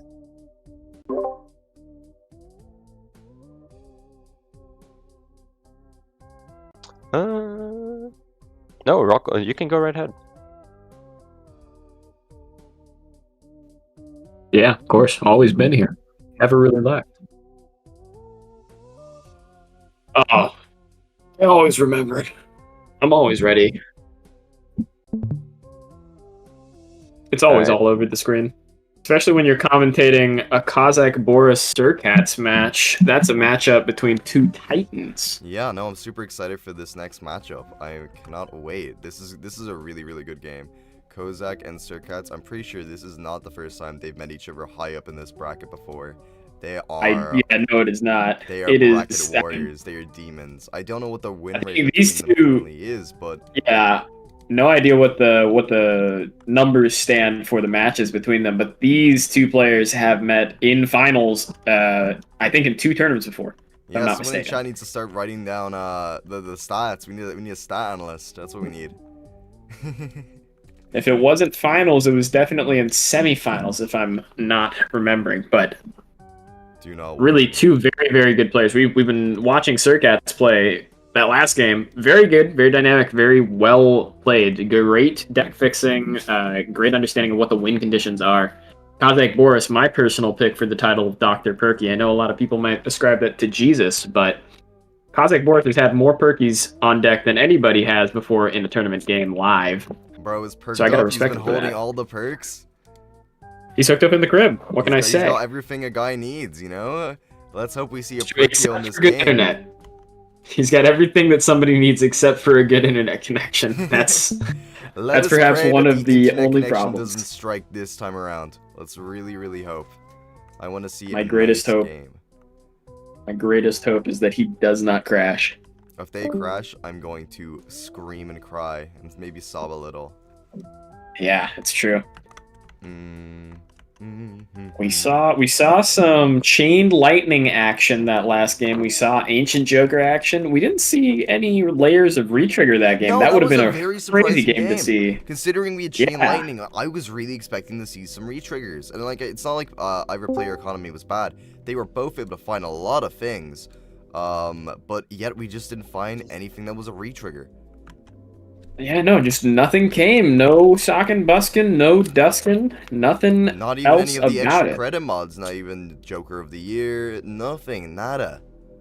No Tuxedo either. Yeah, nothing. But this is the finals. If you were not hyped, now is the time to be hyped.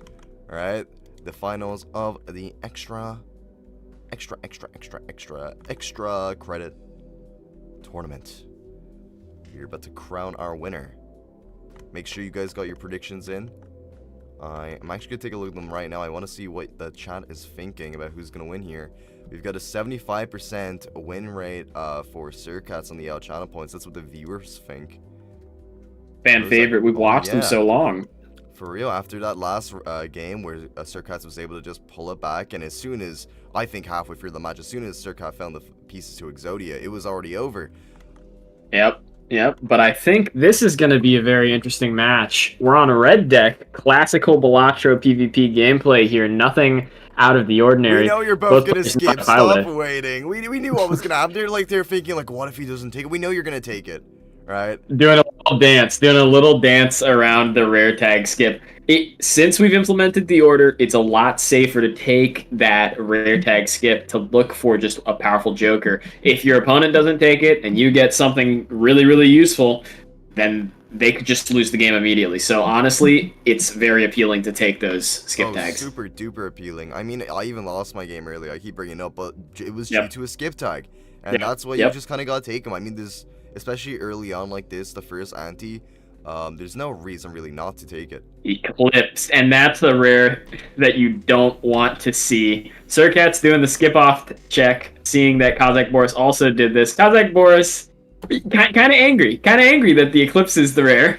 Yeah, This Joker does basically nothing for you in the PvP context. It's a flat chip adding Joker.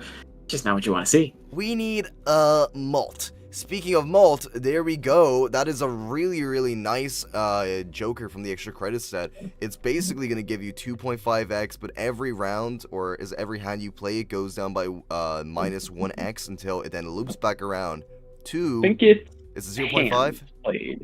Yes, every hand played, it goes down by 1 times. So potentially, you could, if you get an extra hand off a voucher, be able to trigger that 2.5 times twice during the PvP blind, but it's more or less just timing it up that you're going to be hitting your biggest hand on the 2.5x. Definitely got a lot of rare action this game. Campfire appearing in the shop. That's a bit of a must pick. And an Emperor in that Arcana pack, too. We know what it is from Surcat's side of the screen. Doesn't look like we're gonna have any divergence this early on, at least. Unless, of course, Kazakh Boris decides not to take the Campfire. But I feel like that might be a blunder. There's no world where he does not pick up the Campfire. Like, Campfire this early is a really, really good source of just some easy mult.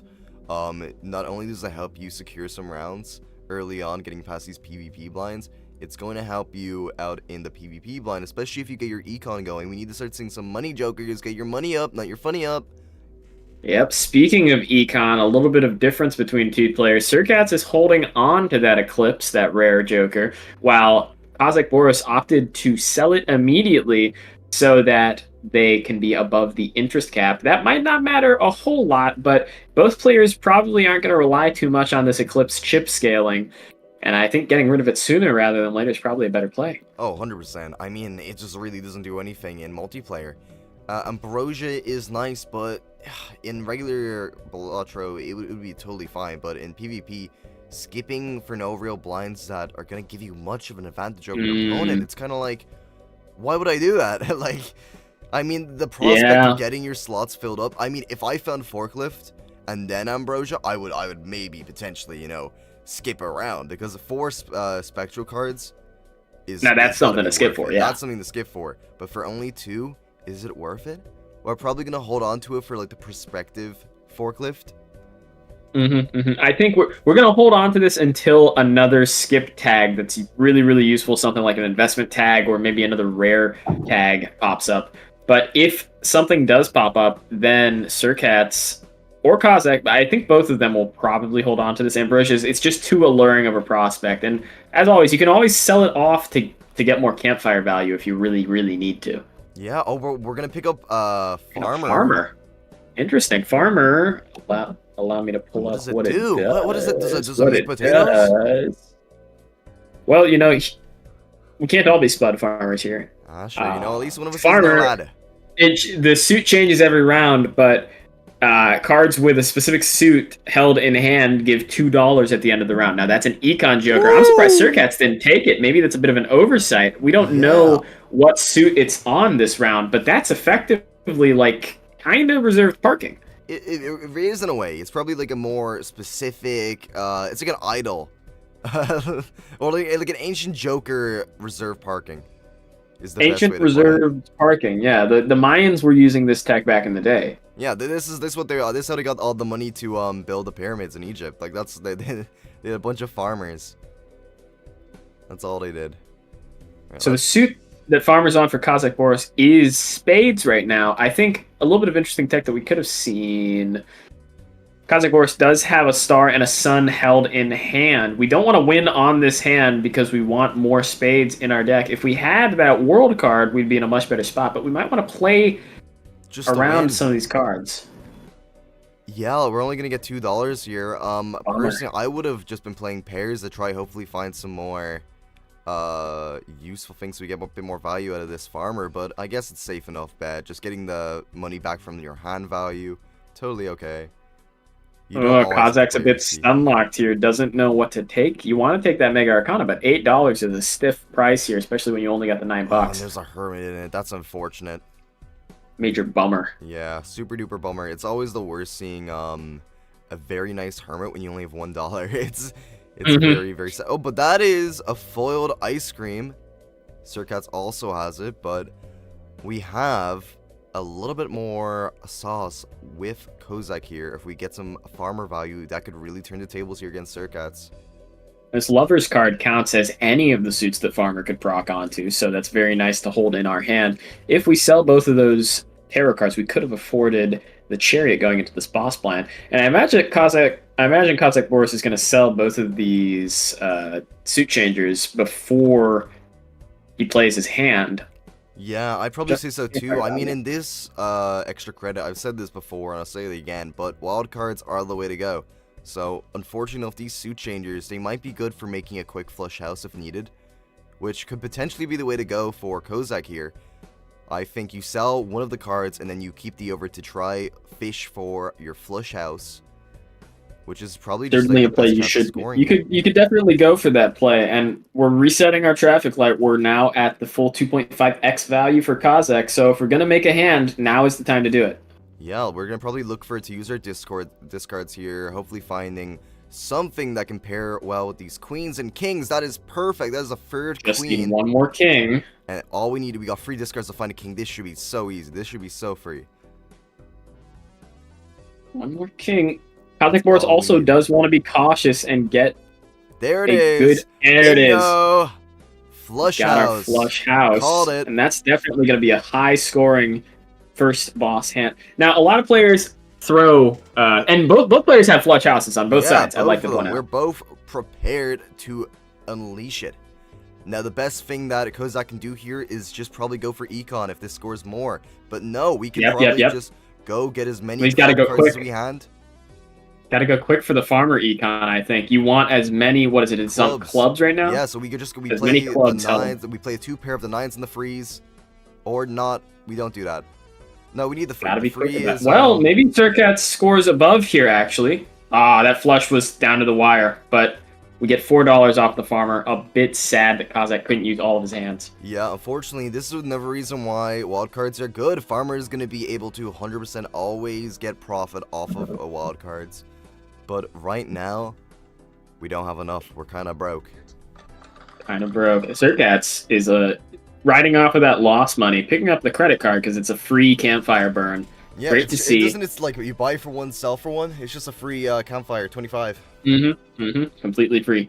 0.25. Both players looking to sell Ambrosia or sell something. I'm not really sure why. Sircats, I don't know why we're selling the ice cream yet. We're still getting above like a regular ice cream here. Maybe we're selling it to Sandbag. To take the Ambrosia actually, and those are two very good spectrals to pull. Sircats sold out of the ice cream so that they'd actually have room for the top up to matter. And honestly, Kozak this is really good. Wait, Kozak might be doing no. Kozak sold out of the Ambrosia. Oh, I see. Kozak does not see the line. This is a big gamble from Sircats, but now Sircats just has to draw. I don't know what card you want to copy here, but Aura Cryptid is absolutely what you want. We put an Aura on probably the King of Hearts, and then we look around for a wild card, and once we find the Lovers, we can get 4 Aura Kings that are Lovers. That is going to go crazy. Yeah, this is depending on what that aura is. If it is a polychrome, that could be something. It's a holographic. That is good. That's still good. That's still very good. It definitely wins this blind. I feel like we're a little bit. If we use Cryptid here, I wouldn't use it now. I feel like we're using a bit too early. No. The quicker you can get rid of those spectral cards, the quicker you can use Ambrosia again. Not to say that Sircats wants to skip again. Anytime soon. But if the next blind comes up with an investment tag, or maybe even a Super Arcana pack, that could be something, because that could give us another death like we're seeing here from a regular Arcana pack. Yeah, I say just the players to death one of your queens. Cossack Force passing up a Poly 8 in that standard pack. Cossack Force is playing it a little bit safer, a little bit cleaner. Gluttonous, this alloy one is really good. So it treats gold cards as steel cards and steel cards as gold cards. So they kind of interchangeable. You're going to get money and malt off of any gold or steel card you have. That's certainly something that you could speculate to sell out of your Ambrosia if you don't want to skip again. You've already taken 2 skips this game. You don't want to be so far behind in the shop. Alloy could be a great replacement for that, but Surcats has no steals, I don't think, in the deck right now. So yeah, Alloy is pure speculative. Yeah, I'm okay with taking it though. If we come across like a Midas mask, that could go crazy. And something that Surcats has that Cossack Boris doesn't have because of that top-up skip, the Juggler and the Faceless Joker. Faceless Joker, that's pretty consistent econ, especially when paired with the Wasteful Voucher that we just picked up from that shop. Yeah, that could absolutely generate more money than the farmer. 100%. We're probably going to be able to get rid of everything that's not a queen, because I think we're going to mainly be playing for queens for Surcats. We have 4 holographics in the deck right now, so we could, in any 4 of a kind, would easily beat this with the 1.75 we're getting off Campfire. And seems to me like that's the plan, yeah. So this should be easy money for Surcats, but Kozak is on a nice big even 25. So let's see what Kozak is able to do here. Yellow card. Yellow card. That's potentially very good. If there's nothing in the standard pack, we just get most of our money back from this if we press the skip button. Yeah, and I guess and then from this Arcana pack, we make money. Yes. Oh my god. We probably strengthened. We didn't pick up that alloy. Something here. We might. I don't know. I think Kozak. Nah, I guess he might strength up because he was making a lot of those kings. That's definitely an interesting prospect. I say you could probably skip though, make $1 off of this, and that's still probably a good investment. Instead, we're going for the Empress. And you always gotta take that wasteful here. I mean, there's no reason not to. It puts you. You're already on red deck, yeah. We gotta take it.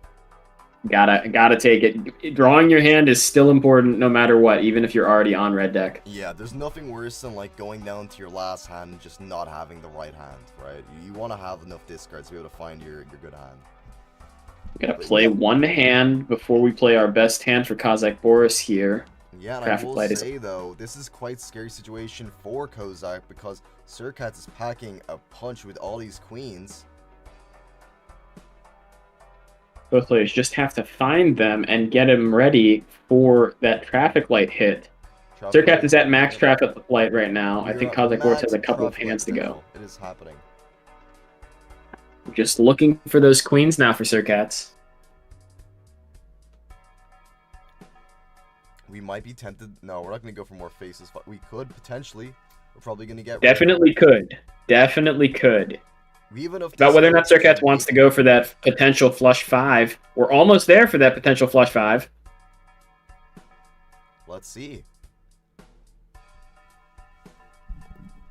Almost there. Can we draw it? Sadly, we don't. But a 5 of a kind is still fantastic. Yeah, we're probably just going to wait and see what happens. I think Surcats is going to wait just a little bit to see if we need to pop the 5 of a kind. Because if I'm Surcats, we don't really want to pop the 5 of a kind because that's going to unlock a new planet. And that might be a bit much. But I guess planet levels don't even matter when you're going to just be focusing on retriggers and molt. I suppose the only reason... There's already so much in our shop. There's already... Already so much cluttering our shop. Surcats might not even be worried about that 5 of a kind planet clearing us out. Let's see. Cossack Boris playing a straight flush, but it doesn't make it.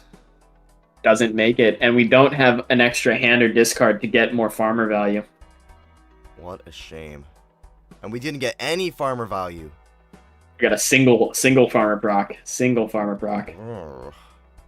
From that wild. Very useful. What are we deffing? We still have nothing on Kozak that's really something deffable. Maybe the 10, Polychrome 10 is what we're kind of thinking. I think we want to strengthen it up to a Jack or a Queen, and then we can def it. But right now, we could just go for a 10s build. There's no real reason to have to stay on face cards. Besides... There isn't, yeah. For right now, Kazakh Boris has no incentive to stay on faces other than the prospect of a sock later on in the game, but it looks like Kazakh is going to have to play towards these 10s, drawing that glass 10 and also having the poly 10. Those are effectively the same card, it's just that the glass 10 has a chance to break. We're seeing two very different routes here from both players. That's what I love to see with this extra credit mob. Most people don't know how to play it, so we're still kind of seeing people trying out different things.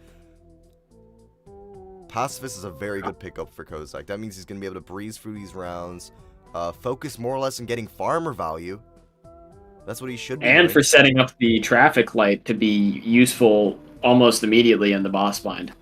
Oh, 100%. This is going to be very, very well played. If we can play this correctly, we can come out of here with a ton of extra money. It's all about how much money we can make. I don't disagree with either player's particular route just yet. I just think they're both very different. Surcats is probably a little bit more interesting. That skip with the Ambrosia definitely brought us a lot of value, but it was very high risk. So we just have to see what Surcats does with this potential now. Yeah, we barely miss out on the beating the small blind. So we're going to have to just play a flush to get there. And there we go. We're both players up. No, only Kozak is above the interest line. Surcat's still somewhat behind, but, you know, close enough.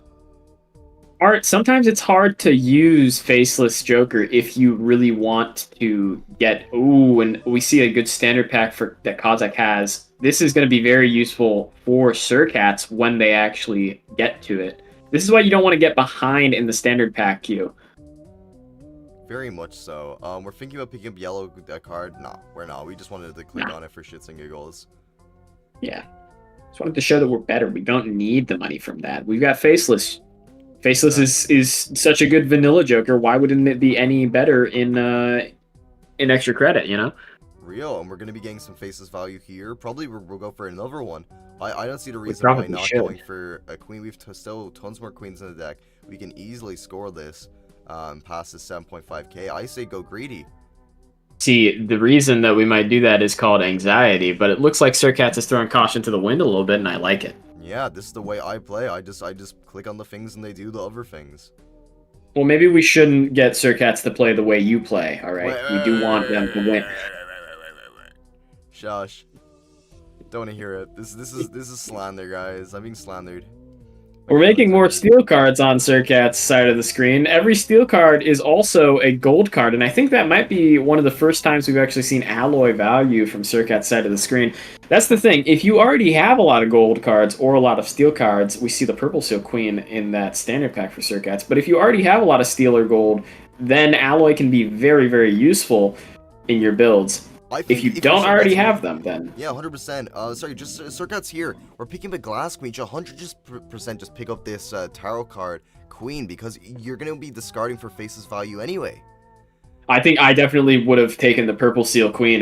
You need Tarot to build your deck more. Kazakh Boris has a very interesting choice here. That was Immolate on deck. Do you risk it? Yeah, speaking of Immolate, Surcats just did an Immolate, and it ended up losing one of the holographic queens. Bummer. There's always a chance for more deaths, so I don't think that's too bad for Surcats. But Kazakh Boris, I don't think Kazakh Boris can actually take the Immolate here. Might opt to go for a Cryptid instead. Yeah, Cryptid on this Purple Seal would go hard. I think that is the play. You can get so much value out of these Tarot Seals. You'll be able to cycle through them way quicker than your opponent. I think it's not only good for econ. Like, I think Cryptiding that Queen is going to give you more value long term than that Immolation now. Because you also have a chance of losing that Purple Seal Queen. Yep, that's the issue. That's the issue. It's a 1 in 8, but 1 in 8s are really scary when it's from a value provider, you know? Think about it this way, right? With all these tarot cards, this is going to help us if we get a tarot that isn't what we want with all these Purple Seals. It's only going to be feeding our campfire. Exactly. That's another way to look about it. If you are playing towards the campfire long term, like both players probably are, you definitely want more Purple Seals in the deck. Yeah, so we'll see what if Surcats' pick of taking the Glass 10 or Glass Queen of Spades is going to be worth it. It'll have to. It'll have to be worth it. We have a lot of flat molt from those Hollow Queens, all right? So it's not exactly a terrible idea. It's just that you're gonna have to invent the value, right? It's not there immediately. Yeah, and it's a less clear line for Surcats now because we still have We no got a flush 5 on Kazakh Boris. Oh, I guess Kazakh Boris doesn't care about the flush 5 actually. He's selling the star instead for more. Maybe there's another 10 of diamonds in the deck, or no hermit value. Already worth the immolate. Free immolate. $20 is $20. $20 is $20. Do we have another 10? We do have another 10. We can speculatively get that flush 5, but what is our traffic light on? Not sure what Kazakh's traffic light is on. I think he's ready to play it right now. Oh no, we still no, he's not. Hand. Yes, he needs to play one more hand instead. That's fine. He's trying to get maximum farmer value. That's what Kazakh's doing right now. True, but we need the fish for this next 10. I feel like that's the game plan here. I think so. I think so. Or you get the flush 5. I think you're holding for farmer makes less sense here than just finding that 10. Let's see if we can find it. Can we get it? No, we don't. Gonna have to play that 4 of a kind instead.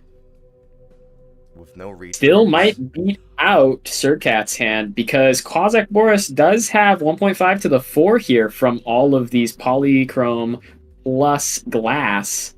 Yeah, don't forget we're getting extra chips off those first 2, which might make the difference. But I don't know if it will. Well, Surcats probably takes this here. I forgot to account for the fact that Surcats has 3 steals on deck here. No, Surcats might not even need that glass. Yeah, I think you're so right. I think this is just the base mold he's getting off those holographic queens is going to be enough to take him over the edge. I don't really see a way Surcats loses here if we just send this 4 of a kind. Yeah, no, not even a reason to risk that glass queen yet, I don't think. No, I think we're fine either way. Clear it. Should be, since it's 1.5 to the 3. And I mean, if you're very worried, you can play the 5 of a kind with the glass queen, and that definitely wins it. But I think we have it in the bag. Let's see this 4 of a kind. Yeah, it's a lot of flat mold. Oh, there we go. 10k beat. And now Kazakh is just here waiting for his farmer. Yeah, just send it. Like, it doesn't really matter. Yeah, there we go.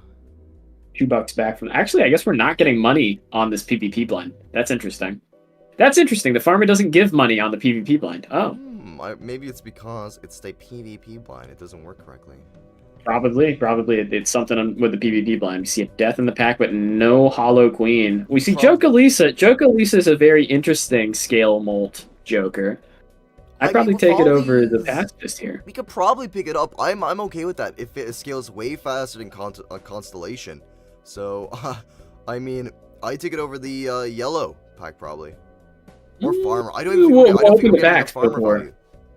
Ooh, now here's something that you want to see if you're going to take that Joker-Lisa. We see the Magician and a Lovers here. Either of those could count as additions. If we're just going to play for 10s, there's no reason to strength these 10s. And I think since you don't have 2 poly 10s in a row, you probably want to take the Magician instead. Yeah, or you could hypothetically Lovers the 10, but getting 2 Magician cards are very, very nice. Double Magician Joker-Lisa is just sitting there ready for us to pick it up. Yep. Honestly, I'd probably pick it up for Pacifist. Yeah, no, I think we're selling out a Pacifist coming up here for Kazakh Boris. What is Surcats doing? Surcats, we're just rolling down in the shop. We're looking for something. Pareidolia is a question mark. We could get tons of No, Pareidolia is crazy because of the Faceless. Yeah, no, we're gonna get tons of money off of Faceless. That'll be fantastic. So we're gonna get every discard. If we discard these free cards, we are gonna get $25 worth of economy. Fantastic. That's crazy. Huge. And now we don't have to sacrifice making our best hand with those hollow queens. We don't have to sacrifice looking for queens anymore. Yep, and we can just play this as what we normally would. Looking for queens, get the flush 5 of kind, flush 5 or whatever it would be. And look at our money now, up to $37 from, 12 we were on? Yeah, no, this is an incredible turn in the money, like the money in the econ generation, because before Kazakh Boris had a pretty consistent way to create money with Farmer, had a very consistent way to create money with the yellow card. Surcats only has this opportunity for Paradolia plus Faceless because they took that pop-up skip earlier in the game, and this is something that Kazakh will literally never see. Unless it appears in the shop roll. Like, I have such doubts that since we haven't seen it at this point, you know, why would it start appearing now? Very tempted just to take that 7 of red seal for Surcats just to put a chariot on it, because it's also going to count as a gold card with the alloy. So you're going to get double money. And then we have malt.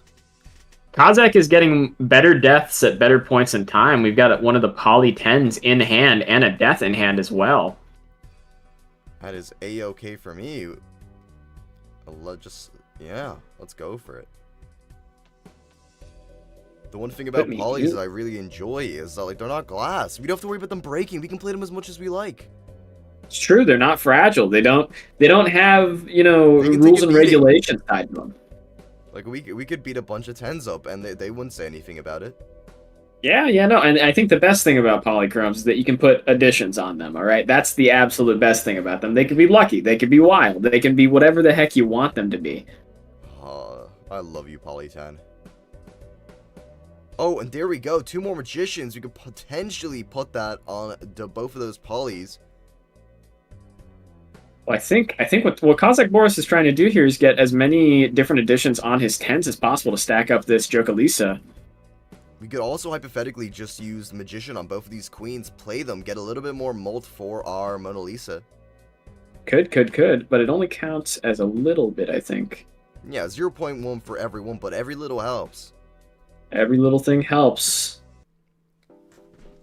We don't quite have a flush. I'm not quite sure what Kazakh Boris is trying to do here. What playable hand? I think we've got just the 4 of a kind that's playable, and I think he has to play it here to win the hand since Traffic Light might be up and running. That might be why we're doing this. Does this even win? Oh, no, it doesn't. Do we have a winning hand for Kazakh Boris? This is interesting. We have a flush. Only 1 addition on that heart's flush. Are we going to throw away our hands? This is getting kind of dicey because if Kazakh Boris loses a life, yeah, we're on the last ante for Kazakh Boris. If he loses a life here, he'll be down to 1 life. Yeah, I'm surprised we didn't even level up our campfire whatsoever. That's a little bit unfortunate. Shocking. Oh my god, yeah. Opting instead for the farmer value. Kozak oh my goodness. Loss. Final life in the finals. This could be very scary. Surcats has beaten you out like every single time. By about 10k each too. You got to get that Poly 10 build online quick. We see double rainbow. That could be part of it. Double rainbow plus Lucky Cat back to back. When we already have magician 10s. Yeah. Wow. And this is why I'm kind of confused. We magician the 7. Yeah, no, this changes a lot of things. I think Kazakh Boris is looking a lot stronger right now. All our money from Lucky cards. Get rid of Farmer. We are like so going into this Lucky Cat. Don't get rid of that Traffic Light. That's still a huge part of your scoring, Kazakh. And look at us. We got money in a row. We should be buying, selling planets as we go down these shelves with Campfire. Or not. And so this is interesting to me. Surcats must have seen that double rainbow and wait, no, Surcats doesn't have any lucky cards, so these cards never spawned. Surcats is deeper in the shop. That's what happened. Oh my god, because Surcats has no magicians, no lucky cards. Both of these have just not been found.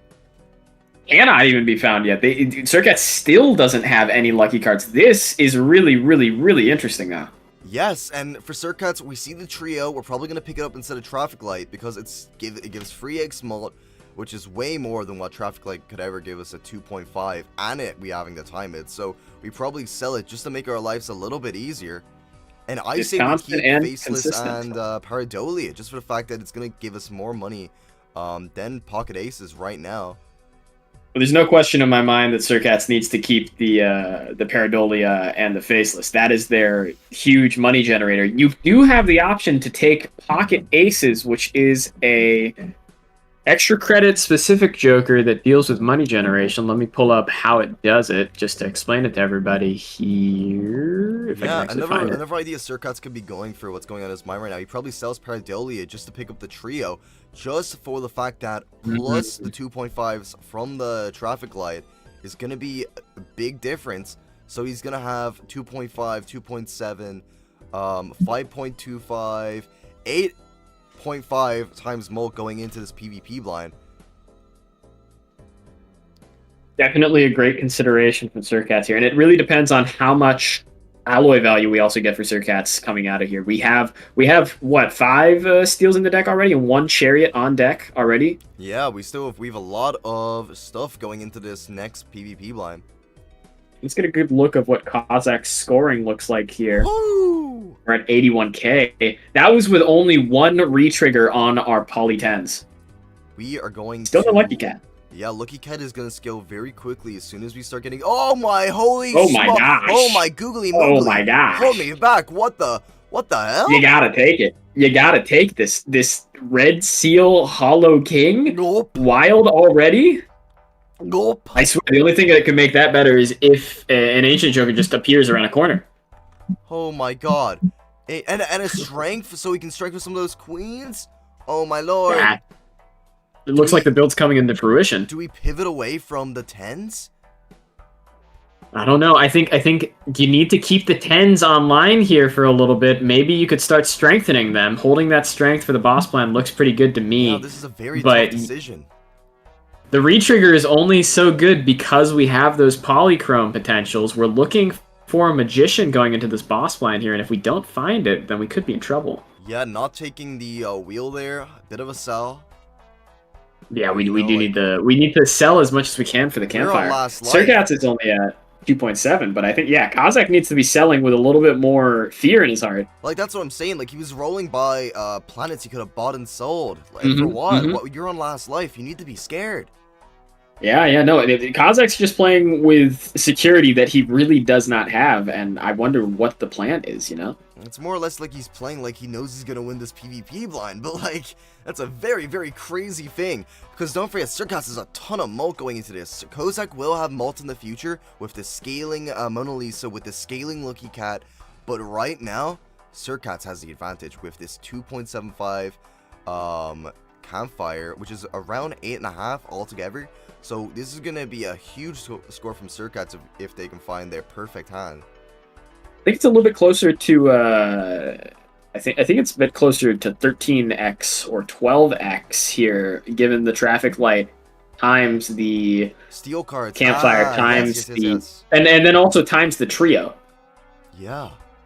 I'm pretty sure. And then when you consider steel cards, I think we're a lot closer to 20, maybe. We're probably closer to 20x for Surkats, all in potential. Oh my god, this could be over for Kozak just because of what life lost on an early blind. And it just very dangerous. Not being, scared enough to roll down and buy plants and sell them to feed up that campfire. Kozak knows that he can't actually hold on to these non-enhanced 10s. He needs to find...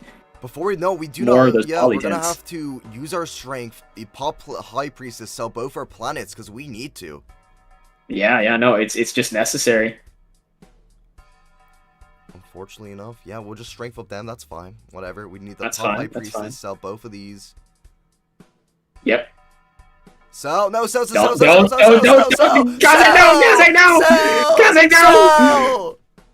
no! Kozak, don't do it! Oh my god, he couldn't resist Kozak. He couldn't resist it. Using consumables when you have the campfire. He couldn't resist it. Couldn't resist the asteroid. It was too much. It was too much. Oh, too much. Surkats potentially selling faces for the extra 0.25? Huge gamble. If they know that Kozak Boris is on their last life, you could go for it. You could definitely go for the kill shot right now if you're that confident. But it cuts into your money-making potential. Oh my god! Oh my god! What yes! the perfect F? Okay, my question is... that's... Yes, you 100%. You copy your polychrome Lucky 10, and you've got a nice flush 5. Flush 5. With all these retriggers off the polychromes, if we can get a plus 20! Holy shit! Wow. Oh and my now, god. 5.18 million. Does Surcats have enough to match that? I don't think so. Never punished. Never punished. Good God. He took the advice from Jesus. Popping the asteroid was just a cherry on top, all right, actually. Oh my He knew he was going to get a death. That's why he was so confident. He saw into the seed. Yeah, he knew. He's been scouting at this seed beforehand. Jesus Christ. Surcats, now in big trouble. Somebody needs to check in PC. We're starting off this blind. I think we're in the same position for both players in the shop seed, basically. Yeah, on the tarot. Or maybe anyway. no. We're in the same tarot position. I see. We're in the same tarot position. We're probably gonna But the sell shops are here. a little Pop. offset. Yeah, that's fine. I would have popped Emperor, but you know, maybe I'm bad at the game. Well, maybe. The jury's out on that one. Yeah. We 100%. We pick up. Let's use the wheel. Pop it. Whatever. Doesn't matter. Oh my God! Wait, loyalty card could have been big. We could have sold Faceless Passing to up the loyalty loyalty. card. Well, you know, is what But it that is. gets rid of all of your econ generation. I think maybe I probably would have sold out of the traffic light. Is it if though? I'm Because don't Surcats. forget we have Alloy, which is giving us money for every steel card. I guess you're right. It is, but we have to make sure that we actually hold those steel cards at the end. That is econ generation. You're right. Selling Faceless probably does make sense at this point in the game. We're not discarding for it a whole lot, so yeah. Never mind. Surcat's getting plenty of value out of this Faceless Joker. You got to make what you have work. And we're getting value out of it no matter what. It seems. Yeah, wonderful. Are we just gonna send this? Is this gonna win? Seems like it might. Maybe a 3 of a kind just wins here. I think so. With all We this, got the trio plus value. Vault, yeah, definitely. Yep. Absolutely. It's not too difficult to clear these white stakes PvE blinds. I don't know why. Do you not buy sell planets? Yeah, no, I don't. Neither player's playing really hard into the campfire here. If I'm either player right now, I'm buying every single planet I see and selling it. Maybe I'm not sure. I understand why the play is though. They're trying to look deeper in the shop to find that something, right? They don't want to waste their money on these planets, but at the same time, you're getting immediate cheap value for this campfire. Yeah, I think if I'm Surcats, I saw what Kazakh was putting up last round, and I'm thinking to myself, it wasn't just a single campfire. Yeah, that's not how that works. But it's got to be something else. Surcats is never going to be able to find it because we still don't have any lucky cards. No lucky cards, and even if we did, we're already. Oh my gosh! Holy my gosh! Holy shit! Every single lucky card we have for Kazakh Boris is effectively a red seal right now, so this is just crazy. Pop the wheel! Pop the wheel! You know you wanna. We should still sell it for the campfire value, but I think you've earned it, buddy. Yeah, just please use the wheel. Make my day. Use the wheel. Make our day. Come on, buddy. It's gonna hit. I swear. You're running a lucky card like Joker lineup. You need to use the wheel. Checking what his fool is on. Oh no, his fool is on death.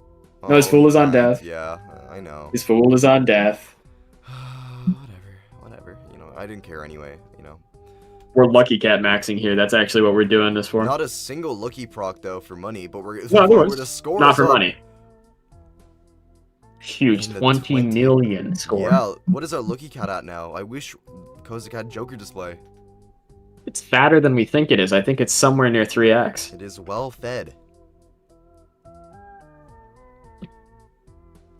This is a very scary game right now for Surcats because Surcats just doesn't know how Kozak is scoring this much. They've seen the seed and they're like, "What? I swear, I've had good econ. I've been using Faceless Paradolia on top of Alloy. I should be ahead of this guy in the shop." But they just don't know that they didn't make any magician cards, so they didn't see what Kazakh Boris is seeing. This is a very interesting game. Both players have strategies that the other player just straight up could not have seen. Surcats had that top-up skip with the Ambrosia into the copying that Hollow Queen a bunch, and then had Paradolia Faceless, which Kazakh Boris literally never could have seen because that Faceless did not spawn for them. And then likewise, Kazakh Boris now with the much stronger Lucky Retrigger Polychrome 10 strategy that Surcats could not have seen. Like, what are you even meant to do here? This is crazy. Oh, that's unfortunate. Oh, bummer. We Yeah, just punished. sell it here. The only combination that punishes you, right? Yeah, if we had that extra tarot spot, that would have been nice. But we're playing on red deck and we haven't found the orb yet. Honestly, we did see forklift. We saw forklift much earlier in the shop. If I'm Kazakh Boris, I probably would have taken forklift over the Jokalisa at this point. Potentially, but the I'm same only time, playing a right? single. Don't worry. That every time we play this 5 of a kind, our Mona Lisa is going up 0.5 times. No, it's going up 0.1. Yeah, but for each one, isn't it? No, because it's unique editions. Oh, that's lame. Yeah. So it's only going up 0.1 each time. If I've got that right, let me check just to make sure. I think I might be wrong. I think I've got it right. Unique enhancement. Yeah. Okay, so now Kozak is like, all right, now we buy sell the judgment. Like, no, Warlock. Well, hold on. Warlock. Warlock plus double rainbow. I think Kazakh Boris needed to read that for a little bit longer. We skipped past it a little bit too quickly. What does that do exactly? Warlock, whenever you play a lucky card, has a 1 in 7 chance. Oh, well, never mind. He actually doesn't want his lucky cards to be destroyed. But it has a 1 in 7 chance to destroy the played lucky card and spawn a spectral card. That could be a way to find deja vu to put onto those 10s. I'm pretty sure we're still behind in the spectral queue thanks to Ambrosia, but we know there's a cryptid and we know there's an aura. So maybe he already saw the cryptid. Kazakh Boris saw the cryptid and the aura because of the opening of that spectral pack. But Warlock would have been a way to get much further in that queue, since we do have double rainbow and we're playing 5 lucky cards each time. It's just the issue is we'd be cutting into our power cards every single time we play it. And that is very true, just for the fact that, we're on our last life. We need to play to win here. Kazakh cannot actually afford to have to build up an entire backup supply of lucky Polychrome Kings. Incredibly so. Oh my god. Let's see this here. Crazy. This is a wild match we're seeing. Yeah, I'm not sure what Surkats can do. Like, Surkats just hasn't seen this. Like, what is he meant to do? I don't know. I don't know what Surkats is supposed to do. They're just behind in ways they could not have foreseen. That's the issue. Kazakh's Campfire is also at 5x. Surkats hasn't been selling any of their consumables. Has just been breezing by the planet cards to try and get further in that shop seat to see what they missed out on, not knowing that what they missed out on was pure RNG. I mean, it's just really unfortunate that Surkats doesn't like lucky cards. Like, this is the whole reason things went bad. Surkats it really the luckies.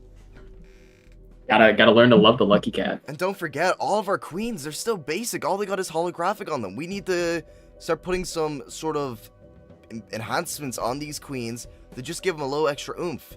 Because right now, this is still nowhere near enough. 285 million.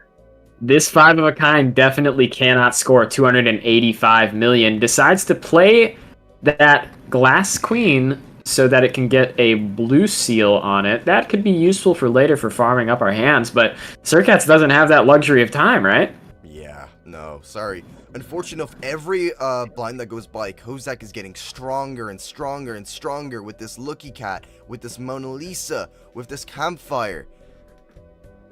It's just, what are you meant to do?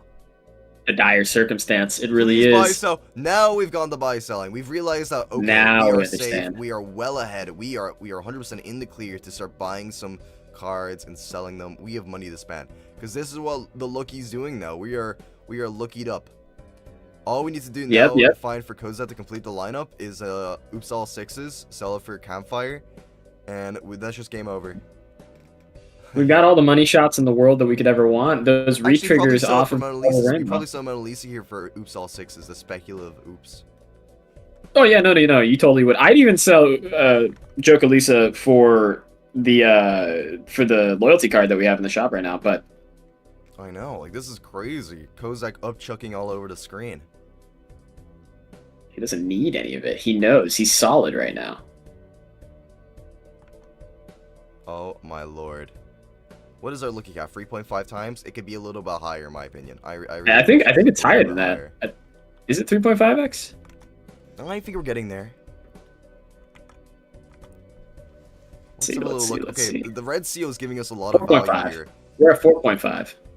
Another reason why I 4.5 think on that Kozak lucky is cat. well ahead, especially is just because he cryptided the lucky queen, or sorry, the lucky queen purple. with the cryptids.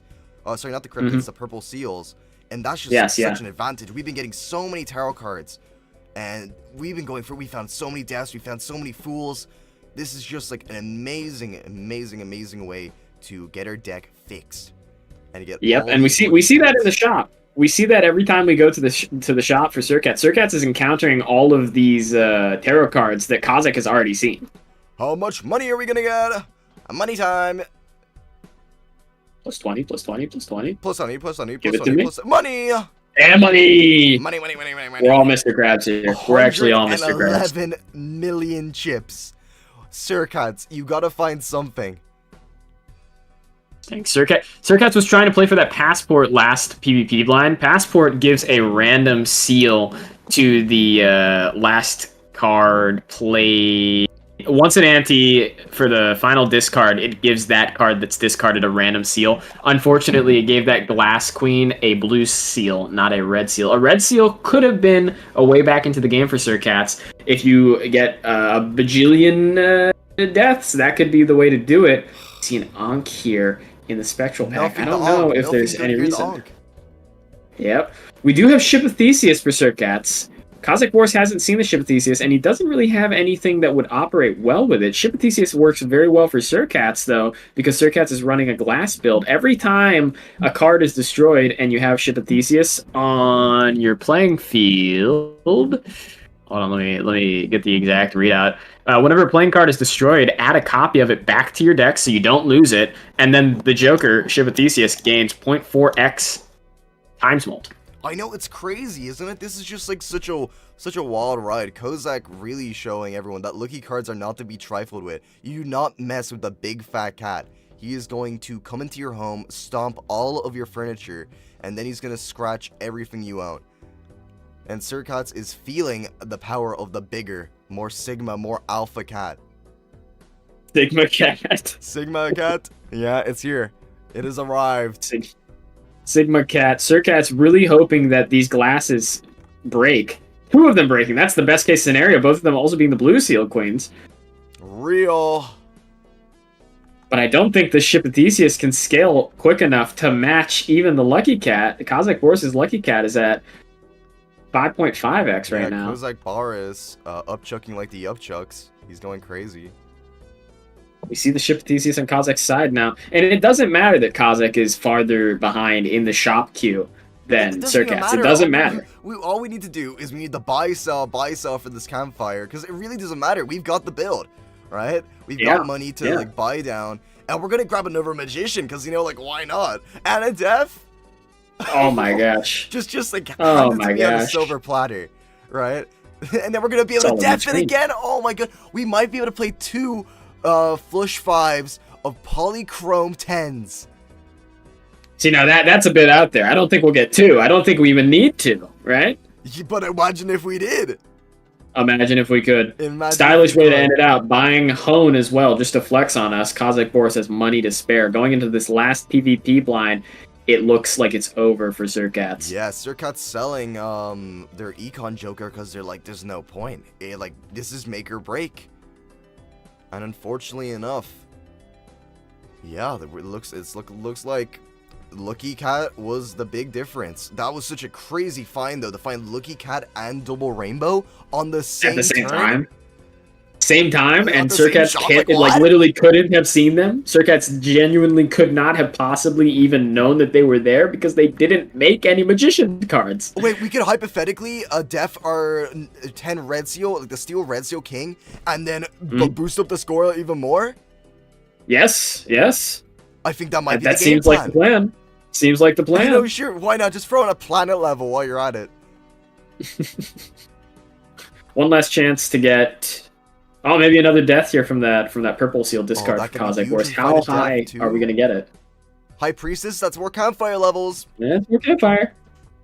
And we're going to send it. Hold on to your seats. We are about to see a very, very fat cat. beat a very, very poor and bruised and beaten up Surcats. The ship has sailed. And It's sank. come to port. It is no longer the same ship. Even though every piece was removed and put back together, it is not the same ship. It is a shell of its former self. And it definitely can't beat the power of luck. We're a leprechaun here, and our pet cat is about to bring it on. Ah! It is the cat! The cat strikes back! And Kozak Boris is the winner of Week 14 Extra Credit Tournament. That is an amazing run. Holy goddamn. Finally, a good display of the extra credit jokers in finals. That I could not have asked for a more extra credit centric game in the finals. Great job, both players. Surcats played incredibly well. It's just that Kozak Boris had the better luck. I know, and the thing is, I know Surcats is gonna come on looking after. He's gonna rewatch the VOD back and see where it all went wrong. And unfortunately enough, it was lucky cards. If you don't have a lucky card in your deck, you're not gonna be able to see these jokers. Yeah, it's just unfortunate if you don't make from the mod by not getting at least one of every suit or one of every enhancement. Yep, you just need magician cards to be even able to see those double rainbows, those cats. They don't appear otherwise. No, seriously, that is a crazy, crazy game. Do you want to see if we can get Kozak Boris up here for a little post-match interview? Sure, if we could. Or this stream has been going on for 5 hours. I think I am going to end it. So That's we're gonna go find someone to raid. Let's go see who's playing Balatro multiplayer. If anybody, let's find. And there is your prediction. Everyone, you've been paid out. Guys, alright, so I want you to type in the chat when we raid, Lucky Cat OP. True. That is what we're gonna type. So real. Is anybody playing Balatro PvP right now? Is there anyone playing the multiplayer? I would love to see some PvP. Looking for PvP. See, chat, here's the real way to actually get famous. It's called stream right after we end the tournament so that we raid you and you're playing PvP. That's the best way to do it. Like, if you guys want to get all of the viewers, just play PvP Balatro. You know what? Let's send everyone over to a... Oh, wait. I think someone's... I found someone, Grumgal, I believe, is playing PvP versus someone. How do you spell it? GRUM. Yep. Grumgal. And then gal, alright. Underscore gal. Sorry. Oh, underscore gal. I found them. Alright, everyone, prepare to raid! Join up, my soldiers! We battle onwards! We march! We fight! And we kill! And you know what? For everyone who's still here, I'm just gonna run an ad. Farming. Crazy. Farming. Alright, raid. Let's go. Alright, GG, guys. Good stream. Very much appreciate it. That was great. That was huge.